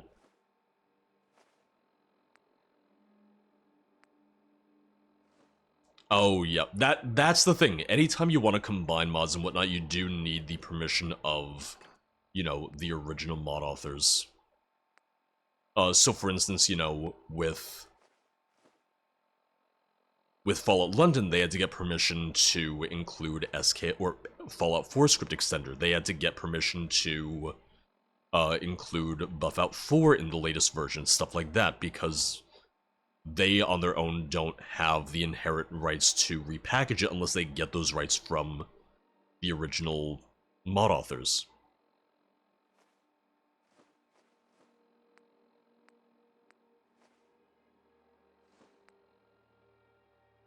That's a weird... Wait a second.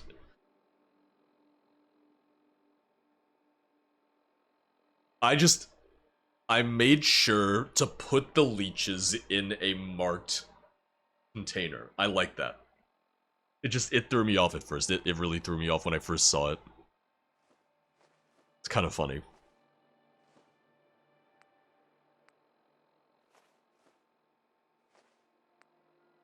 Board game test tube.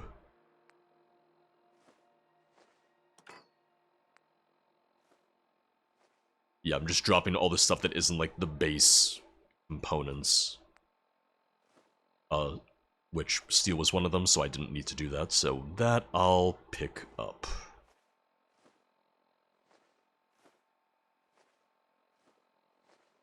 I realize this is not the most exciting gameplay, but it's just how we do it.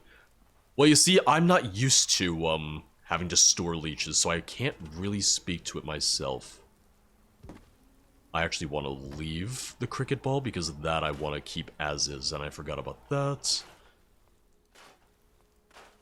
Normally I don't need to get to a point where I need to store the leeches. Usually I just slurp them up like spaghetti. What are you doing? Oh, nope, I didn't want to do that. Nope, nope, nope, nope.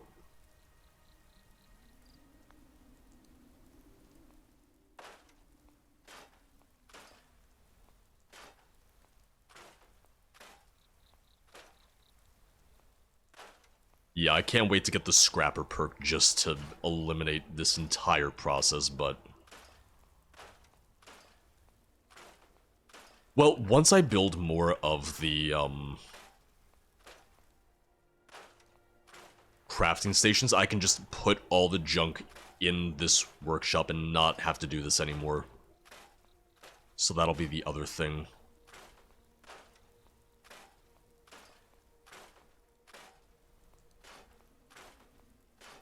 Which, come to think of it, once I go through this, if I can just craft even just the weapon workbench, which I should be able to, then I can just start storing things here, because having just armor and weapons here would make a huge difference.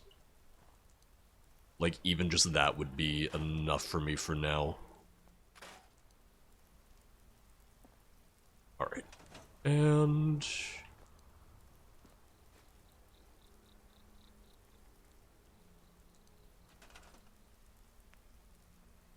ammo, no. Armor... just need weapons. I want to make the nice weapon workbench, because I really like this one in particular. Can I... I'll put you right there. And immediately out of screws again. So yeah, so store all junk. Not sure if I'm going to make anything else right now.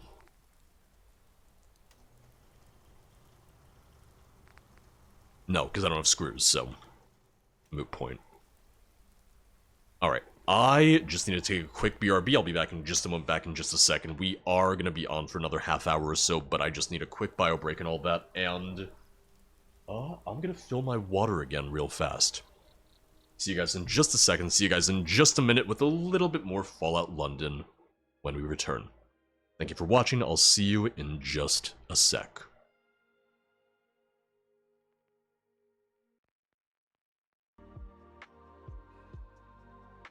Alright, give me just 1 second, because I accidentally changed my RGB settings when I was going through some of my hotkeys in game, so I just want to fix that real quick. I accidentally switched profiles, which really doesn't matter to you, it makes no difference to you guys whatsoever. I just wanted to fix this for myself. Sarah, bless you.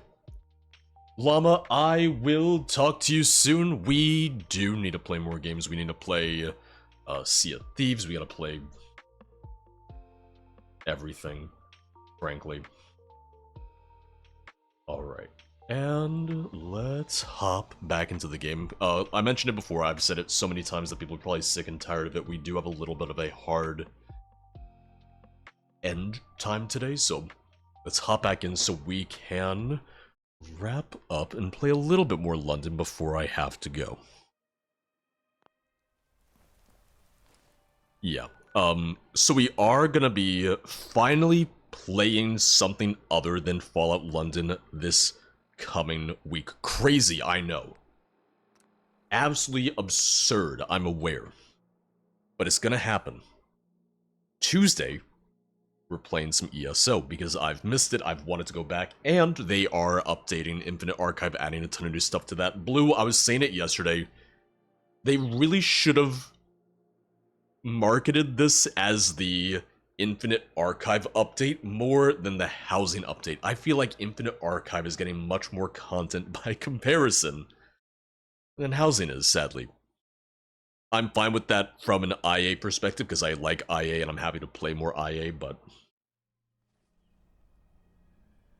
I feel like that's what's getting the bulk of the new stuff right now.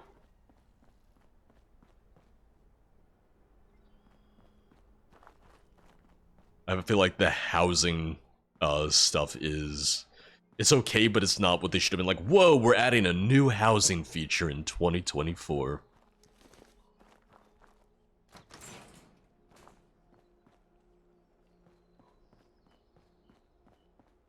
The new IA stuff is really cool, though, and that's what I'm looking forward to. That's what I'm excited about myself.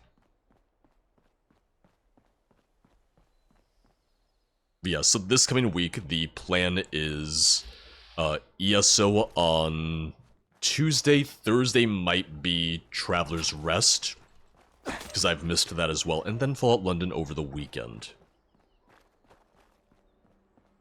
There is absolutely no way that I will be able to finish up Fallout London before Star Wars Outlaws comes out at the end of the month.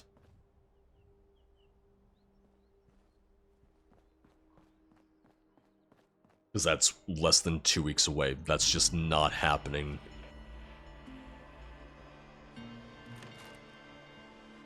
Yeah, Blue, I need to do keys. Or I need keys, so I need to do more pledges too.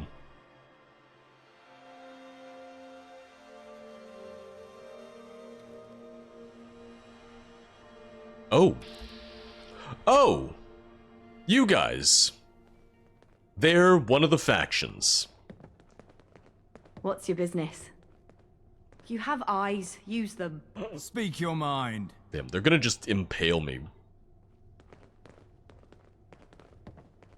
I was here because I was looking for a beer mat. Do you have one? Blue, I'm good to do pledges that day. I'm good to. Would be more than happy to. Greetings. I was trying to open that door. Are you guys gonna have a beer mat for me, or is that gonna be stealing? Is that gonna be some thievery?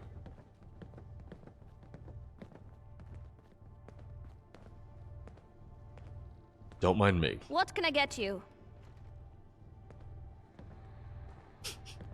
Would a child be allowed to work a bar? I guess, you know, after the Goodbye. apocalypse, who's gonna stop the child from working the bar?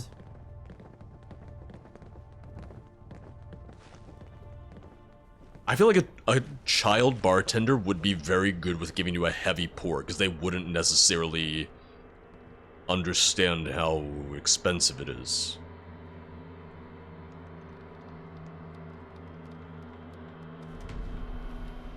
Yeah, I gotta figure out how many cigarette cards there are, which the cigarette cards just give me goddamn flashbacks to Red Dead Redemption 2. I never, ever, ever got all the cigarette cards in Red Dead Redemption 2.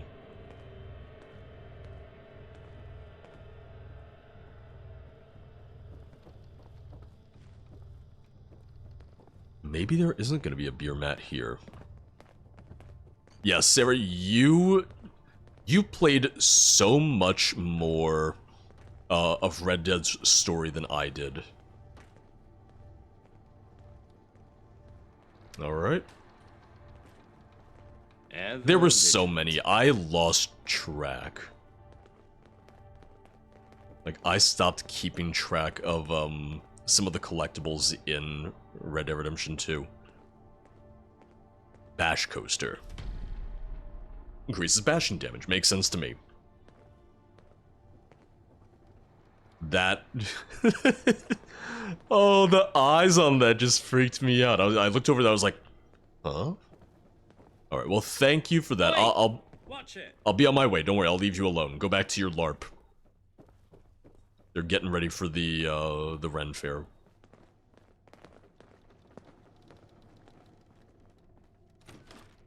God, I'm trying to think of if I ever did any of the collectibles in Red Dead Redemption 2 all the way to completion. I don't know if I did. Kinetic Ghost, welcome on in. Thank you for the raid. How's your stream? What were you up to? Thank you for bringing your people over. Really appreciate it. Hope you're doing well. Hope everyone's having a fantastic Sunday. Give me just 1 second as I tab on out and hope that things don't absolutely break. But to anyone joining on in for the very first time, welcome on in. I'm George. This is my channel, Zero Period Productions. I'm a YouTuber and streamer on YouTube. I am best known for playing Skyrim mods, specifically Skyrim quest mods. Twitch allows me a little bit more variety because I'm not dealing with the goddamn algorithm, but you know, we still have a fondness for Bethesda games, as I'm sure you can see from the Fallout London streams. I'm loving it. I don't know how many hours you have in it now. I won't go into any spoilers at all, but I'm pretty early on in the main story anyway. I've just had so much fun exploring and whatnot. Just going around, just opening up the world map has been really great to me. It's a fantastic exploration experience, which makes me really happy because that's one of my favorite things in Bethesda games. But how have you been finding London? How are you liking Fallout London?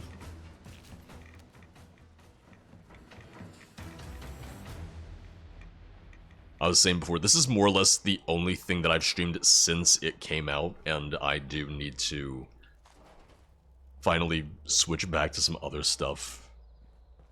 I don't want to identify myself.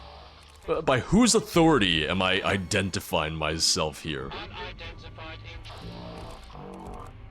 Yeah, the team really did a great job.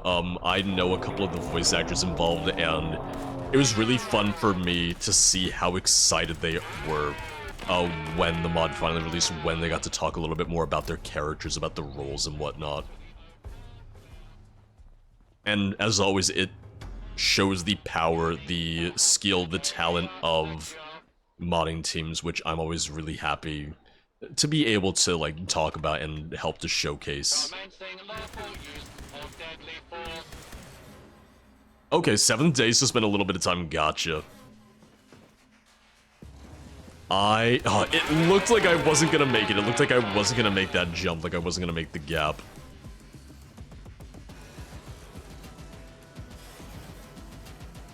Yeah, not every mod, not every Bethesda mod, nails the exploration. It's hard, I get it. World space, design, map design can be really, really tricky. But they did a fantastic job in making it feel like I am exploring an entire city. Something that I didn't get as much of from, you know, Fallout 4, for instance.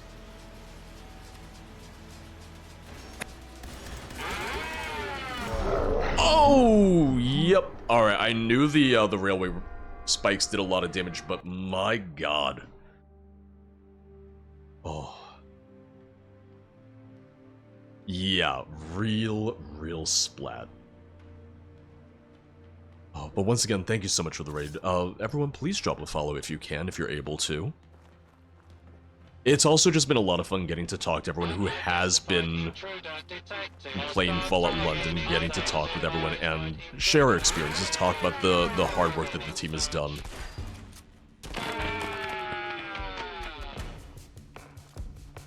I'm stubborn. You know, I get murdered and I immediately just pick myself back up and I'm like, yeah, let's do that again, yeah. Why wouldn't I immediately go back and try to do this again?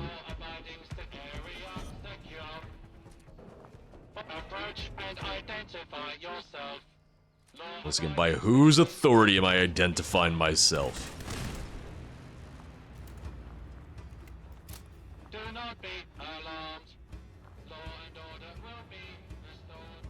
Yeah, I'm scanning the corners.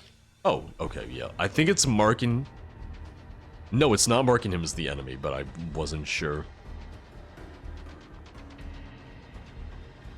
Yeah, the utility protectrons are a nuisance. Because they shoot the railway spikes, and that's what killed me. I'm gonna try and shoot his hands.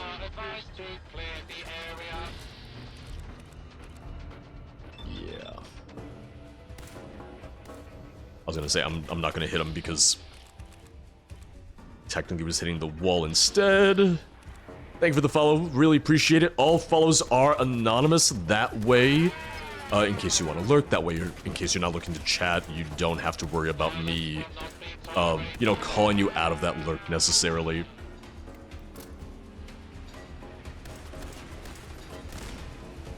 I talk about it all the time, but I'm someone that... Usually when I follow a stream, it's so I can come back to it another time, but I'm not usually chatting my very first time watching stream. Usually I'm getting a feel for the community, a feel for the streamer. Seeing if I will be active in chat, but I'm a serial lurker through and through. Because I'm usually doing something else while I have a stream up. It's like, okay, it's background noise. It's there for me to have on to listen to, but it's not like the only thing that I'm doing ever. Shh. Nothing to see here. Nothing to see at all. Yeah, the pipes are just like ever so slightly too low for me to comfortably fit underneath.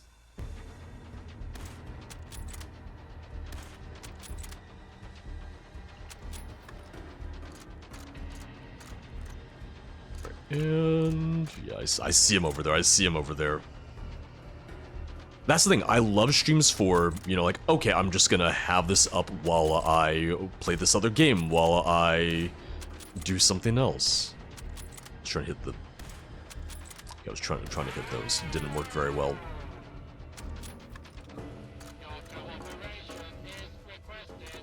The only time I have just Twitch open is when I'm trying to sleep. I feel like I'm not the worst person to try and fall asleep to. Most of the time. If I get scared, then I'm sorry, because you're absolutely gonna be woken up. I made that jump last time. I just gotta focus face. I also need sprint to work and. Alright, put the weapon away. I jumped way too soon there. I know it. It's making me miss Starfield's clamber feature.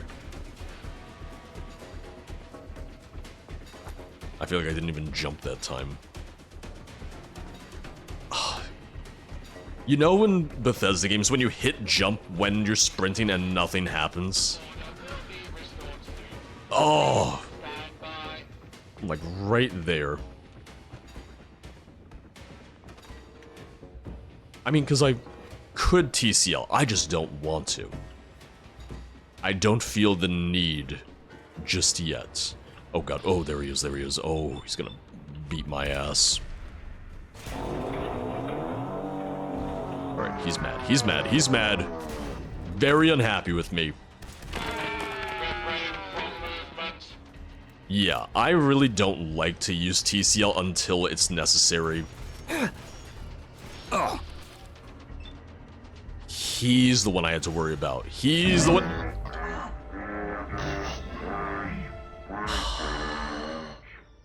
God damn it. He really hurts. He really, really hurts. Yeah, he's the one I have to worry about. Oh. Okay, weapons were a little delayed.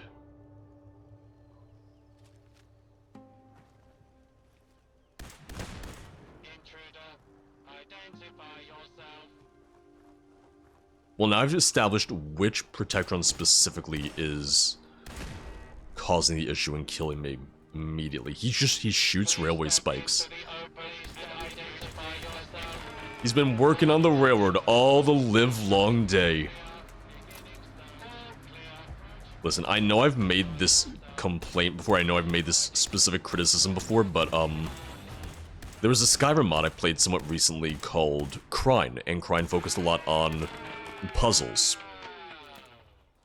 including jumping puzzles, and the thing that I continue to say is that Skyrim is not a game for which jumping puzzles work well.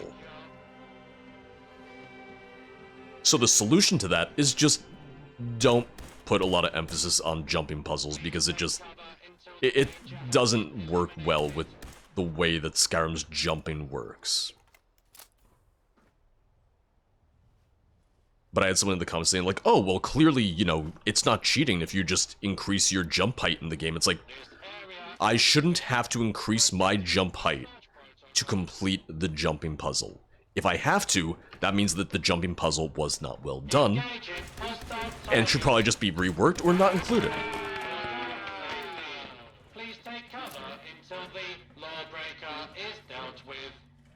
Starfield, I can see jumping puzzles being decent for, because of the fact that Starfield has the jump pack and the clamber feature where I can grab onto ledges. I'm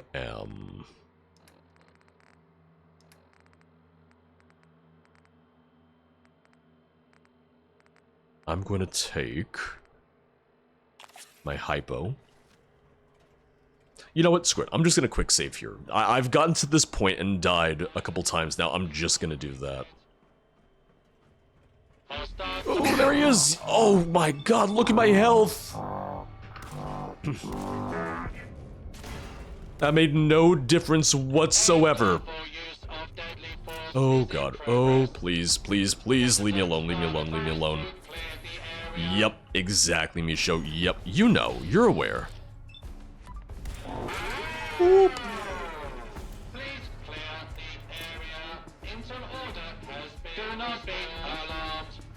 I'm a little alarmed. I'm quite alarmed, I will say. I'm trying to ring around the rosy him. Oh god, I'm trying to hit his arm. It's not gonna let me. It's not gonna let me. It's fine. It's fine. It's fine. His arm is blocked right now. That's actually for the best. Okay.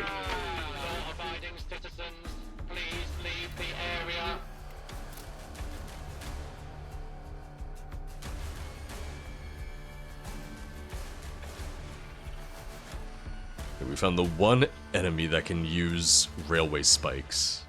We found the one time it's used as an ammo, and it's a bad time for me.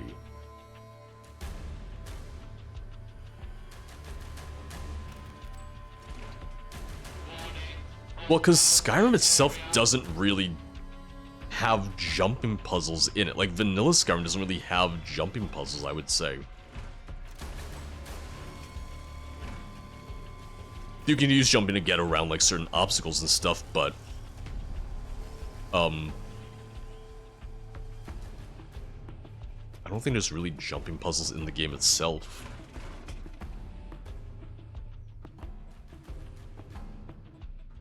Listen, Portal, I love finding milk in the game. Which is also really fitting because, you know, in Fallout 4 you see all the milk machines, but never any milk. Right? Being a milk drinker is gonna keep you alive for once. I love the airtime that that leeches get. They just go flying. It's great. Yeah, the closest is non-quest essential locations that can only be reached with Whirlwind Sprint, but that's less so like relying on the kind of inconsistent jumping mechanic and relying on a shout that I feel is a bit more consistent in terms of performance and all that. Well, we did it. We survived. Scavenger.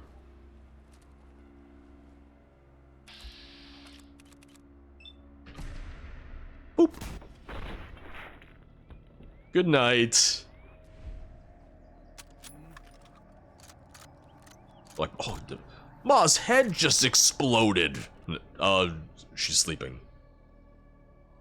Why does this keep freaking out? Yeah, one of my weapons is just... Some of my weapons are just not...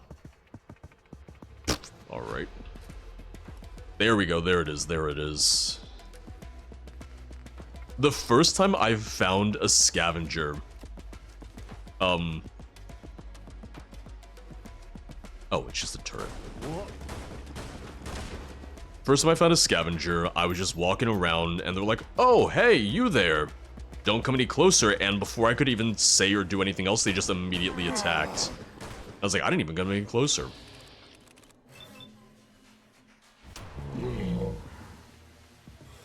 You can't whirlwind sprint up, only forward. However, Blue, you might be interested in Bard's College expansion, where you can embrace your dreams of becoming an earthbender and use a shout to raise a giant pillar of earth out of the ground. And you can either use it for your own platforming, or you can use it to send enemies flying.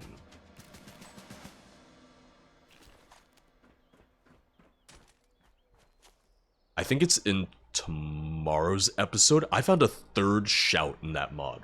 Like a third new shout. Like, it's impressive. Now, granted, one of the shouts is more of a utility shout, but still. Been really, really happy with it.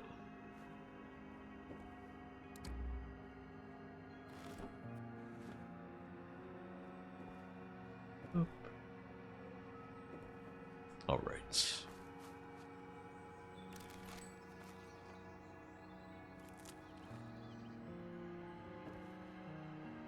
I am gonna need some more screws. Okay, I haven't watched that episode yet. Well, I will say it wasn't the title, so hopefully it doesn't count as too much of a spoiler.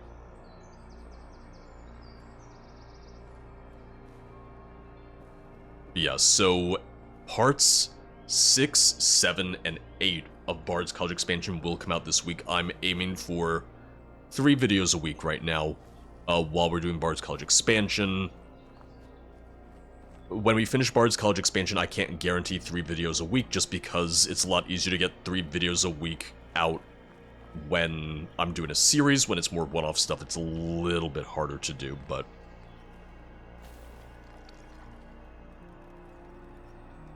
in general, just feeling really good about YouTube right now. I've been happy with the videos, been happy with what I've been putting out. God, I hate those things. They're terrifying. They scare me. I fear no man, but that... God, let me shoot it. Let me shoot it.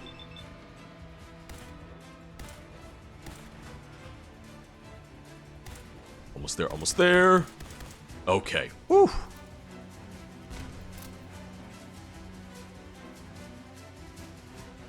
Could have been a lot worse. Could have been much, much worse. Honestly, that wasn't bad at all. That's not a man. Little too top-heavy, for a man.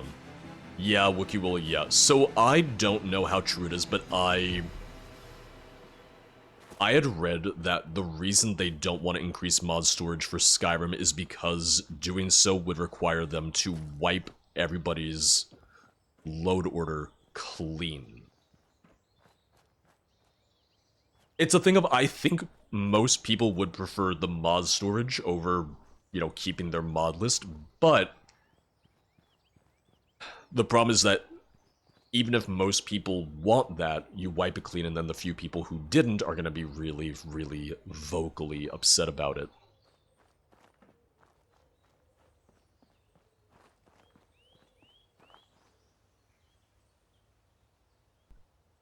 Because, with Bard's College Expansion especially, people are really worried about, like, oh, this is taking up a significant chunk of my storage space, because it's 800 megabytes?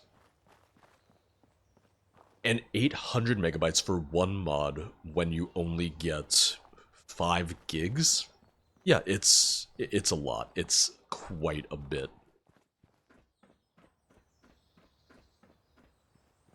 Nicolette, how you doing today? Sorry, one sec.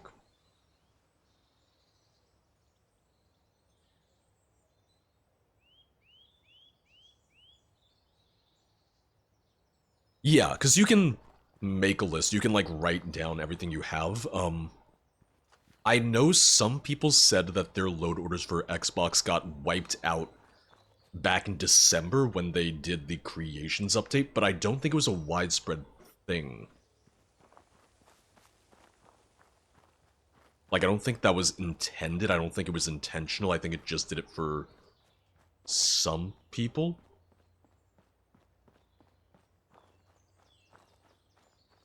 The 5 gigabyte limit, I understood it back on the Xbox One because, specs-wise, the Xbox One was a lot more limited than the Series S, the Series X. We have a lot more you can do with the hardware of the Series S and Series X, and obviously the PS5 as well. I'm here for a few minutes at least, Nicolette. I'm here for at least a few minutes, but we actually have some plans tonight, so I won't be here for too much longer, unfortunately.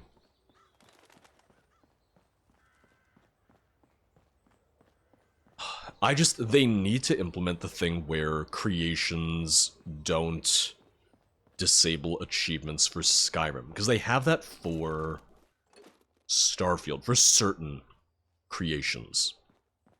I don't believe they've done that for Skyrim yet, but they really need to.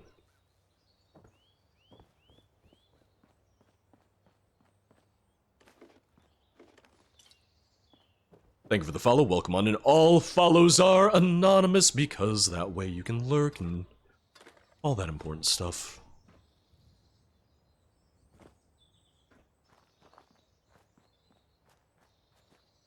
I found that I had some weird problems trying to save my load order to the cloud.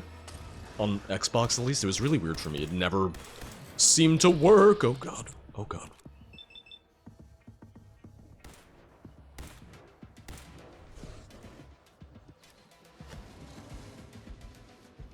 Wrong time to drink.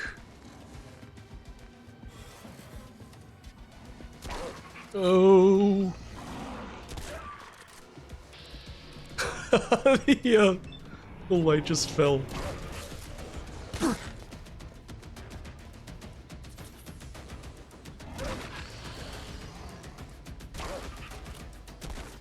Oh.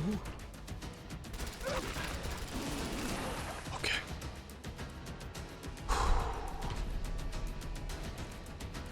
That was a close one.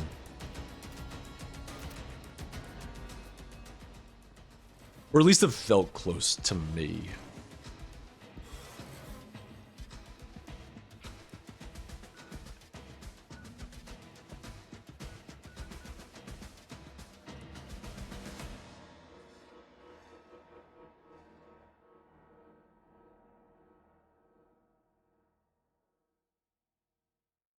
Alright, a little bit of crafting and then we're gonna wrap up for the day.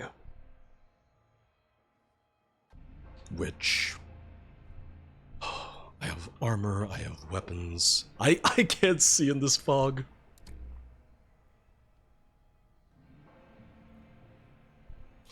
Yeah, my throat... I was sick a couple weeks ago and I've been fine, but today... Today I've had like a tickle in my throat, but it's only my voice. So, apologies. They're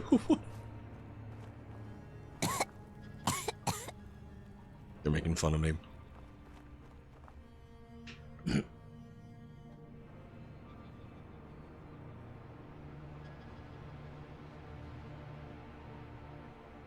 Let me grab the health bug for Fallout London. Let me craft first, and then I can do that. I can't see. I can't see at all in this.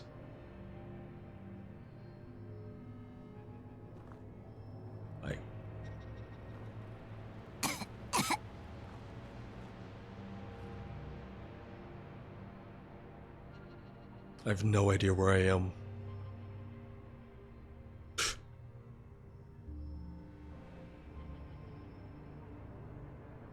I'm not technically in the workshop area yet.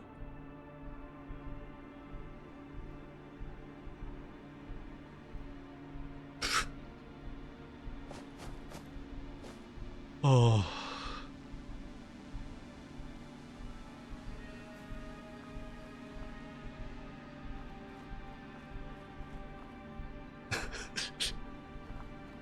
I have no idea where I am.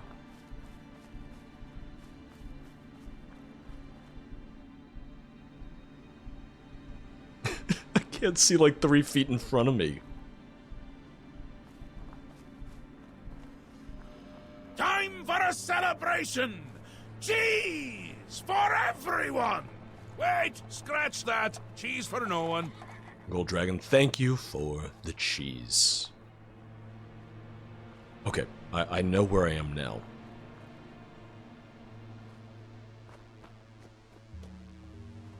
Here we go. Here we are.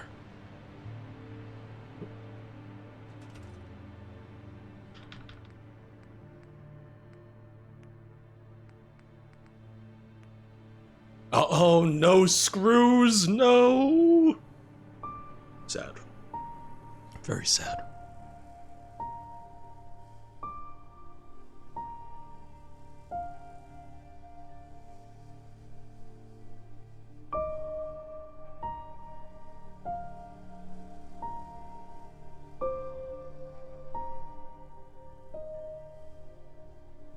Yeah, I had it a little bit earlier today, and then just suddenly, like in the past half hour or so, it just started creeping up again, but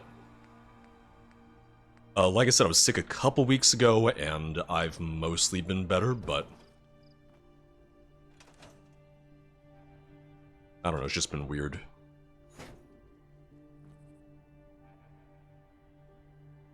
Okay, there we go. And I needed specifically, what was it, 280? Can't make 280. I can make a little bit of 303. Still raining. I just realized it's still sad boy hours right here. Alright. That is going to be it for me, though. The next time we come back to Fallout London, I will actually be getting back into the quests. I swear, I promise, we will. It's about time. I've gotten the crafting stuff that I want to. I have more gear, better weapons, more ammo, so I'm at a point now where I feel like I've really built up my character to much more of where I want them to be. We've explored a lot of the map. I still have more that I want to explore, but we'll intermingle it with more quest stuff as well. That being said, we're finally getting back to other games this week. We're streaming other games this week. On Tuesday, we might start off with the Gamescom opening night, but we are going to be playing ESO on Tuesday. We will have drops on, new update, all that good stuff. So we will be doing ESO on Tuesday after quite the unintended hiatus from ESO, going back into Tamriel, because I miss it. I've still been logging in, I've still been doing my daily writs and everything, I just haven't been streaming it all that much. Thursday, we'll most likely be doing some Traveler's Rest, because I've missed that as well, and that is really just a stream game for me. I have never played Traveler's Rest off stream, because it is just like, I want to play this on stream, I want to do only any progress I make on stream. Over the weekend, next weekend, we'll probably go back to Fallout London. I continue to say it, I know I'm not going to finish Fallout London before Star Wars Outlaws, so it just means I'll have even more to juggle when Star Wars Outlaws comes out at the end of the month. But I'll see you guys Tuesday, 2 p.m. Eastern. ESO, full week of streams, Tuesday, Thursday, Saturday, Sunday. I'll see you then. Thank you for hanging out. Thank you for watching. Thank you for the subs and resubs. We are going to raid. Let me see who's live. Although I know one person who's live that I would like to raid, assuming that they still are. Yes, okay. We are going to raid our friend Majorisk, who is live now with Doom the Third. Which a lot of people don't like Doom 3 compared to 1, 2, 2016, and Eternal, but I mean, it could be worse. It could be the Doom movie with Dwayne "The Rock" Johnson. At least it's not that. I'll see you guys soon. Take care of yourselves. Say hi to Majorisk for me. Would you like to say? Well, she's there. She can't hear you. I want to say hello to her. She can't hear you. Hello, Majorisk. Oh, okay. You want to say goodbye? Goodbye. Okay.